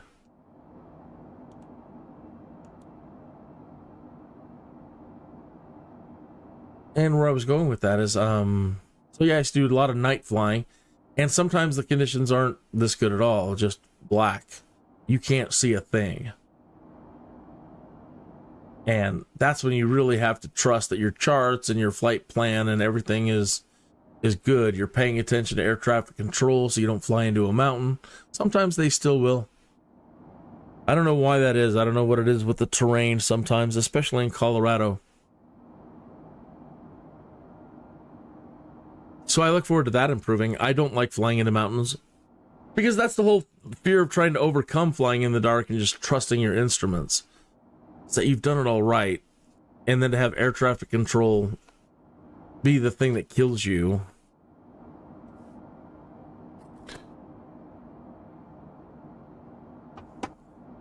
And also, on those flights when I would do streams or whatever, I would play movies.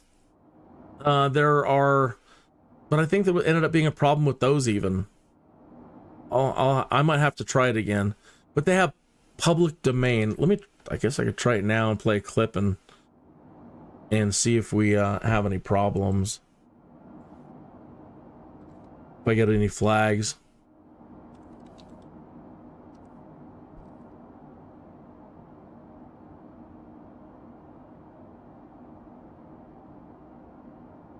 Films from the National Archive, right? Library of Congress. Free to use and reuse public domain films from the National Film Registry. But who knows, the fine line might be still, you might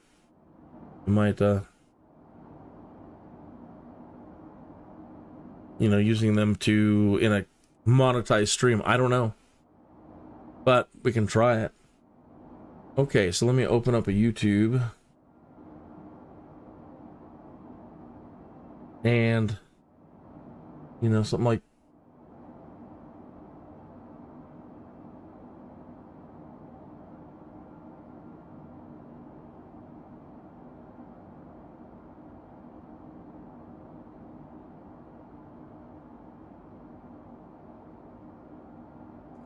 I don't need full screen. Nice if I had better. Let's see.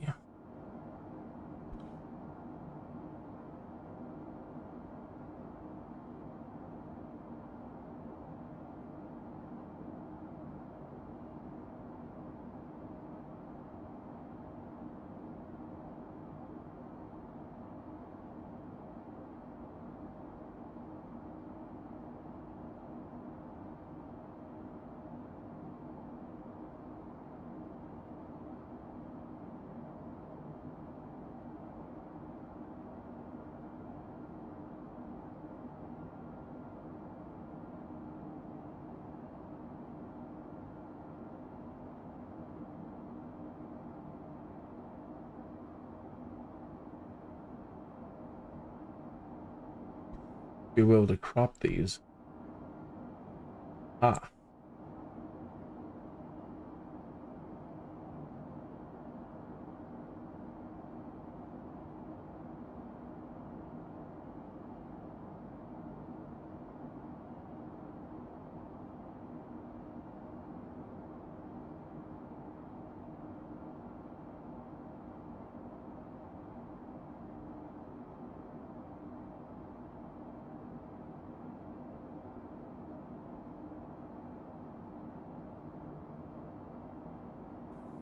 From the Library of Congress in Washington, D.C.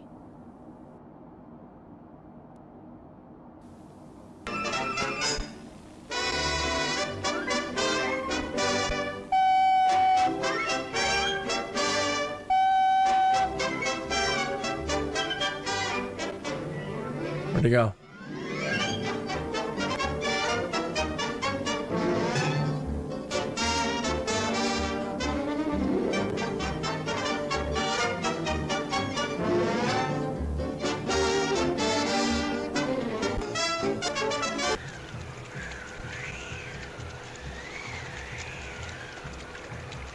Is that something I did? No. I don't see it now.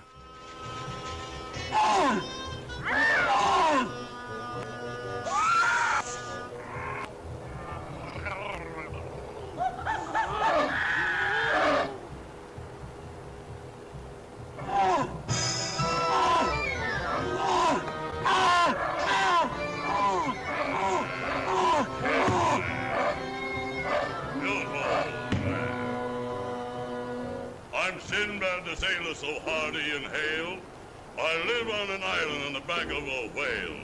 It's a whale of an island, that's not a bad joke. Its lord and its master is this handsome bloke. Oh, the most remarkable, extraordinary fellow. Sinbad the sailor. I scare all creation on land or on sea, but talk about women, they all fall for me. I take my adventures wherever found. I don't want to brag, folks, but I've been around. Who's the most phenomenal, extra special kind of fellow? Sinbad the sailor. From the Valley of Serpents, these diamonds I took. I clean out those serpents with one dirty look.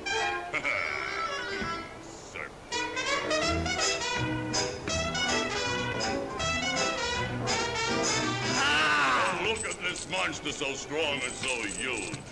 He'd frighten King Kong, but he's only my stooge. The capture of Bulla for me was just fun. Whoever said two heads were better than one?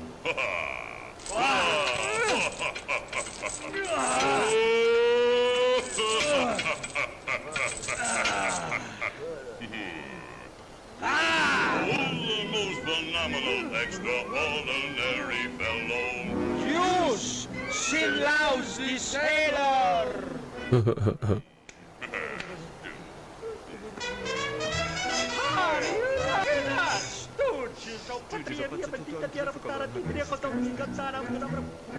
On one of my travels, I ran into this. Now there was a thrill I'd be sorry to miss. He spread out his wings and the sunlight grew dim. He took me in his beak, but I ran off with him. Oh, the most remarkable, extraordinary fellow. Simple the sailor. Oh, the most phenomenal, extra special kind of fellow. Simple the sailor. I'm afraid of nobody under the sun. All I say is, boom, my enemies run. Who's the most remarkable, extraordinary fellow? It's Popeye the Sailor Man. Popeye the Sailor Man. I'm strong to the finish, 'cause I eat me spinach. I'm Popeye the Sailor Man. I'm one tough gazooka which hates all palookas, but hates honey up and square. My biffs and I bops 'em and always out-roughs 'em, but none of them gets nowhere. If anyone dashes to risk me fist, it's pop and it's wham, understand? So keep good behavior, that's your one lifesaver with Popeye the Sailor Man. I'm Popeye the Sailor Man. Popeye the Sailor Man. I'm strong to the finish, 'cause I eat me spinach. I'm Popeye the Sailor Man. Who fills the air with a note so sour and dares to challenge Zinbat? Why, I'll fix him.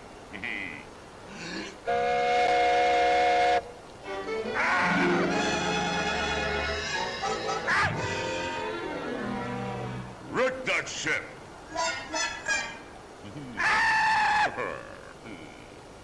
But bring me the woman.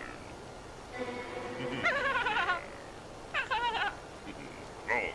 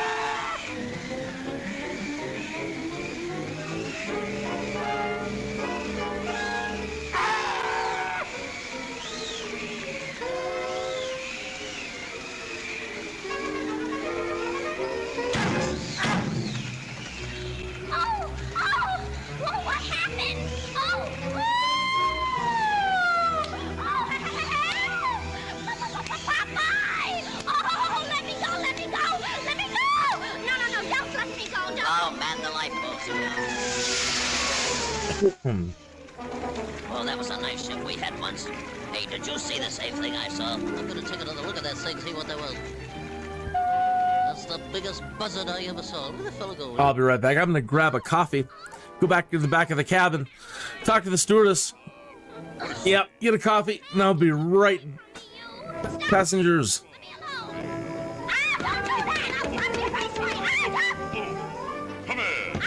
Get up, sugar, and give us a little smack. I'll give you a smack, all right there. Hey, we gotta save olive oil. Come on, Wimpy, hurry up before it's too late. Into the brink.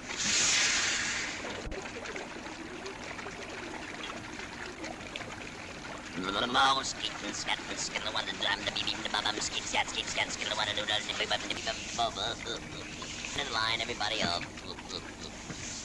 What's this? The Isle of Sinbad, enter not, or whosoever passeth on Sinbad. This is what we try to do here. Oh, luncheon.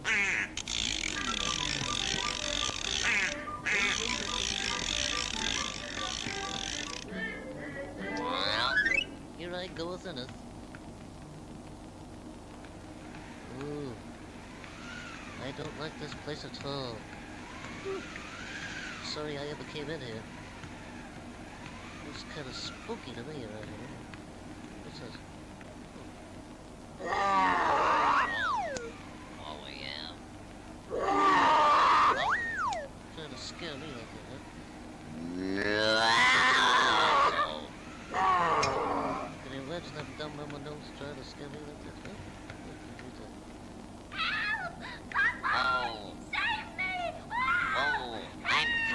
I just got a little wall here.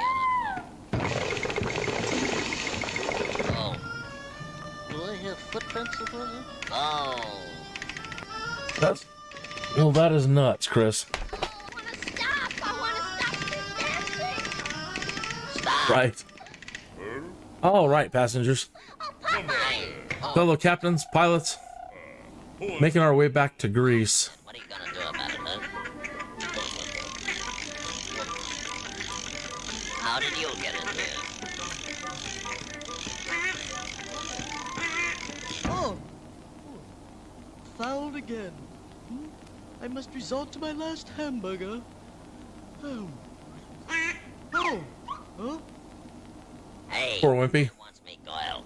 Oh, yeah? Yeah. Who are you? I'm Popeye the Sailor Man. Who are you? Who am I? You heard what I Who said. am I? That's what I said. Why? Who's the most remarkable, extraordinary fellow? Yo! Let's do the picture contest.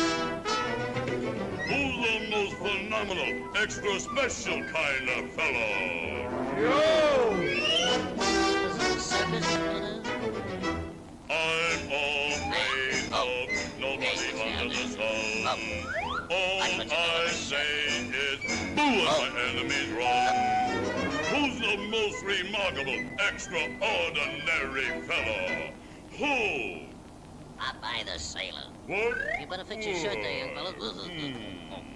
Hey, hey, well, let's see how great you are. Hey, let me down, you big... Oh. Whoa. Oh, what's this? Hey, let me down, you big overgrown canary. What are you doing? Take me for a ride or something? Hey. Oh.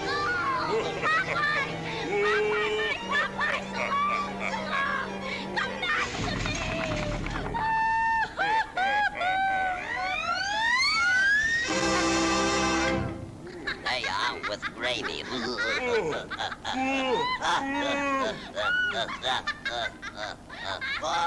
The old ghost has cooked this guy. Hey, oh. Hey, don't you think we better talk this thing over? Try and get out of this one. Oh, my head, foot. Oh.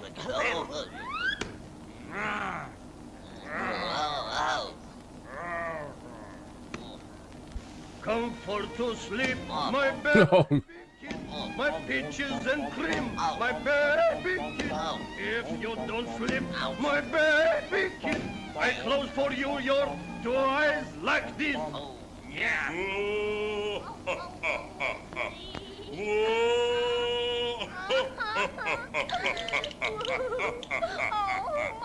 Oh, 2 against 1, huh? How do you like that? What for you like that Popeye make our face? How do you like about that? You hold that Popeye in this hand. By carbonate, if I had that mug in this hand, I make from him special dish of chopped fricassees. I don't like chopped Popeye fricassees. I make for you to like it. Oh, why you two-headed that face for your fiction? Oh, how do you like that?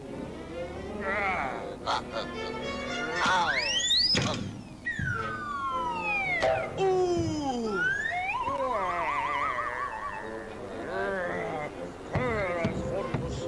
Come on, you're gonna take a double header this time. Wham!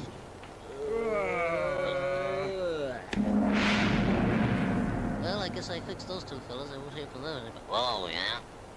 Oh. Who's gonna make who like chicken finger-see-ka-see-see, huh?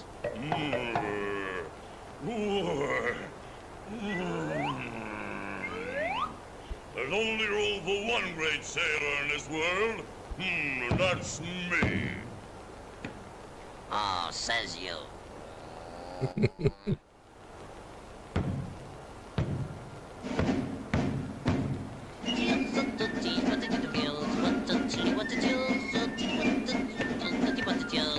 We're gonna come to terms right now. Oh,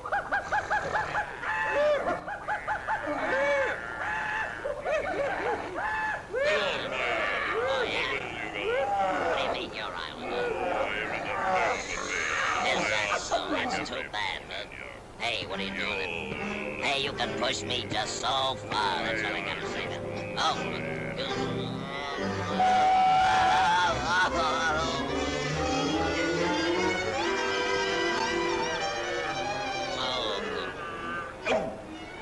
the beat, kiddo. That's what I gotta do. Take that. Hey.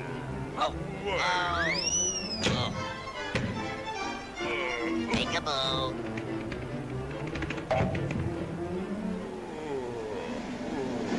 I got you. Oh.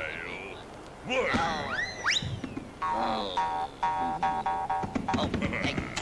Oh. What do you like that? Oh, this is do you give up? What are you, a fresh guy or something? I'll show you. I can see.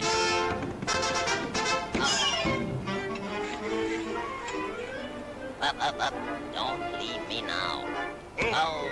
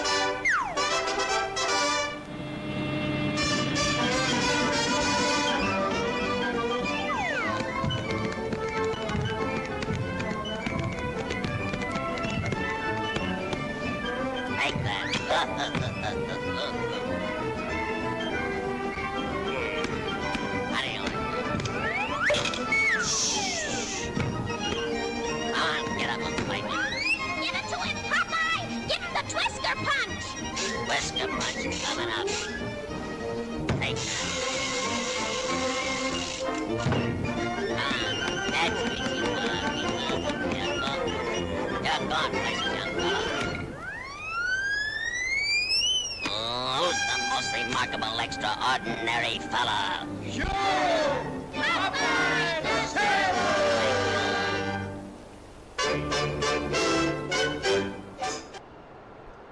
On our in-flight cartoon. If there's a big gap in this podcast, you're like, what? What are you just talking about? I didn't see a cartoon. I had to cut it out.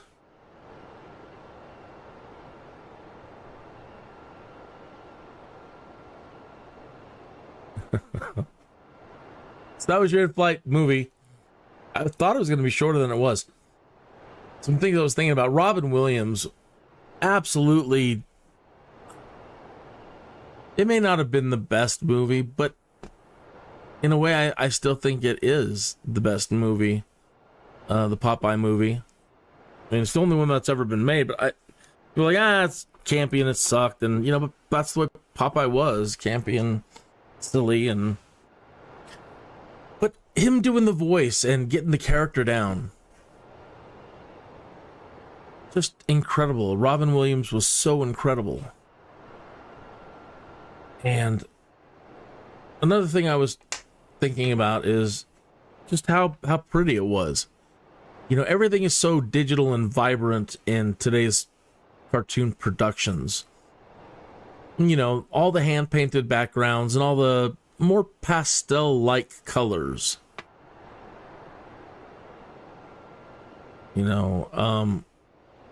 There's a charm to that too.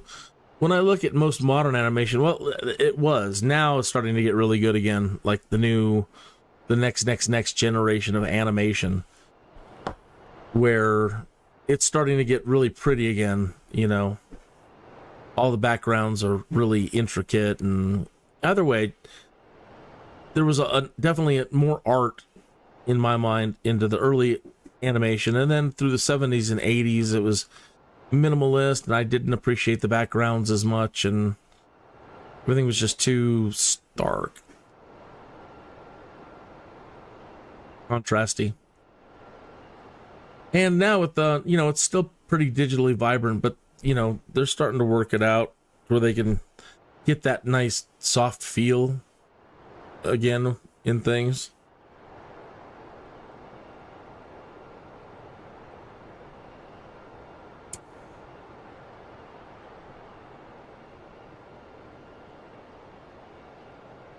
I really wish that Disney would always, no matter what, have one traditional animation in the works, so that style. I mean, even if you're using more computerized stuff to process it, but to still have it hand drawn in a lot of ways.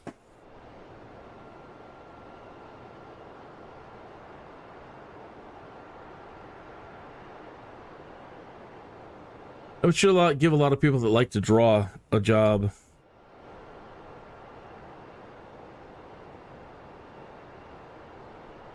Because you need a lot of people.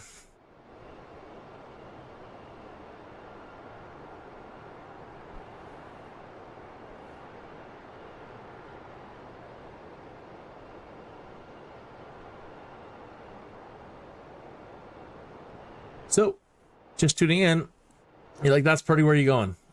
We are headed back to Greece.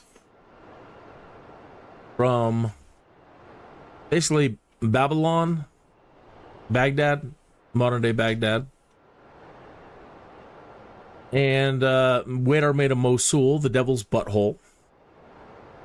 That was fun. A little bit of history there. And then to another spot a little north of there, and now we're cutting all the way east, and I'm starting to see some water out there in front of us. It's not a mirage, and that would mean we're getting a lot closer to our destination. I would like to see the Acropolis and the Parthenon.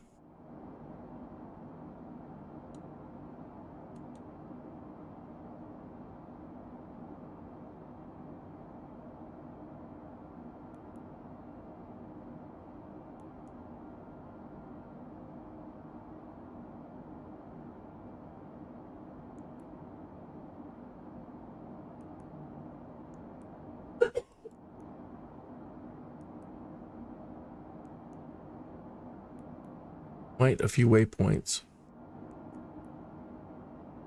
That's what I wanted to zoom in on. Our arrival.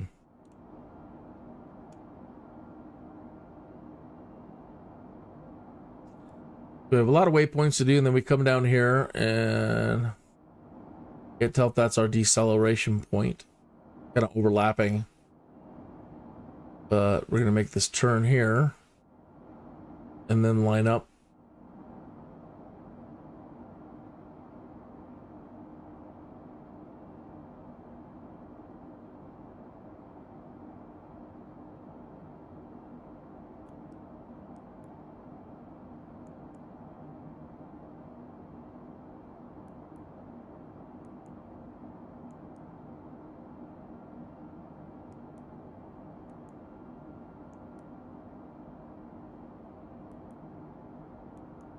Oh, that's where we are.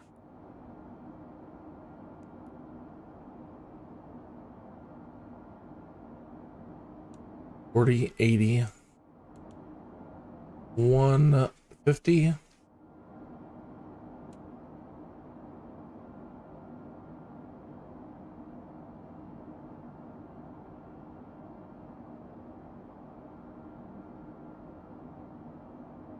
How did we not go up? We're still at 12. No.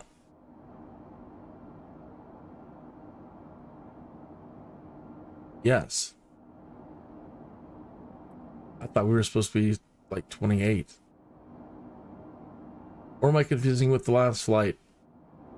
Flight level 20,000. It's into 12.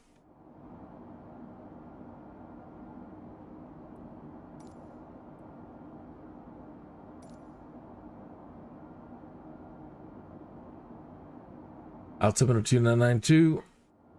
Continue to KFK.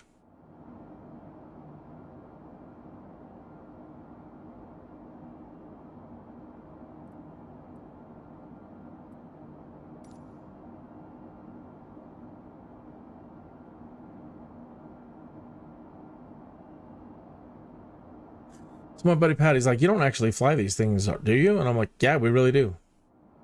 We really do. I mean, there is ways to set this up to be completely automated. So if you have no skill whatsoever there and don't even know how to fly, there's still a way to set up the flights and then come up here. I mean, you can go to the main menu and set up a flight anywhere you want in the world. Let's say you just want to sightsee. You don't want to fly. You don't have to, for the most part. So there's lots of ways to approach Microsoft Flight Simulator, including somebody who doesn't want to fly. You just want to see the world from above and explore the world. So after you create flight plans in the main menu, if you come up here to this little pilot icon, Flight Assistant, you have all these wonderful options to automate things like AI Pilot, AI radios. So between the 80 AI radio communications, which I have on, you can, as soon as you spawn in, you know, click this on, because it'll spawn you on the runway ready to go, and then turn this on and it'll do the whole thing. It'll do your whole flight for you. And that allows you to, again, just take the time to view it from any angle that you want. And you're filming or doing anything else. Some people really just enjoy taking flights as a passenger. I featured those earlier under Showcase, under Fixed Camera 12 and 13. And you have the left wing and 13 is the right wing. Well, you get the right engine. It can be a little much for people because of the strobing red light off the wingtip.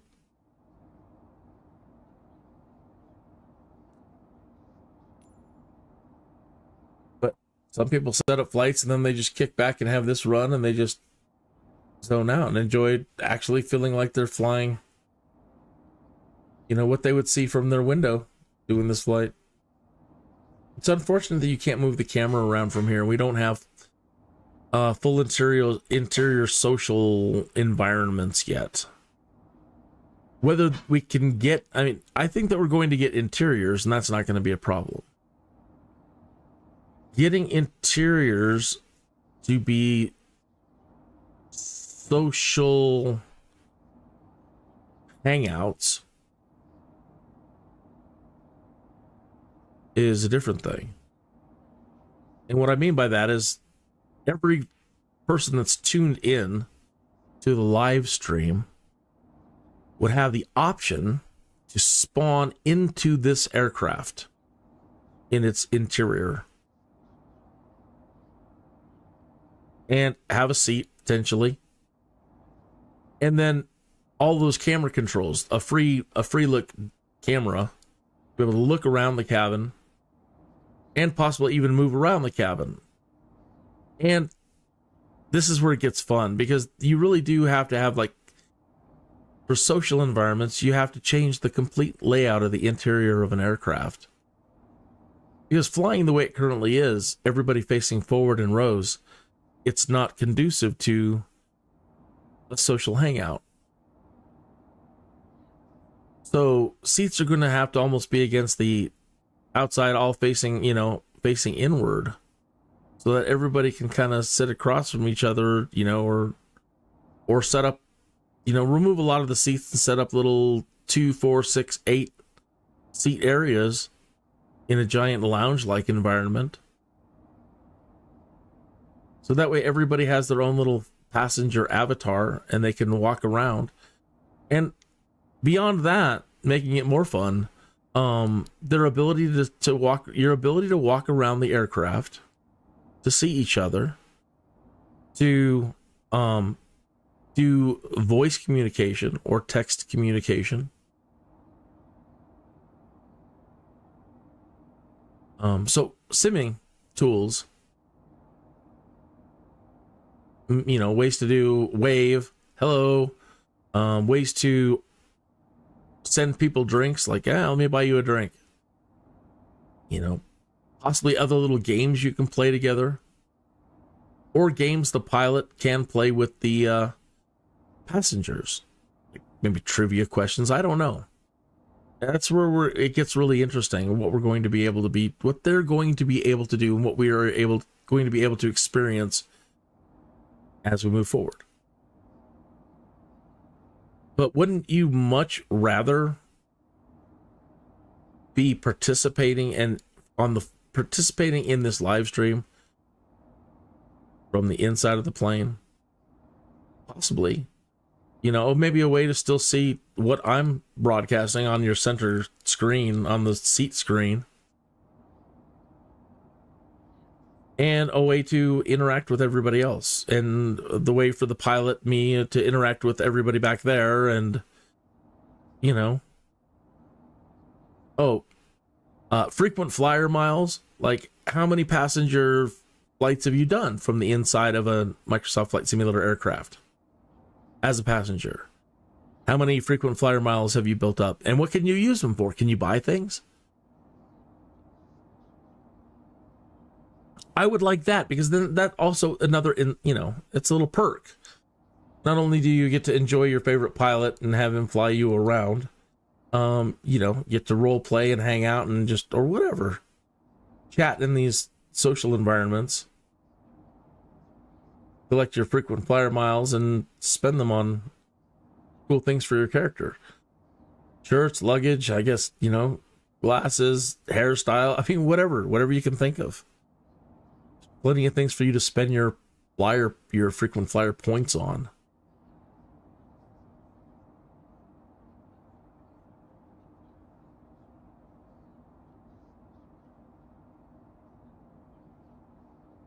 In the simulator, we have a hangar, and we can go check out, our basic stuff, how many flight hours we've done, and da da da da da da.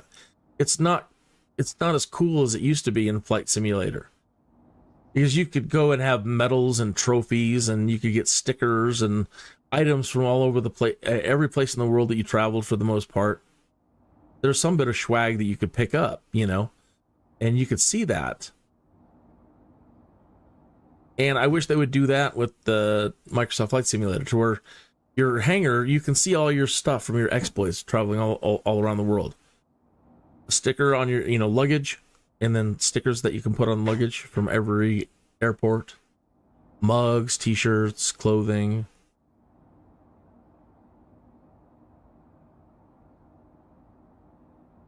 It'd be neat if we can, as pilots, how many flying hours, how much money do you make, and you can get upgrades to your plane. Liveries, and again, interiors. So you might have a basic interior, but I've flown so many flights now that I can get a hot tub in my plane. No, that's impractical, but custom lighting, maybe a small little tiny DJ booth. Who knows? I mean, let your imagination run wild as we move forward in the future with this. And, everything's going to be possible from here on out. It's just a matter of time now. What seemed impossible in the 1980s does not seem at all impossible. If we were back in 1980, all of us, I mean, come on, we had an Atari, ColecoVision. And we would have sit around and talk about having a flight simulator like this. Okay, it's got to be high definition. It can run in 8K. We just couldn't comprehend it.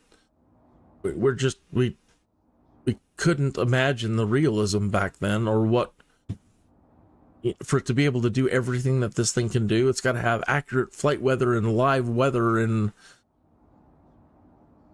lidar and radar terrain and all these multiple views and blah blah blah blah blah. Would have seemed impossible. Not with anything that we had. We had no point of reference. And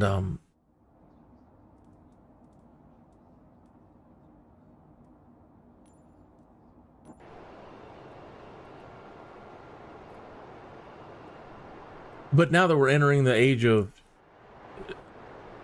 super computers, super gaming computers. We're already at supercomputer gaming.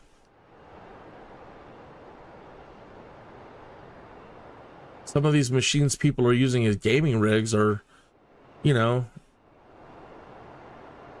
supercomputers compared to a 1980s computer. And so now we're getting ready to go into super and super computers. And the big boys keep playing with things like quantum computers. And eventually that technology all trickles down. Everything is always going to keep trickling down. So I don't know if I'll see it. I imagine that I would. At the pace things are going. Moore's law, blah blah blah, blah blah blah. For me, and with the remaining days that I have to potentially see a quantum computing gaming console, a quantum computing home computer.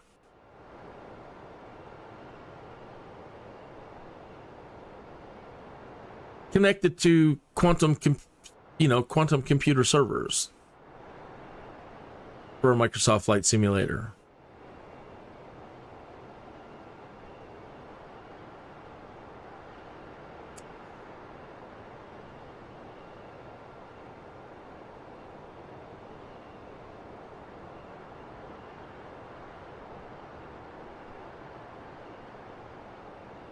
Anyway, it's going to be far out. And so if you're really into this stuff, if you're really into Microsoft Flight Simulator, and you haven't recently spent any time, or any time ever in the forums,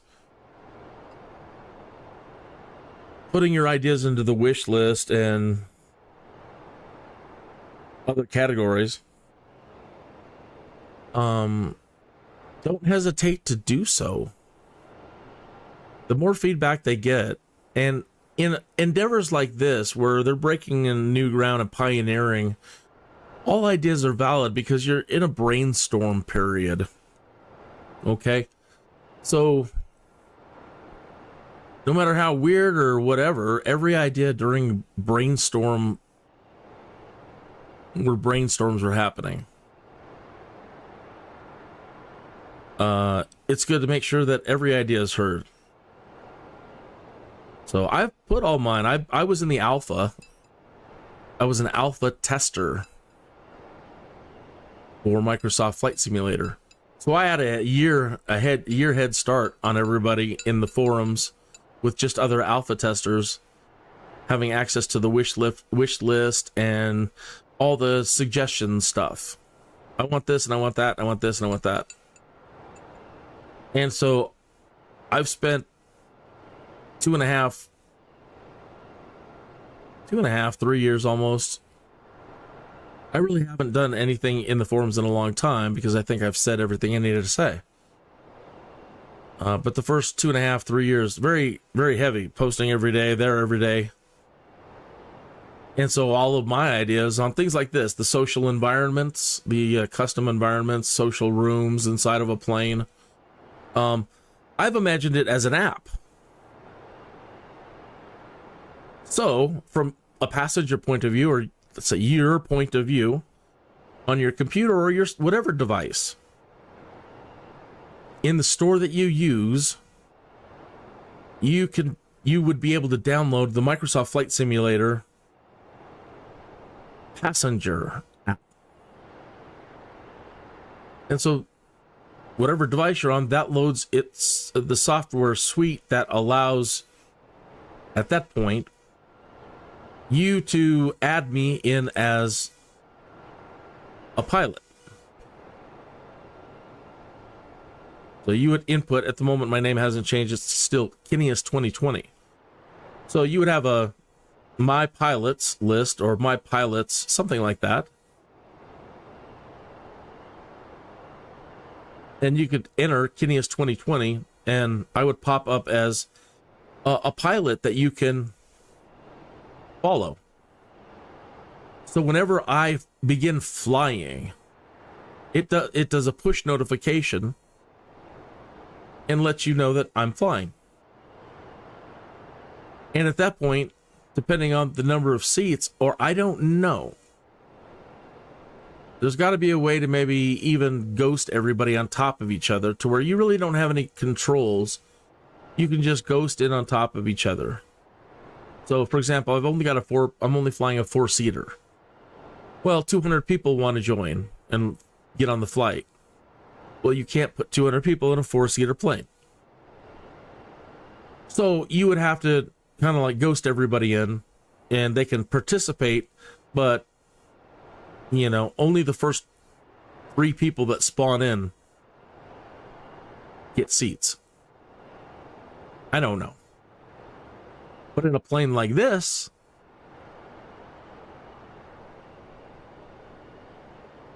as soon as I start flying, it's first come, first serve. The first people to hit, you get to either pick your seat or it'll assign everything from first class back, or I could even set, on my end as a pilot, have my own part of that app in as a pilot. So I can set like, well, how does boarding happen, blah, blah, blah, and be able to set, assign all VIPs first, assign first come, first serve, first class, first come, first serve equals first class.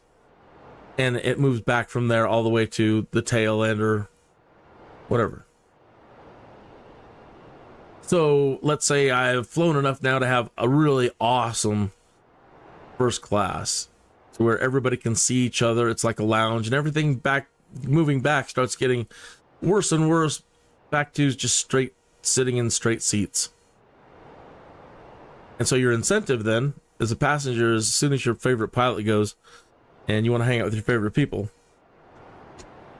you click in super fast, you get the good seats. I don't know. This is just imagining. I'm just imagining. Imagine along. It's a brainstorm.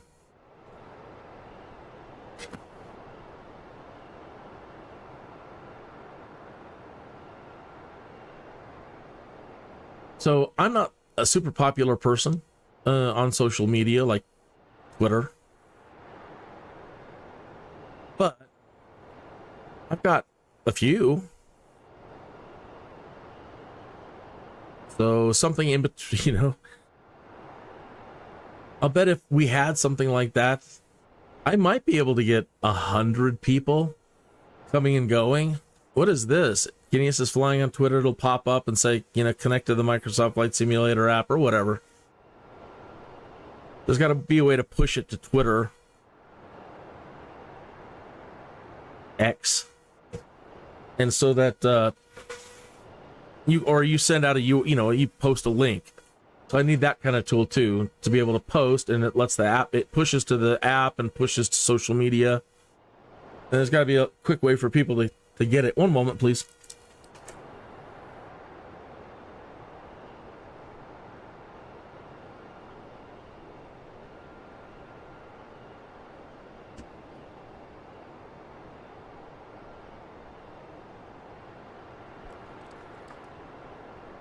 In the small planes, I'm always talking about adding custom interiors as well. And I spent some time this past weekend looking for any videos of aircraft that you can buy that also serve as an RV camper. And there is no more, as far as I know, but at one point in time, Winnebago hooked up with a helicopter company who was buying military helicopters that were being sold to the public. And they were big enough to hold 16 or more people, depending on the model that you had. Okay. So they hooked up a company that was buying them, developed prototypes, which Winnebago then advertised, and it was in Popular Mechanics. And yeah, just everything you would imagine in a Winnebago inside a helicopter. Nice sleeper options, nice desk, television, telephone. Yeah, everything you could think of. And I'm always thinking about that kind of idea, especially with the Caravan, flying around the Cessna Caravan. If you're not going to be doing, using it as a cargo vehicle. And I'm perplexed. I am perplexed and dumbfounded that searching for any videos doesn't reveal anything other than the Winnebago helicopter.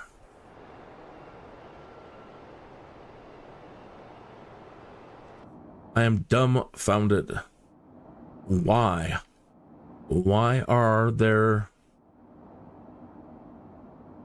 you know, why can't you just find, oh yeah, you have an aircraft, we do custom interiors, and again, maybe I'm just not searching right or haven't found the right thing, but there's nobody out there on YouTube at the moment just advertising our custom aircraft interiors with LCD lighting and digital screens, USB ports out the yang, custom bar, mini bars, lounge seats, you know, throw pillows.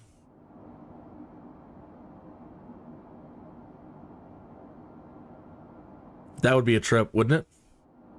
An interior of an aircraft with a bunch of throw pillows and couches. That would be fun with the plane rolls. I mean, potentially deadly, but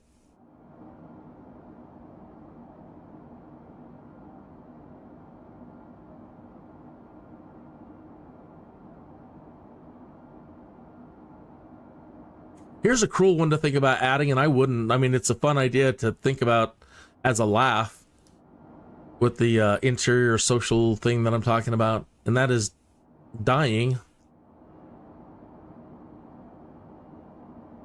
Even now, there's and I mean, you've seen me if you followed any of my adventures from episode 1 to this point in my trying to become a Skydude. I have still died and crashed multiple times this year, this season, whatever. Throughout these episodes, I've died aplenty. So what happens to you as a passenger who've chosen to join one of my flights using the app, and you're hanging out inside and I screw up and the plane goes down, and I don't warn you? You just hear me going, oh, and all of a sudden I've crashed.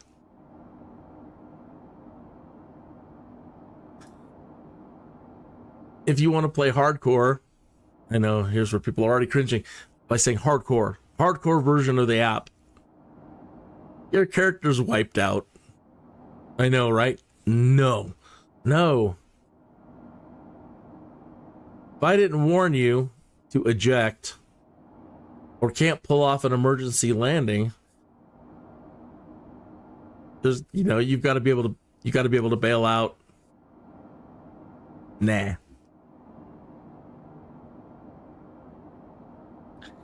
But hardcore mode is attracting a lot of people these days. Like even World of Warcraft now has offered a hardcore mode where you die. 3 million people so far. 3 million people have died so far in hardcore mode in World of Warcraft. I'm thinking about jumping in with some friends for the first time ever. I've never played it, but they've been playing it from the start pretty much.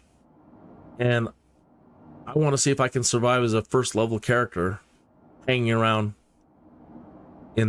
with them, period. And, you know, just hanging around with them, staying out of the fight. I'll just deal with the first level stuff, but for the most part, see if they can keep me alive.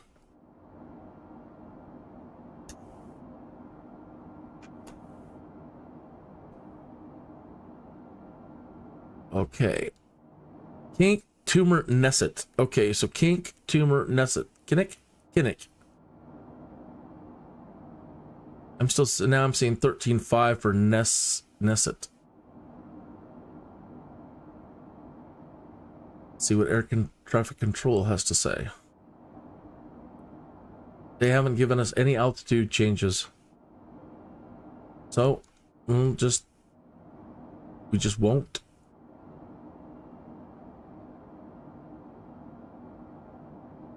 Okay, so after Kinnick, Tumor, and Nesset,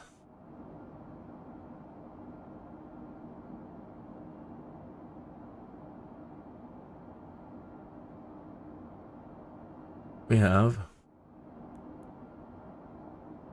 Den, Vacuum, Leysen, IMR, which is a VOR, KRO, which is a VOR, leave, D294G. I'm not sure. That's just a waypoint, maybe. E94L, E94Q, 4L, 4G, and we're back to the top. So at Vacuum, I see down to 9,500, Leysen and Vacuum. So we'll see if air traffic control gets us down or starts our descent this time. We'll let them control it and see what they do.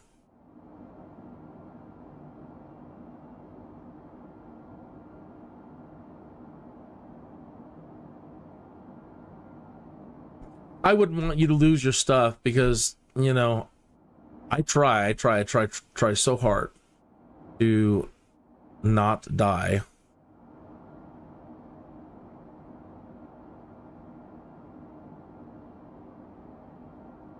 And I wouldn't want you to lose your stuff. The whole point is having fun.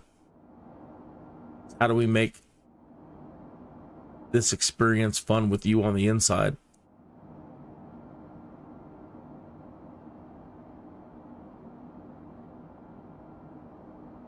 Do you remember when we were kids and you would fly and you'd get little wings? Yeah, even things like that. A deck of cards. You got to have your deck of cards. Everybody gets their deck of cards.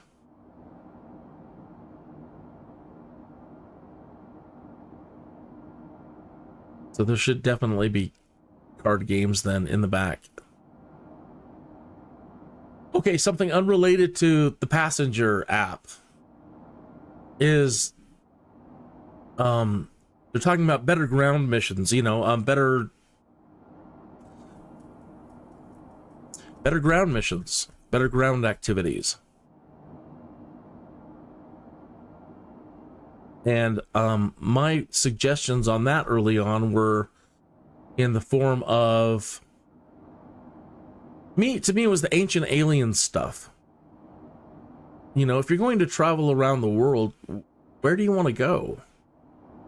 And me, I'm all into seeing all of these sites, these ancient sites, and that's my thing. I really like history, but mostly the ancient alien stuff, those sites. And so I said, okay, not just landmarks. You want to be able to get down on the ground level and walk around temple complexes, and okay. Trying to think of other ones that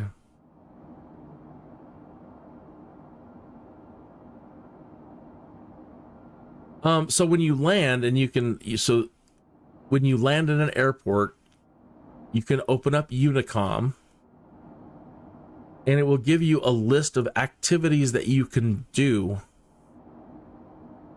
outside the airport. Like, go to the ruins, go to this ancient alien site, and you can choose to teleport there. They even have cars in the game now, a car. So ultimately, if you could sim your way all the way from, you know, in the car, if you wanted to, over to the ancient alien site and then do your exploration, come back via the car or teleport, and then take off. The next big one is Microsoft Golf. Bringing Microsoft Golf back. Now, the idea that you could buy two different games, but that they can work together,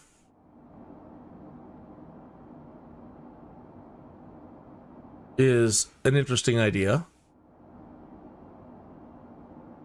So, Microsoft Golf, let's say that they brought that back as well. And they released Microsoft Golf 2024. Okay. If you have Microsoft Golf 2024 and Microsoft Flight Simulator 2024, the data sets work together. So you land at an airport, or however it can be imagined to set up this kind of thing to happen once you've spawned into a place. Open up Unicom, select the golf course, select multiplayer, click on your friends, create a group, or play by yourself. And then connect everybody, where everybody connects, and everybody's playing golf together.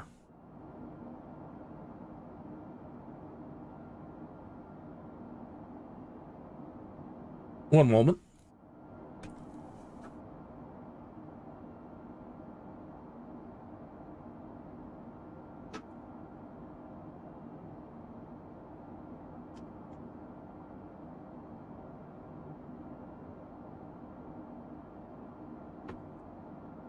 Okay.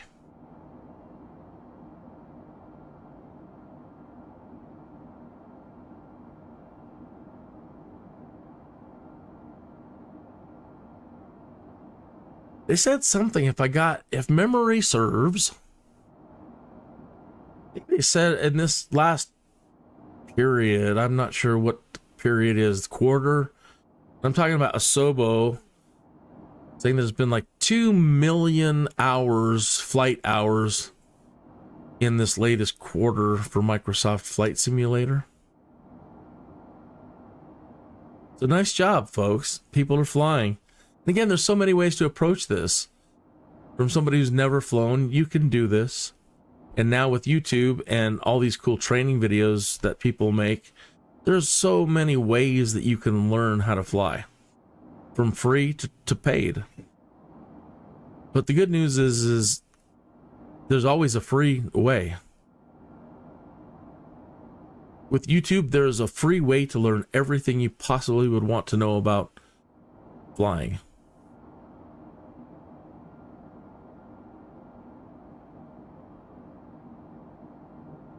Or again, somebody who just wants to use this as a novelty to create AI flights and have the AI fly it so you can just spend your time with a really good computer doing, flying the world, just sightseeing.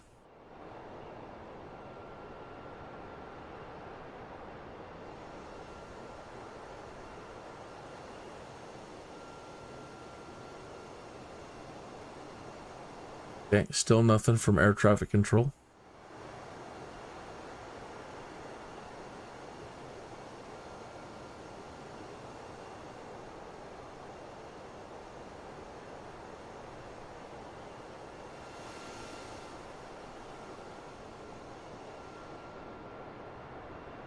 I used to love Microsoft Golf when it first came out.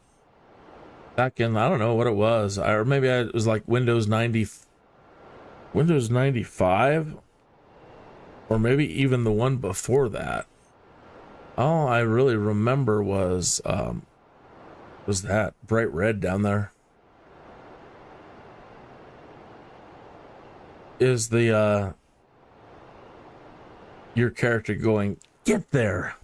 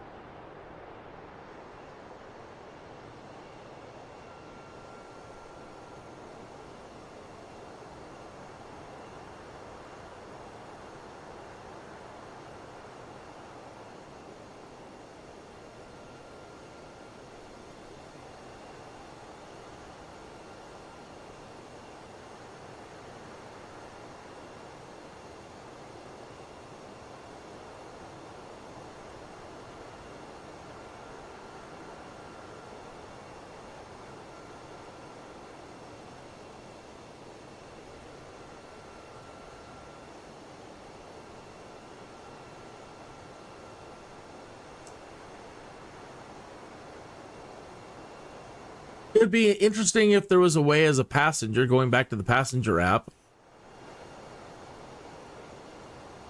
to maybe request a flight. Because I'm trying to think of other interesting ways, or ways that would be fun as a passenger inside the plane, to maybe say, can we go here? You know, I know we're going to Greece, but since nobody else is on this flight but me, can I suggest that we just go here? And possibly ways to input suggestions for, I don't know. Trying to think about,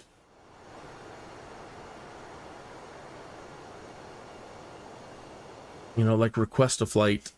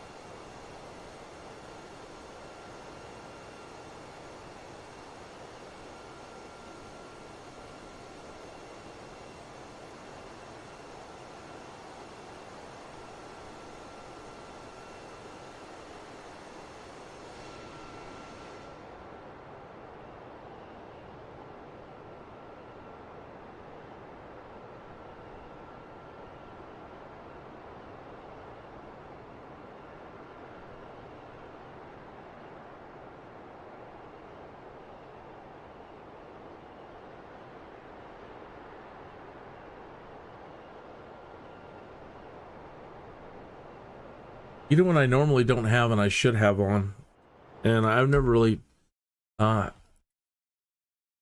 about it, but I didn't want to use the compute power for it. But it might be interesting when we're doing a sunset like this, for you to see live real world air traffic. I don't know how many aircraft there would be around here. How many aircraft would be around here? But let's go ahead and turn that on. And traffic. Let's turn up the airport vehicle density a little bit.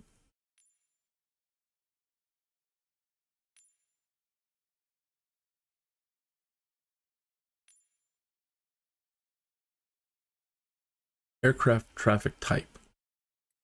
Choose whether to populate the world with AI traffic, real-time, online, simulate real-world traffic, this option, blah, blah, blah.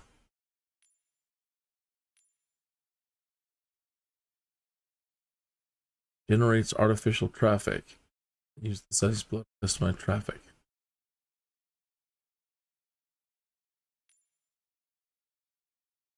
I don't see the real-time online option.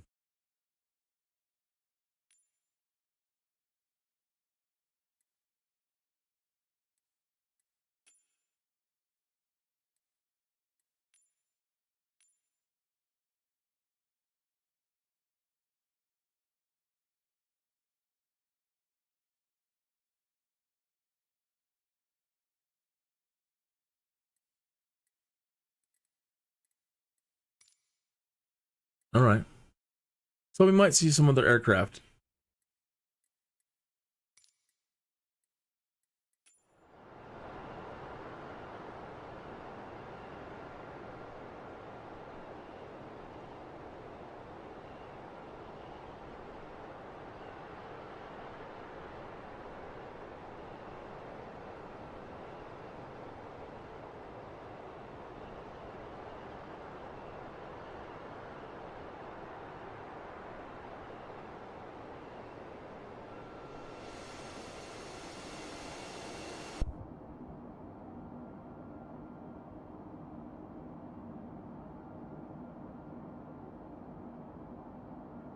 Now, I think we said that at Layson, we're supposed to be at 9,000.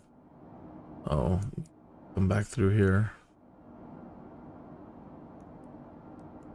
Layson, 9,500. Vacuum, 13,500.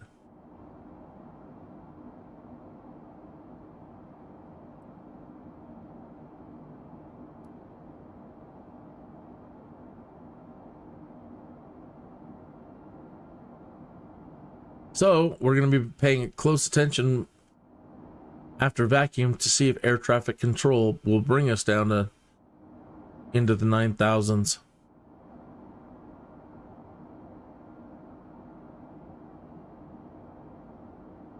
$120 knots.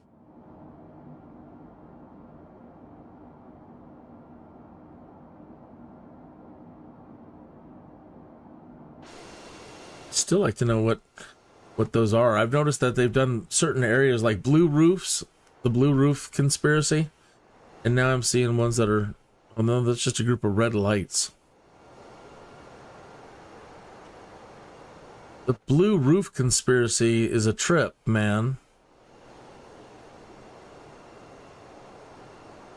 It's like that movie Creator, where they've got this thing in orbit that lasers everything, and if you don't have a blue designated blue roof, you're prone to get vaporized. So as we were flying around, and I haven't seen any today, but as we were flying around in the last 2 weeks in those live streams, there are places where I've been pointing out, look at all the blue roofs, and they're not painted blue. The computer has painted a block of blue over a particular roof, if that makes sense. It's not baked into the scenery and part of the scenery itself. The computer has blocked out a particular roof and put a blue patch over it. And I don't know if that's just markers for like landscapes that need to be put into the future. But considering everybody's talking about blue roof conspiracy, that's what it makes me think about.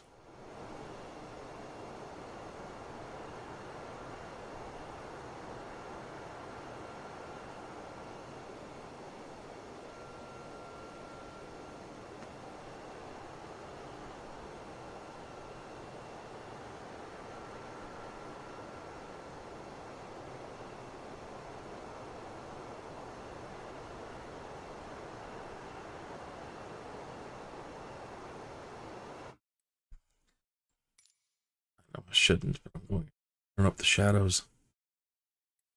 Where, you know, it's, why do you need shadows at night? Well, both.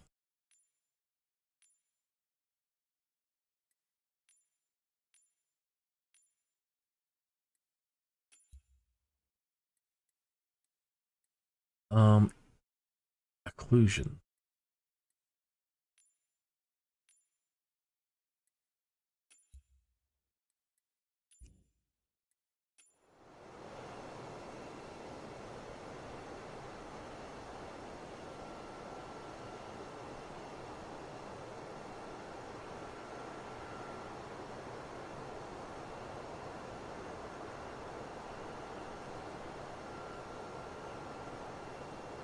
I really need to spend some time looking at people that are using NVIDIA 4090s and equivalent, AMD equivalents or whatever. But I need to spend a lot of time and really, you know, see if they really are getting much better results on ground textures.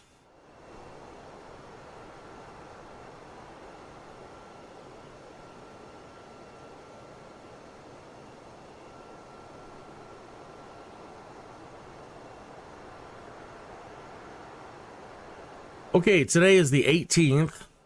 Now, if all goes well, I believe in 2 days, update 15 comes out. Now, update 15 is supposed to give us a peek into the capabilities, the memory optimization capabilities of Microsoft Flight Simulator 2024, which is coming out later this year. Probably at the end of the year.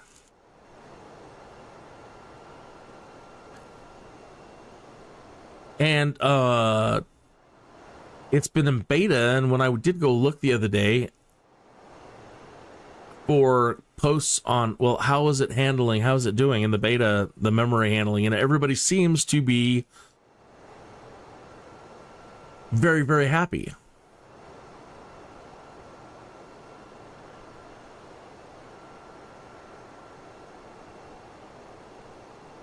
I don't know how much of an FPS boost people are getting, but I haven't seen any bad comments at the moment. So 2 days from now, I might be singing Zippity Doodah, because that will, you know, allow me potentially to start upping the graphics as high as I can push it with the machine like this, and still have it run okay.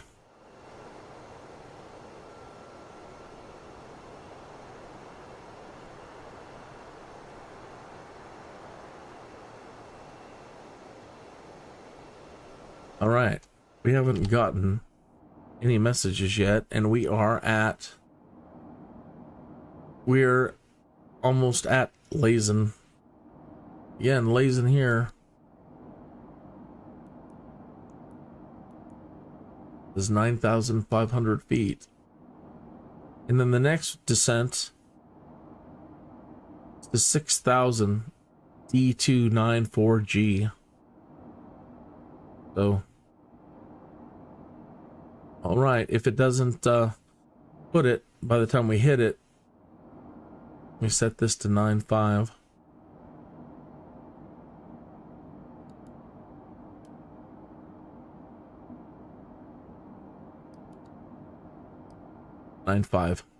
But I'm not going to engage it just yet.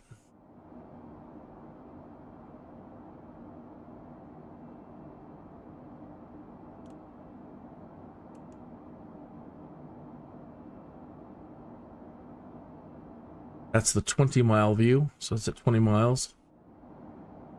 5.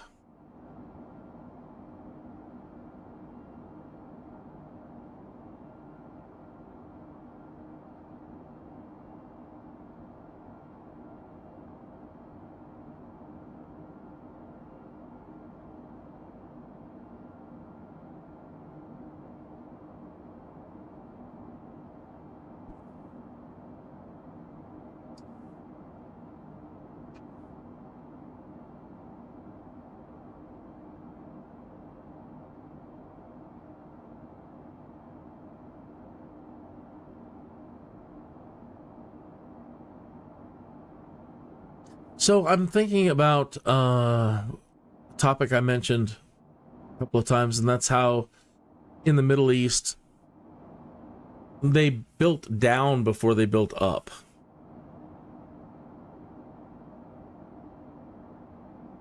So at least they did in the ancient world. But I believe that they've, throughout areas, have maintained that idea. That you build down before you build up. So there's all these undercities. And so when we look and we fly over the Middle East and you don't see a whole lot, it's making me wonder, well, how much don't we see? I've never even seen a map of what a potential undercity looks like. I can only imagine. So when I play The Sims, you're allowed to build 5 stories underground. And I always do. I always take advantage of the lower levels that you can build. And my wife doesn't understand that building philosophy. She's like, you'd be happy with, you know, living underground. And I'm like, yeah, it wouldn't bother me at all. I mean, that's... Think about the heating and cooling and other things that you could, cool things that you can do. Back in those days too, you know, being out there in the desert, you would still get cold weather, you would still get rain, and potentially you would still at some points get snow. But it may not last long. And so when building down, you're allowed to think about those things in your design planning. Like any water, should it touch the ground, if it pools at all, where does it pool to? How do you capture it? So if you're building down, water is going to fall naturally down. So the first things that you design in are these, any sort of water catches. And as the water falls, it's going to get cooler and cooler. The further it goes under the ground. A lot of things you see in old ancient structures where they built under the ground as towers. And people think, cool, those are just towers to climb up on and see things at a distance. And they're not actually. They're actually meant to catch the wind that moves higher, the warmer air, and create an area for the warm air to fall. And have it fall into your lower levels. And as it falls into the lower levels, it starts cooling down, so it creates a draw. And the air will fall as low as you're channeling it. So imagine being even, let's say, 50 feet under the ground. And that warm air is traveling down from a tower down into your sub-basement 50 feet below, where you've set up a system where a drainage system, basically, where any rainwater or snow melt falls down into chambers where it can be filtered, or solid snow and ice can be obtained and moved to colder areas, or to be used to keep. Basically, you can have refrigeration below the ground with that technique. So it's low enough, the air is moving, and it's cold enough that the ice won't melt. Snow and ice won't melt. All right, now air's got to rise. So then, air's going to circulate down at those lower depths, and it's going to start rising again. So it's going to be cooling the interior as it travels back up. And then it's going to start warming up again, and the cycle repeats. So without you having electrical heating and cooling in your home, that's the way that they design in the ancient, in the Middle East, and in certain adobe structures. But it's mostly these old Mesopotamian sites and Arabic sites. And where am I at? About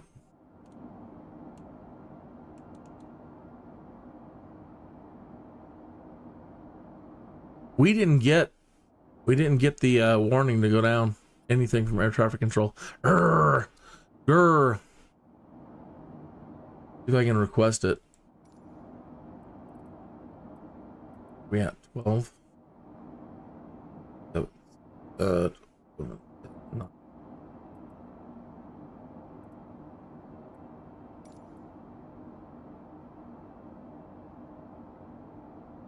3,000 feet. West 9,000 feet.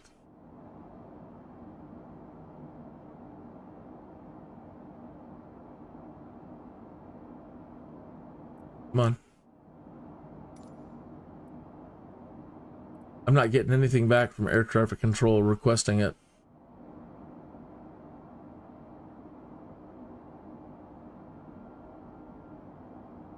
All right, well, I'm coming down. All right, my next mark is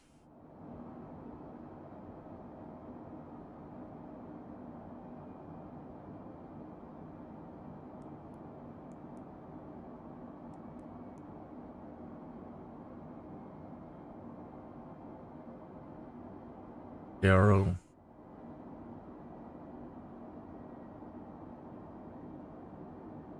And then D294G, 6,000 feet.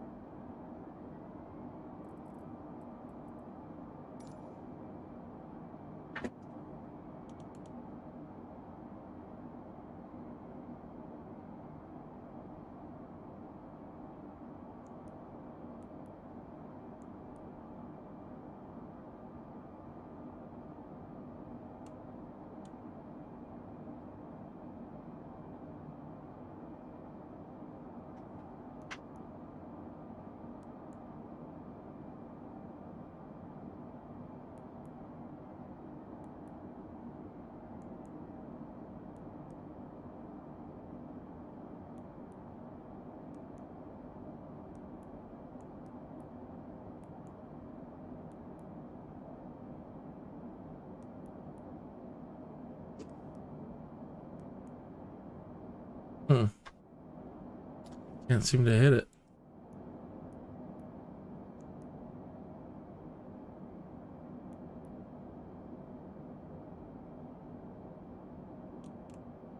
Okay. E249L. E.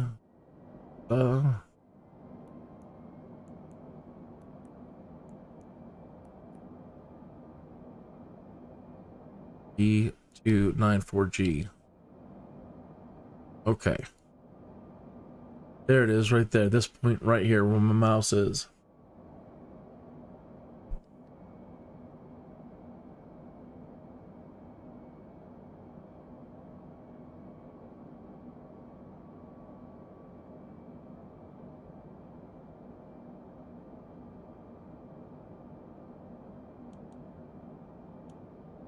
We're way out here still.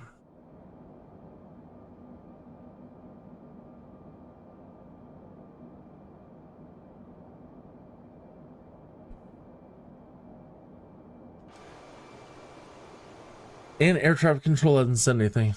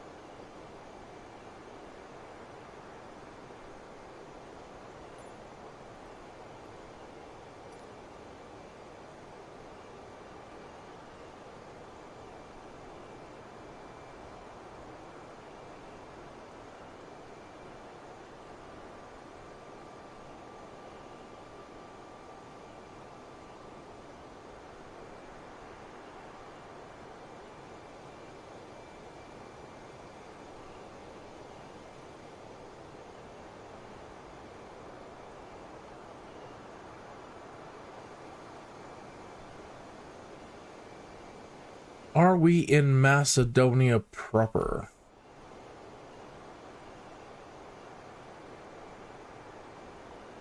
I want to say, yeah.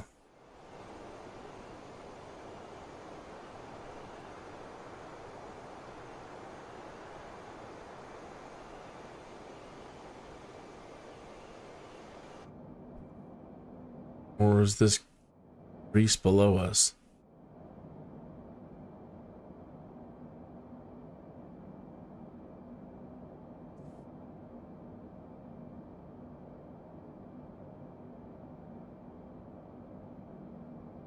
I'm a dummy, man. Just today has just been one of those days.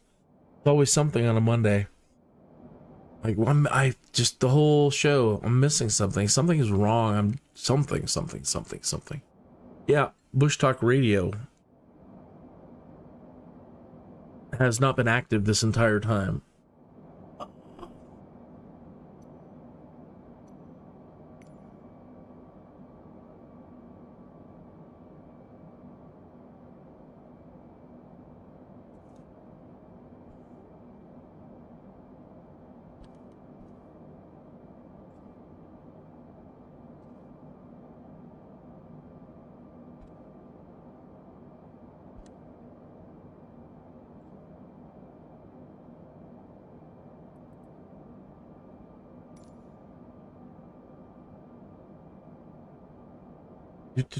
Do.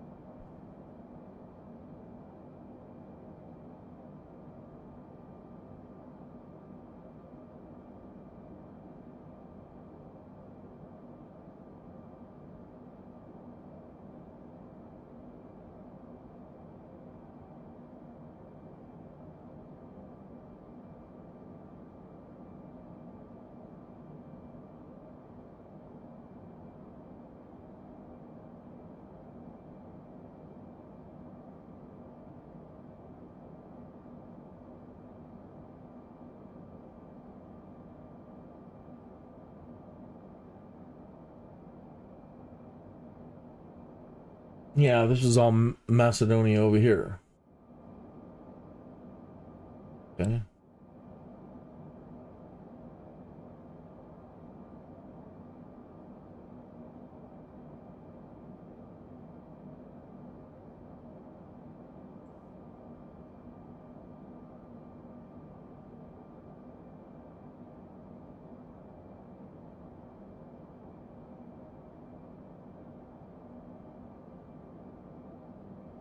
I don't think we would have really hit anything anyway, so it wasn't that bad. We didn't miss a lot.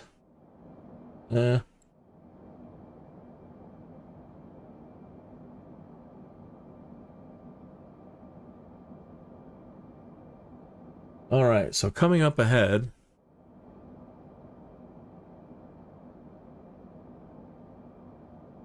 to our port side, we have the blue ones are usually just mountains.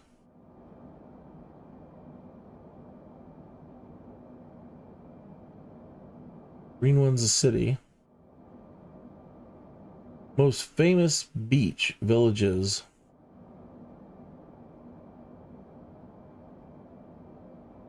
Okay, so famous beaches. Mykonos windmills. Who knows if we'll be able to see those or not. Church of Panagia. Or a Portiani.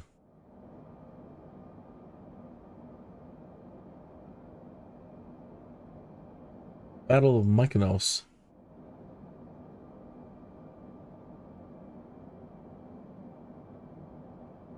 Yeah, let's find out about that actually. Let's do it. The Battle of Mykonos was a minor naval engagement fought in the main harbour of the Cycladic island of Mykonos on the 17th of June 1794 during the French Revolutionary Wars.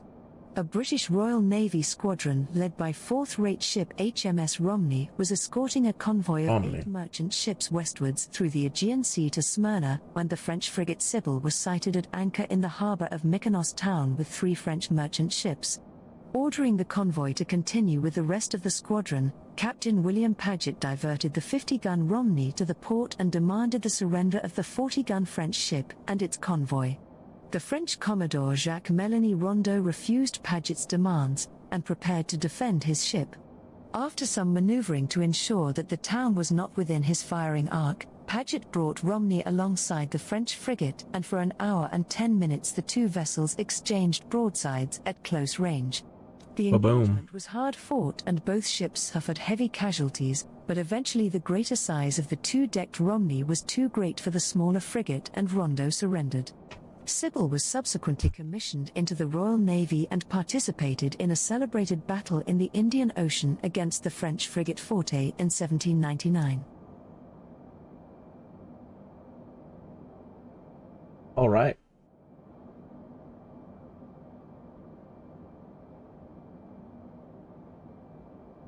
We'll just be skirting this place. Palaiopolis is an ancient city on the west coast of Andros in the Cyclades Islands, Greece, and was the capital of Andros, called Andros, during the Classical period. From the Archaic to the First Byzantine period, the center of the island's activities is traced to the area of Palaiopolis, which is found on the west side of the island, at a distance of 5 kilometers from Ipsili and 10 kilometers from Zagora, Andros. The ceramic findings, which were gathered from the area, are dated back to the Mycenaean period, though some areas show signs of inhabitation during the geometric period. Important findings of the area, the core of Copenhagen, a Kouros, and a statue group of Pegasus and Bellerophon, which date back to the 6th century BC, show that the city was prosperous during the Archaic period. Construction in the area, according to the most recent findings, began during the beginning of the 5th century BC and continued through the Old Christian times. The area of the city is evident from the fortifications that are still visible along its length. The center of Palaiopolis was to the east, near the port whose remains are still evident today, submerged in the sea. Cemeteries are located on the outskirts of town, to the east and west. From the remains, the many sculptures and written sources, one can see that the city was well fortified and had a marketplace, theatre, altars and temples. The city continued throughout the 6th century AD, as it is evident from the remains of pre-Byzantine basilica churches found in the area.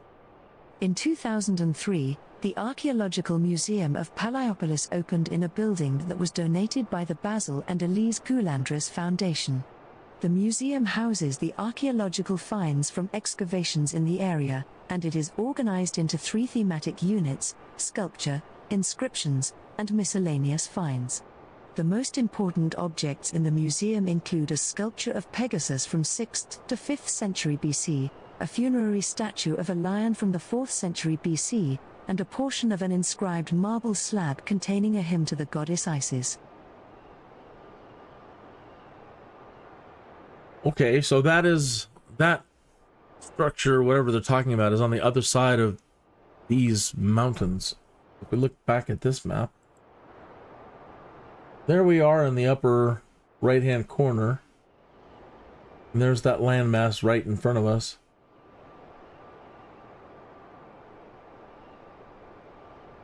That's what we were playing right there. The one directly ahead of us is this.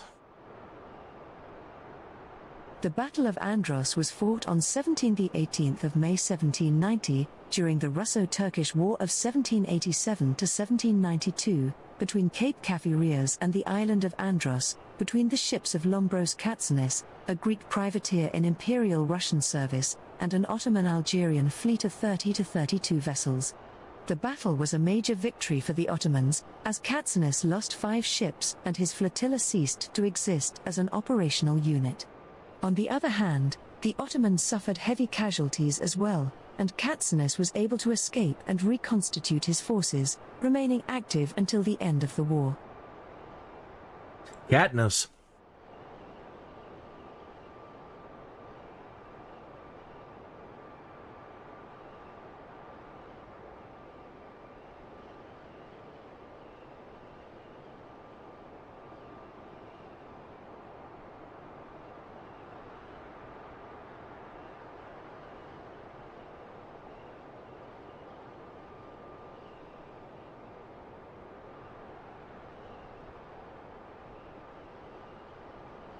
Petalioi is an island complex in southeast of Evia, in the homonymous Gulf. It consists of 10 small islands and islets, almost all uninhabited. The total area of the complex is 22.5 square kilometers. They belong to Karastos municipality, in municipal unit. The islands of the complex are of Go, Lamperousa, Luluthi, Macronisi, Ponticoniso, Prasso, Tragos, and Founti. The largest of them is. It has an area of 17 km2 and is uninhabited. The most of them are private islands and belong to Greek shipowners. The name Petaliou derives from the name of the largest island Megalonissos that was being named Petalios in antiquity. In modern times the islands were a property of Greek royal family. In 1915 or 1916, the Prince George II sold the islands to Greek shipowner Maris Imperikos.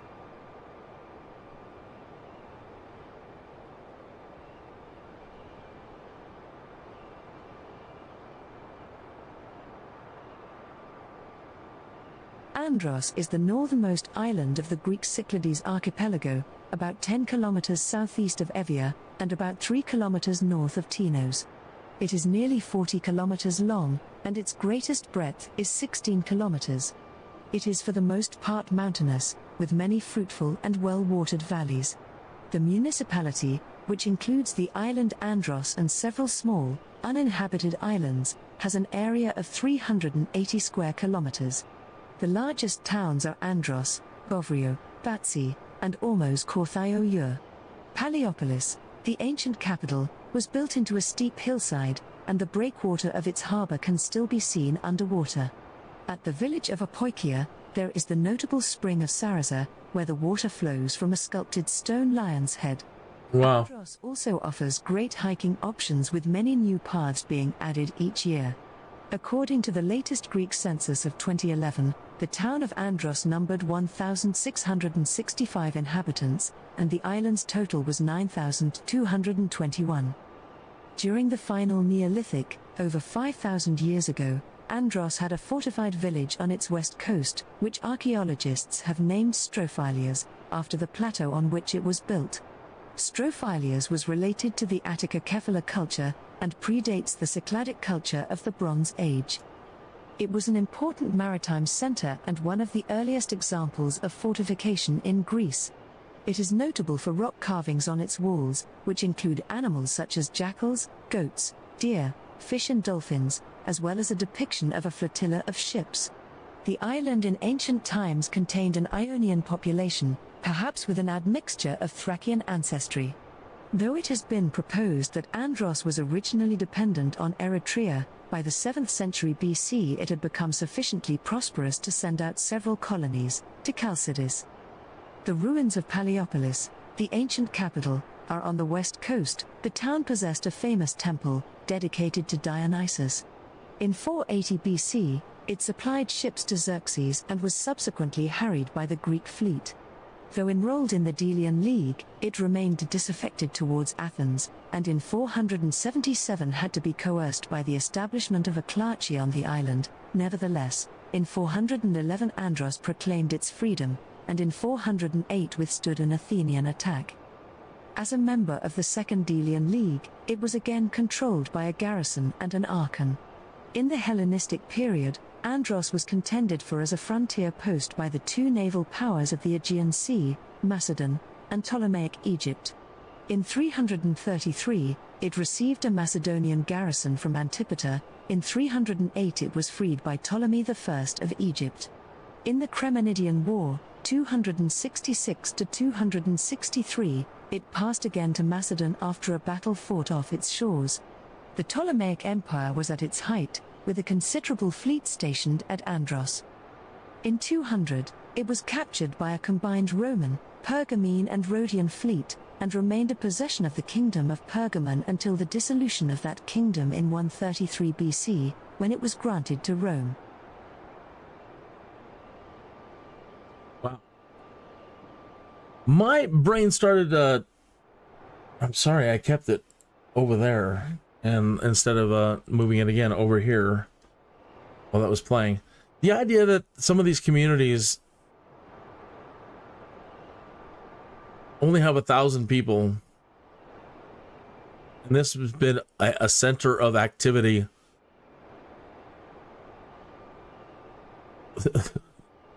from the earliest times of man. And they have a population of 1,000. You know, I'm thinking about picking up and moving there. Yeah, I'll fish. What do you need me to do?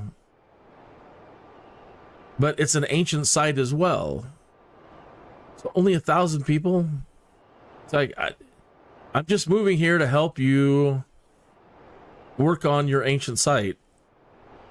And restoring your ancient site and working on ancient sites and, you know, moving rocks here and there and digging here and there and preserving ancient sites. Other than that, what do you need me to do, man?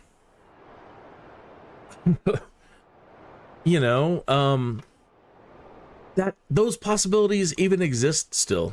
Pretty far out. And I know it, you know, just imagining here, but that's not something that's beyond possibility.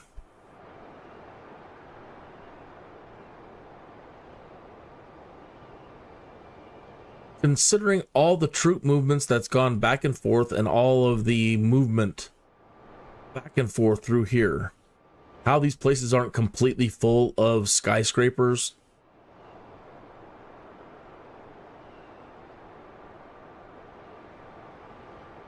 is beyond me.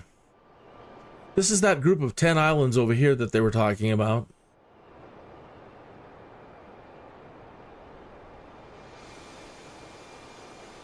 The Battle of Andros was fought on 17th This is a replay. 1790 during the Russo-Turkish War of 1787 to 1792 between Cape Kafireas and the island of Andros, between the ships of Lombros Katsanis, a Greek privateer in Imperial Russian service, and an Ottoman-Algerian fleet of 30 to 32 vessels.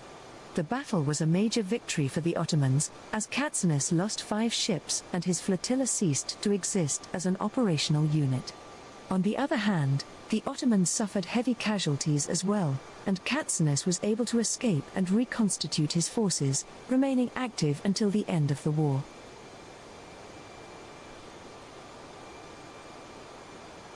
That's whatever, directly below us, it triggered it automatically.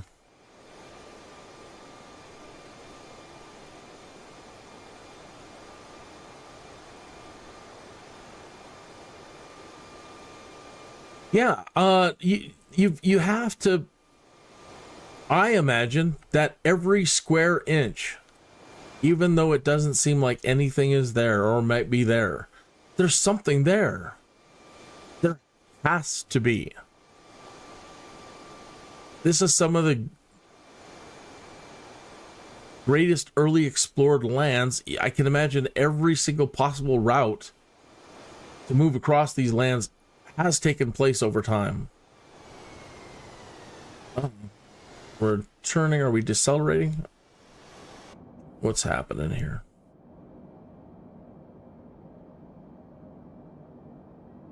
Yeah, we're getting there. Okay. Let me zoom in on the map. Okay, yeah. D9 4G. D9 4G 6000.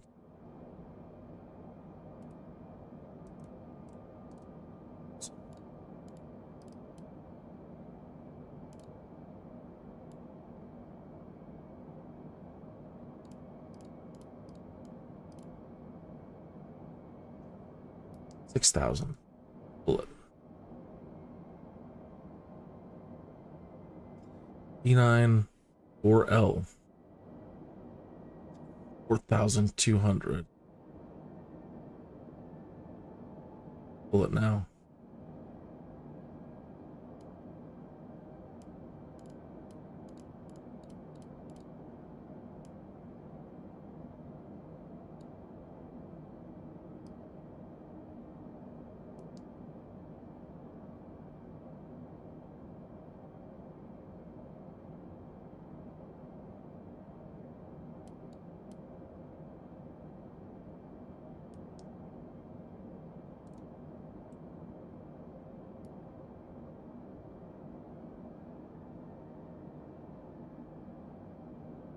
And I'm increasing our vertical speed to dive.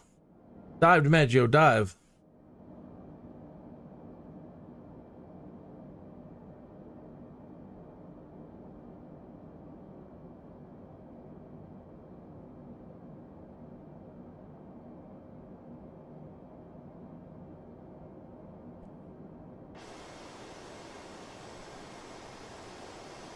Yeah, living anywhere. If I lived anywhere here, I'd invest most of my time in archaeology and excavation. I mean, every inch is, every centimeter down there is a potential gold mine. Talking about thousands of years of movement back and forth.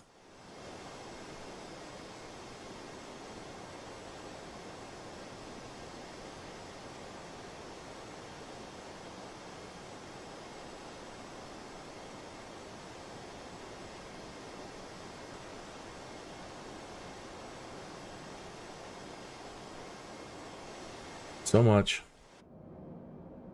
Awesome.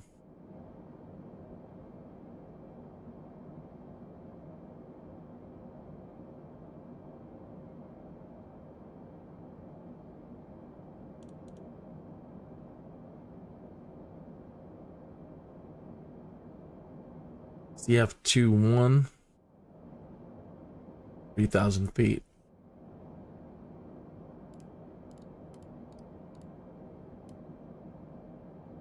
pull it.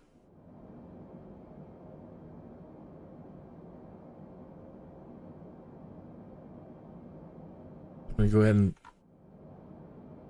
pull a little bit of flaps. The computer know that we're starting to slow down. Overspeed. Gosh, you. Overspeed. Overspeed. Figure it out. Overspeed. Overspeed.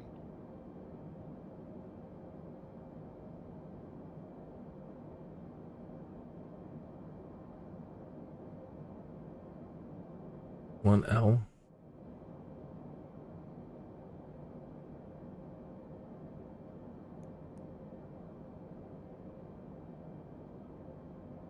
D294Q 3500. What? We're supposed to go up? I don't like that.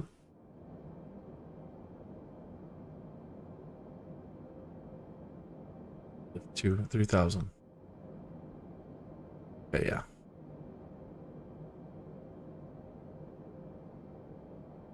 Do 1,900.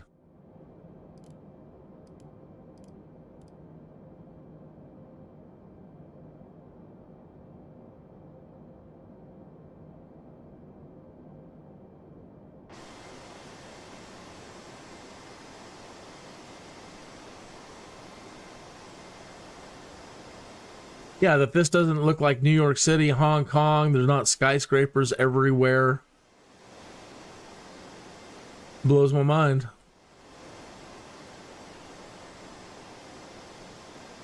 No Walmarts in sight. There might be a Walmart here or there, I suppose. But you know what I mean? It's as we're coming into ancient ports. 2,500.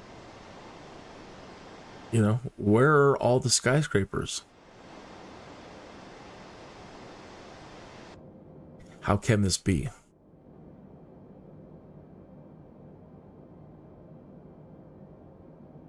Do 1L. Let's do gear down.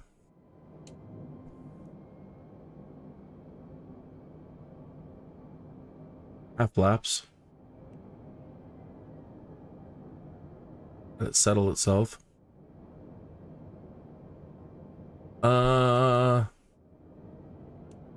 Localizer.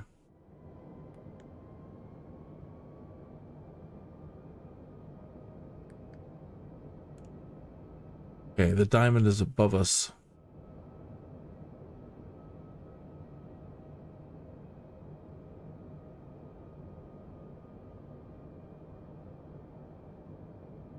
Okay, diamond's falling.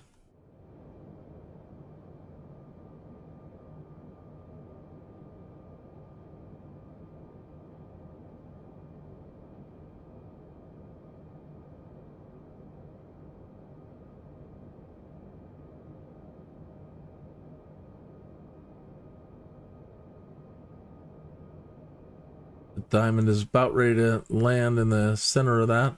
It's centered. I'm hitting approach. Approach is on.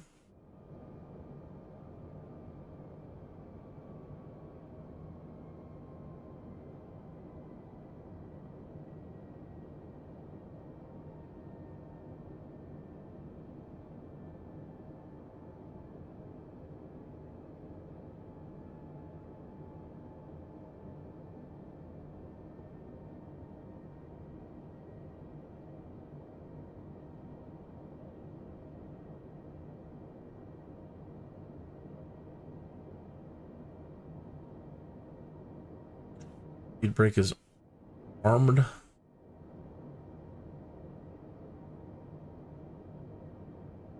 Full flaps.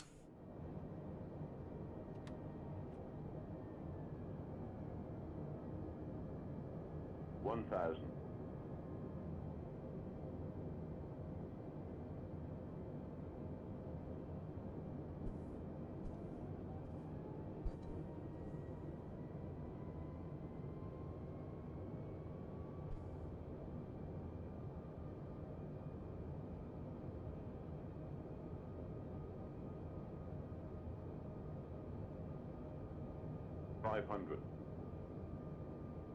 Autopilot disengage. 300. 200.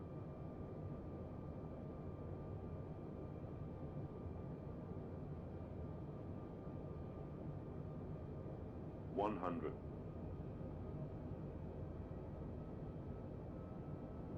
60. 50. 40. 30. 20. Retard. Little bouncy, sorry.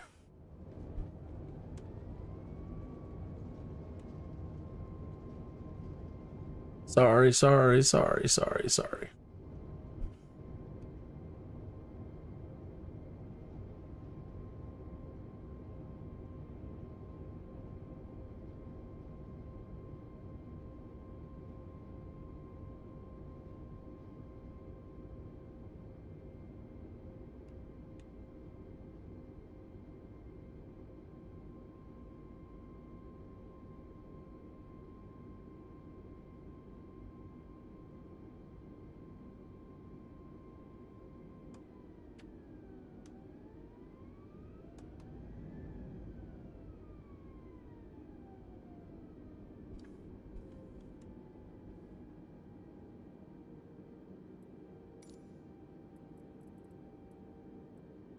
Wow, it bugged out somewhere along there. Really? Yeah, it broke the entire flight plan. We should already have all of our ground service taxi options, blah, blah, blah, blah, blah. So something went wrong.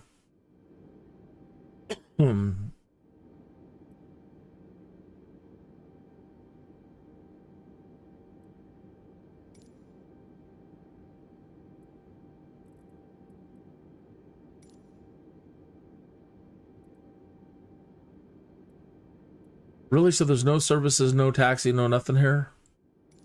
Okay.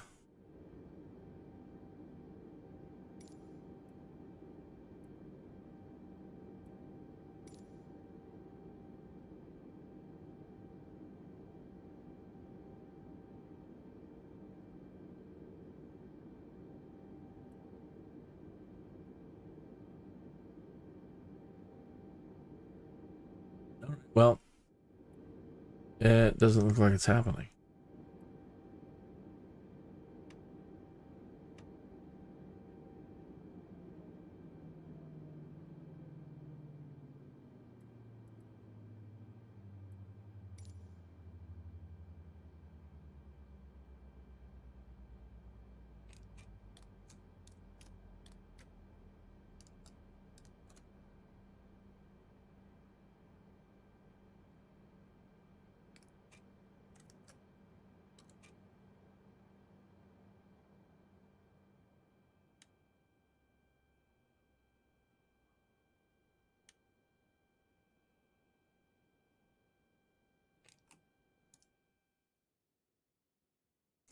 That's what I want.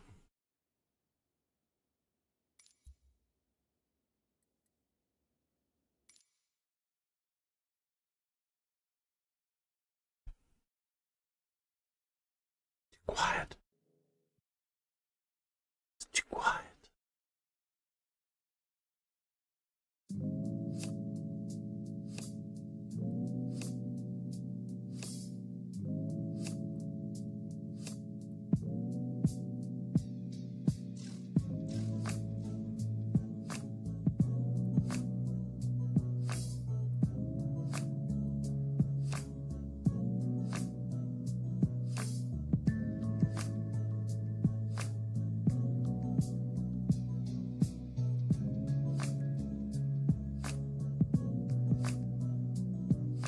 All right, here's Athens.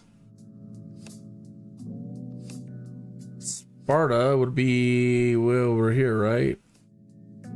Sparta.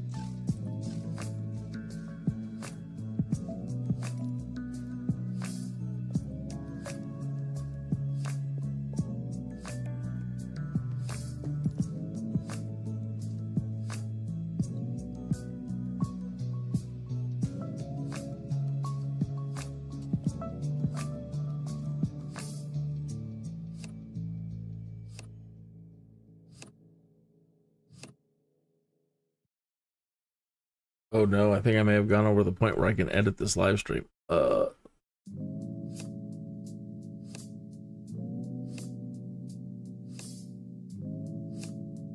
Time flies, man. Time just literally flew today. That's good though. You're having a good time. The Acropolis of Athens is an ancient citadel located on a rocky outcrop above the city of Athens and contains the remains of several ancient buildings of great architectural and historic significance, the most famous being the Parthenon. The word Acropolis is from the Greek words kappa rho omicron nu and pi lambda iota sigma. Although the term Acropolis is generic and there are many other Acropolis in Greece, the significance of the Acropolis of Athens is such that it is commonly known as the Acropolis without qualification. During ancient times it was known also more properly as Scropia, after the legendary serpent man, Cecrops, the supposed first Athenian king. While there is evidence that the hill was inhabited as far back as the 4th millennium BC, it was Pericles in the 5th century BC who coordinated the construction of the site's most important present remains, including the Parthenon, the Propylaea, the Erechtheion and the Temple of Athena Nike. The Parthenon and the other buildings were seriously damaged during the 1687 siege by the Venetians during the Mauryan War, when gunpowder being stored in the Parthenon by the Ottomans was hit by a cannonball and exploded. Okay.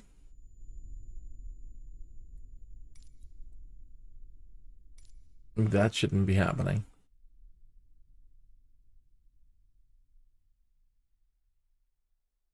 Dun, dun, dun, dun.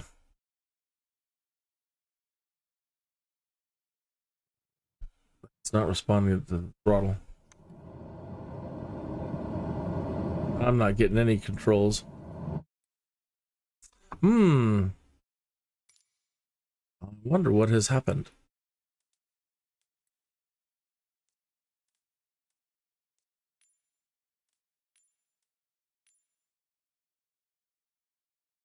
That is correct. Oh, yeah, that is correct.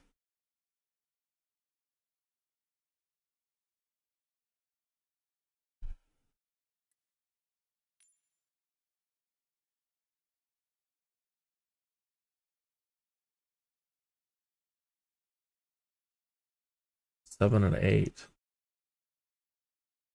Color pitch.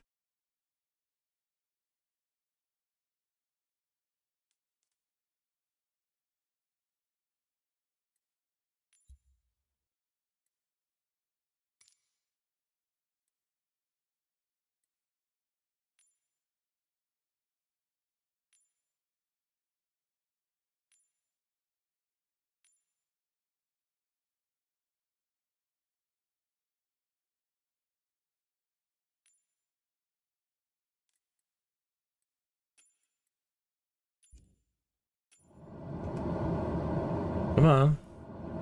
Oh my lord. This thing is so much fun to fly. I don't know why it is not working properly. And it's unfortunate that the airport is so darn far away. But let's maybe spawn there and see what we can get.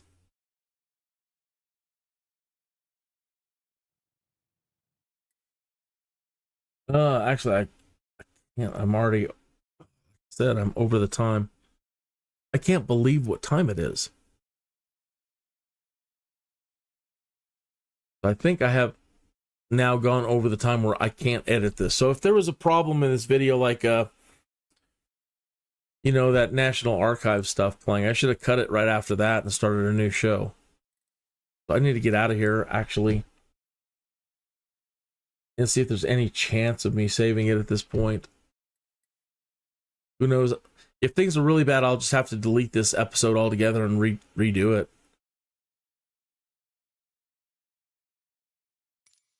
So my apologies, I guess tomorrow. Or I'll start another show here, whatever. Let's just do it tomorrow. We'll explore Greece, do the Parthenon, yada, yada, yada.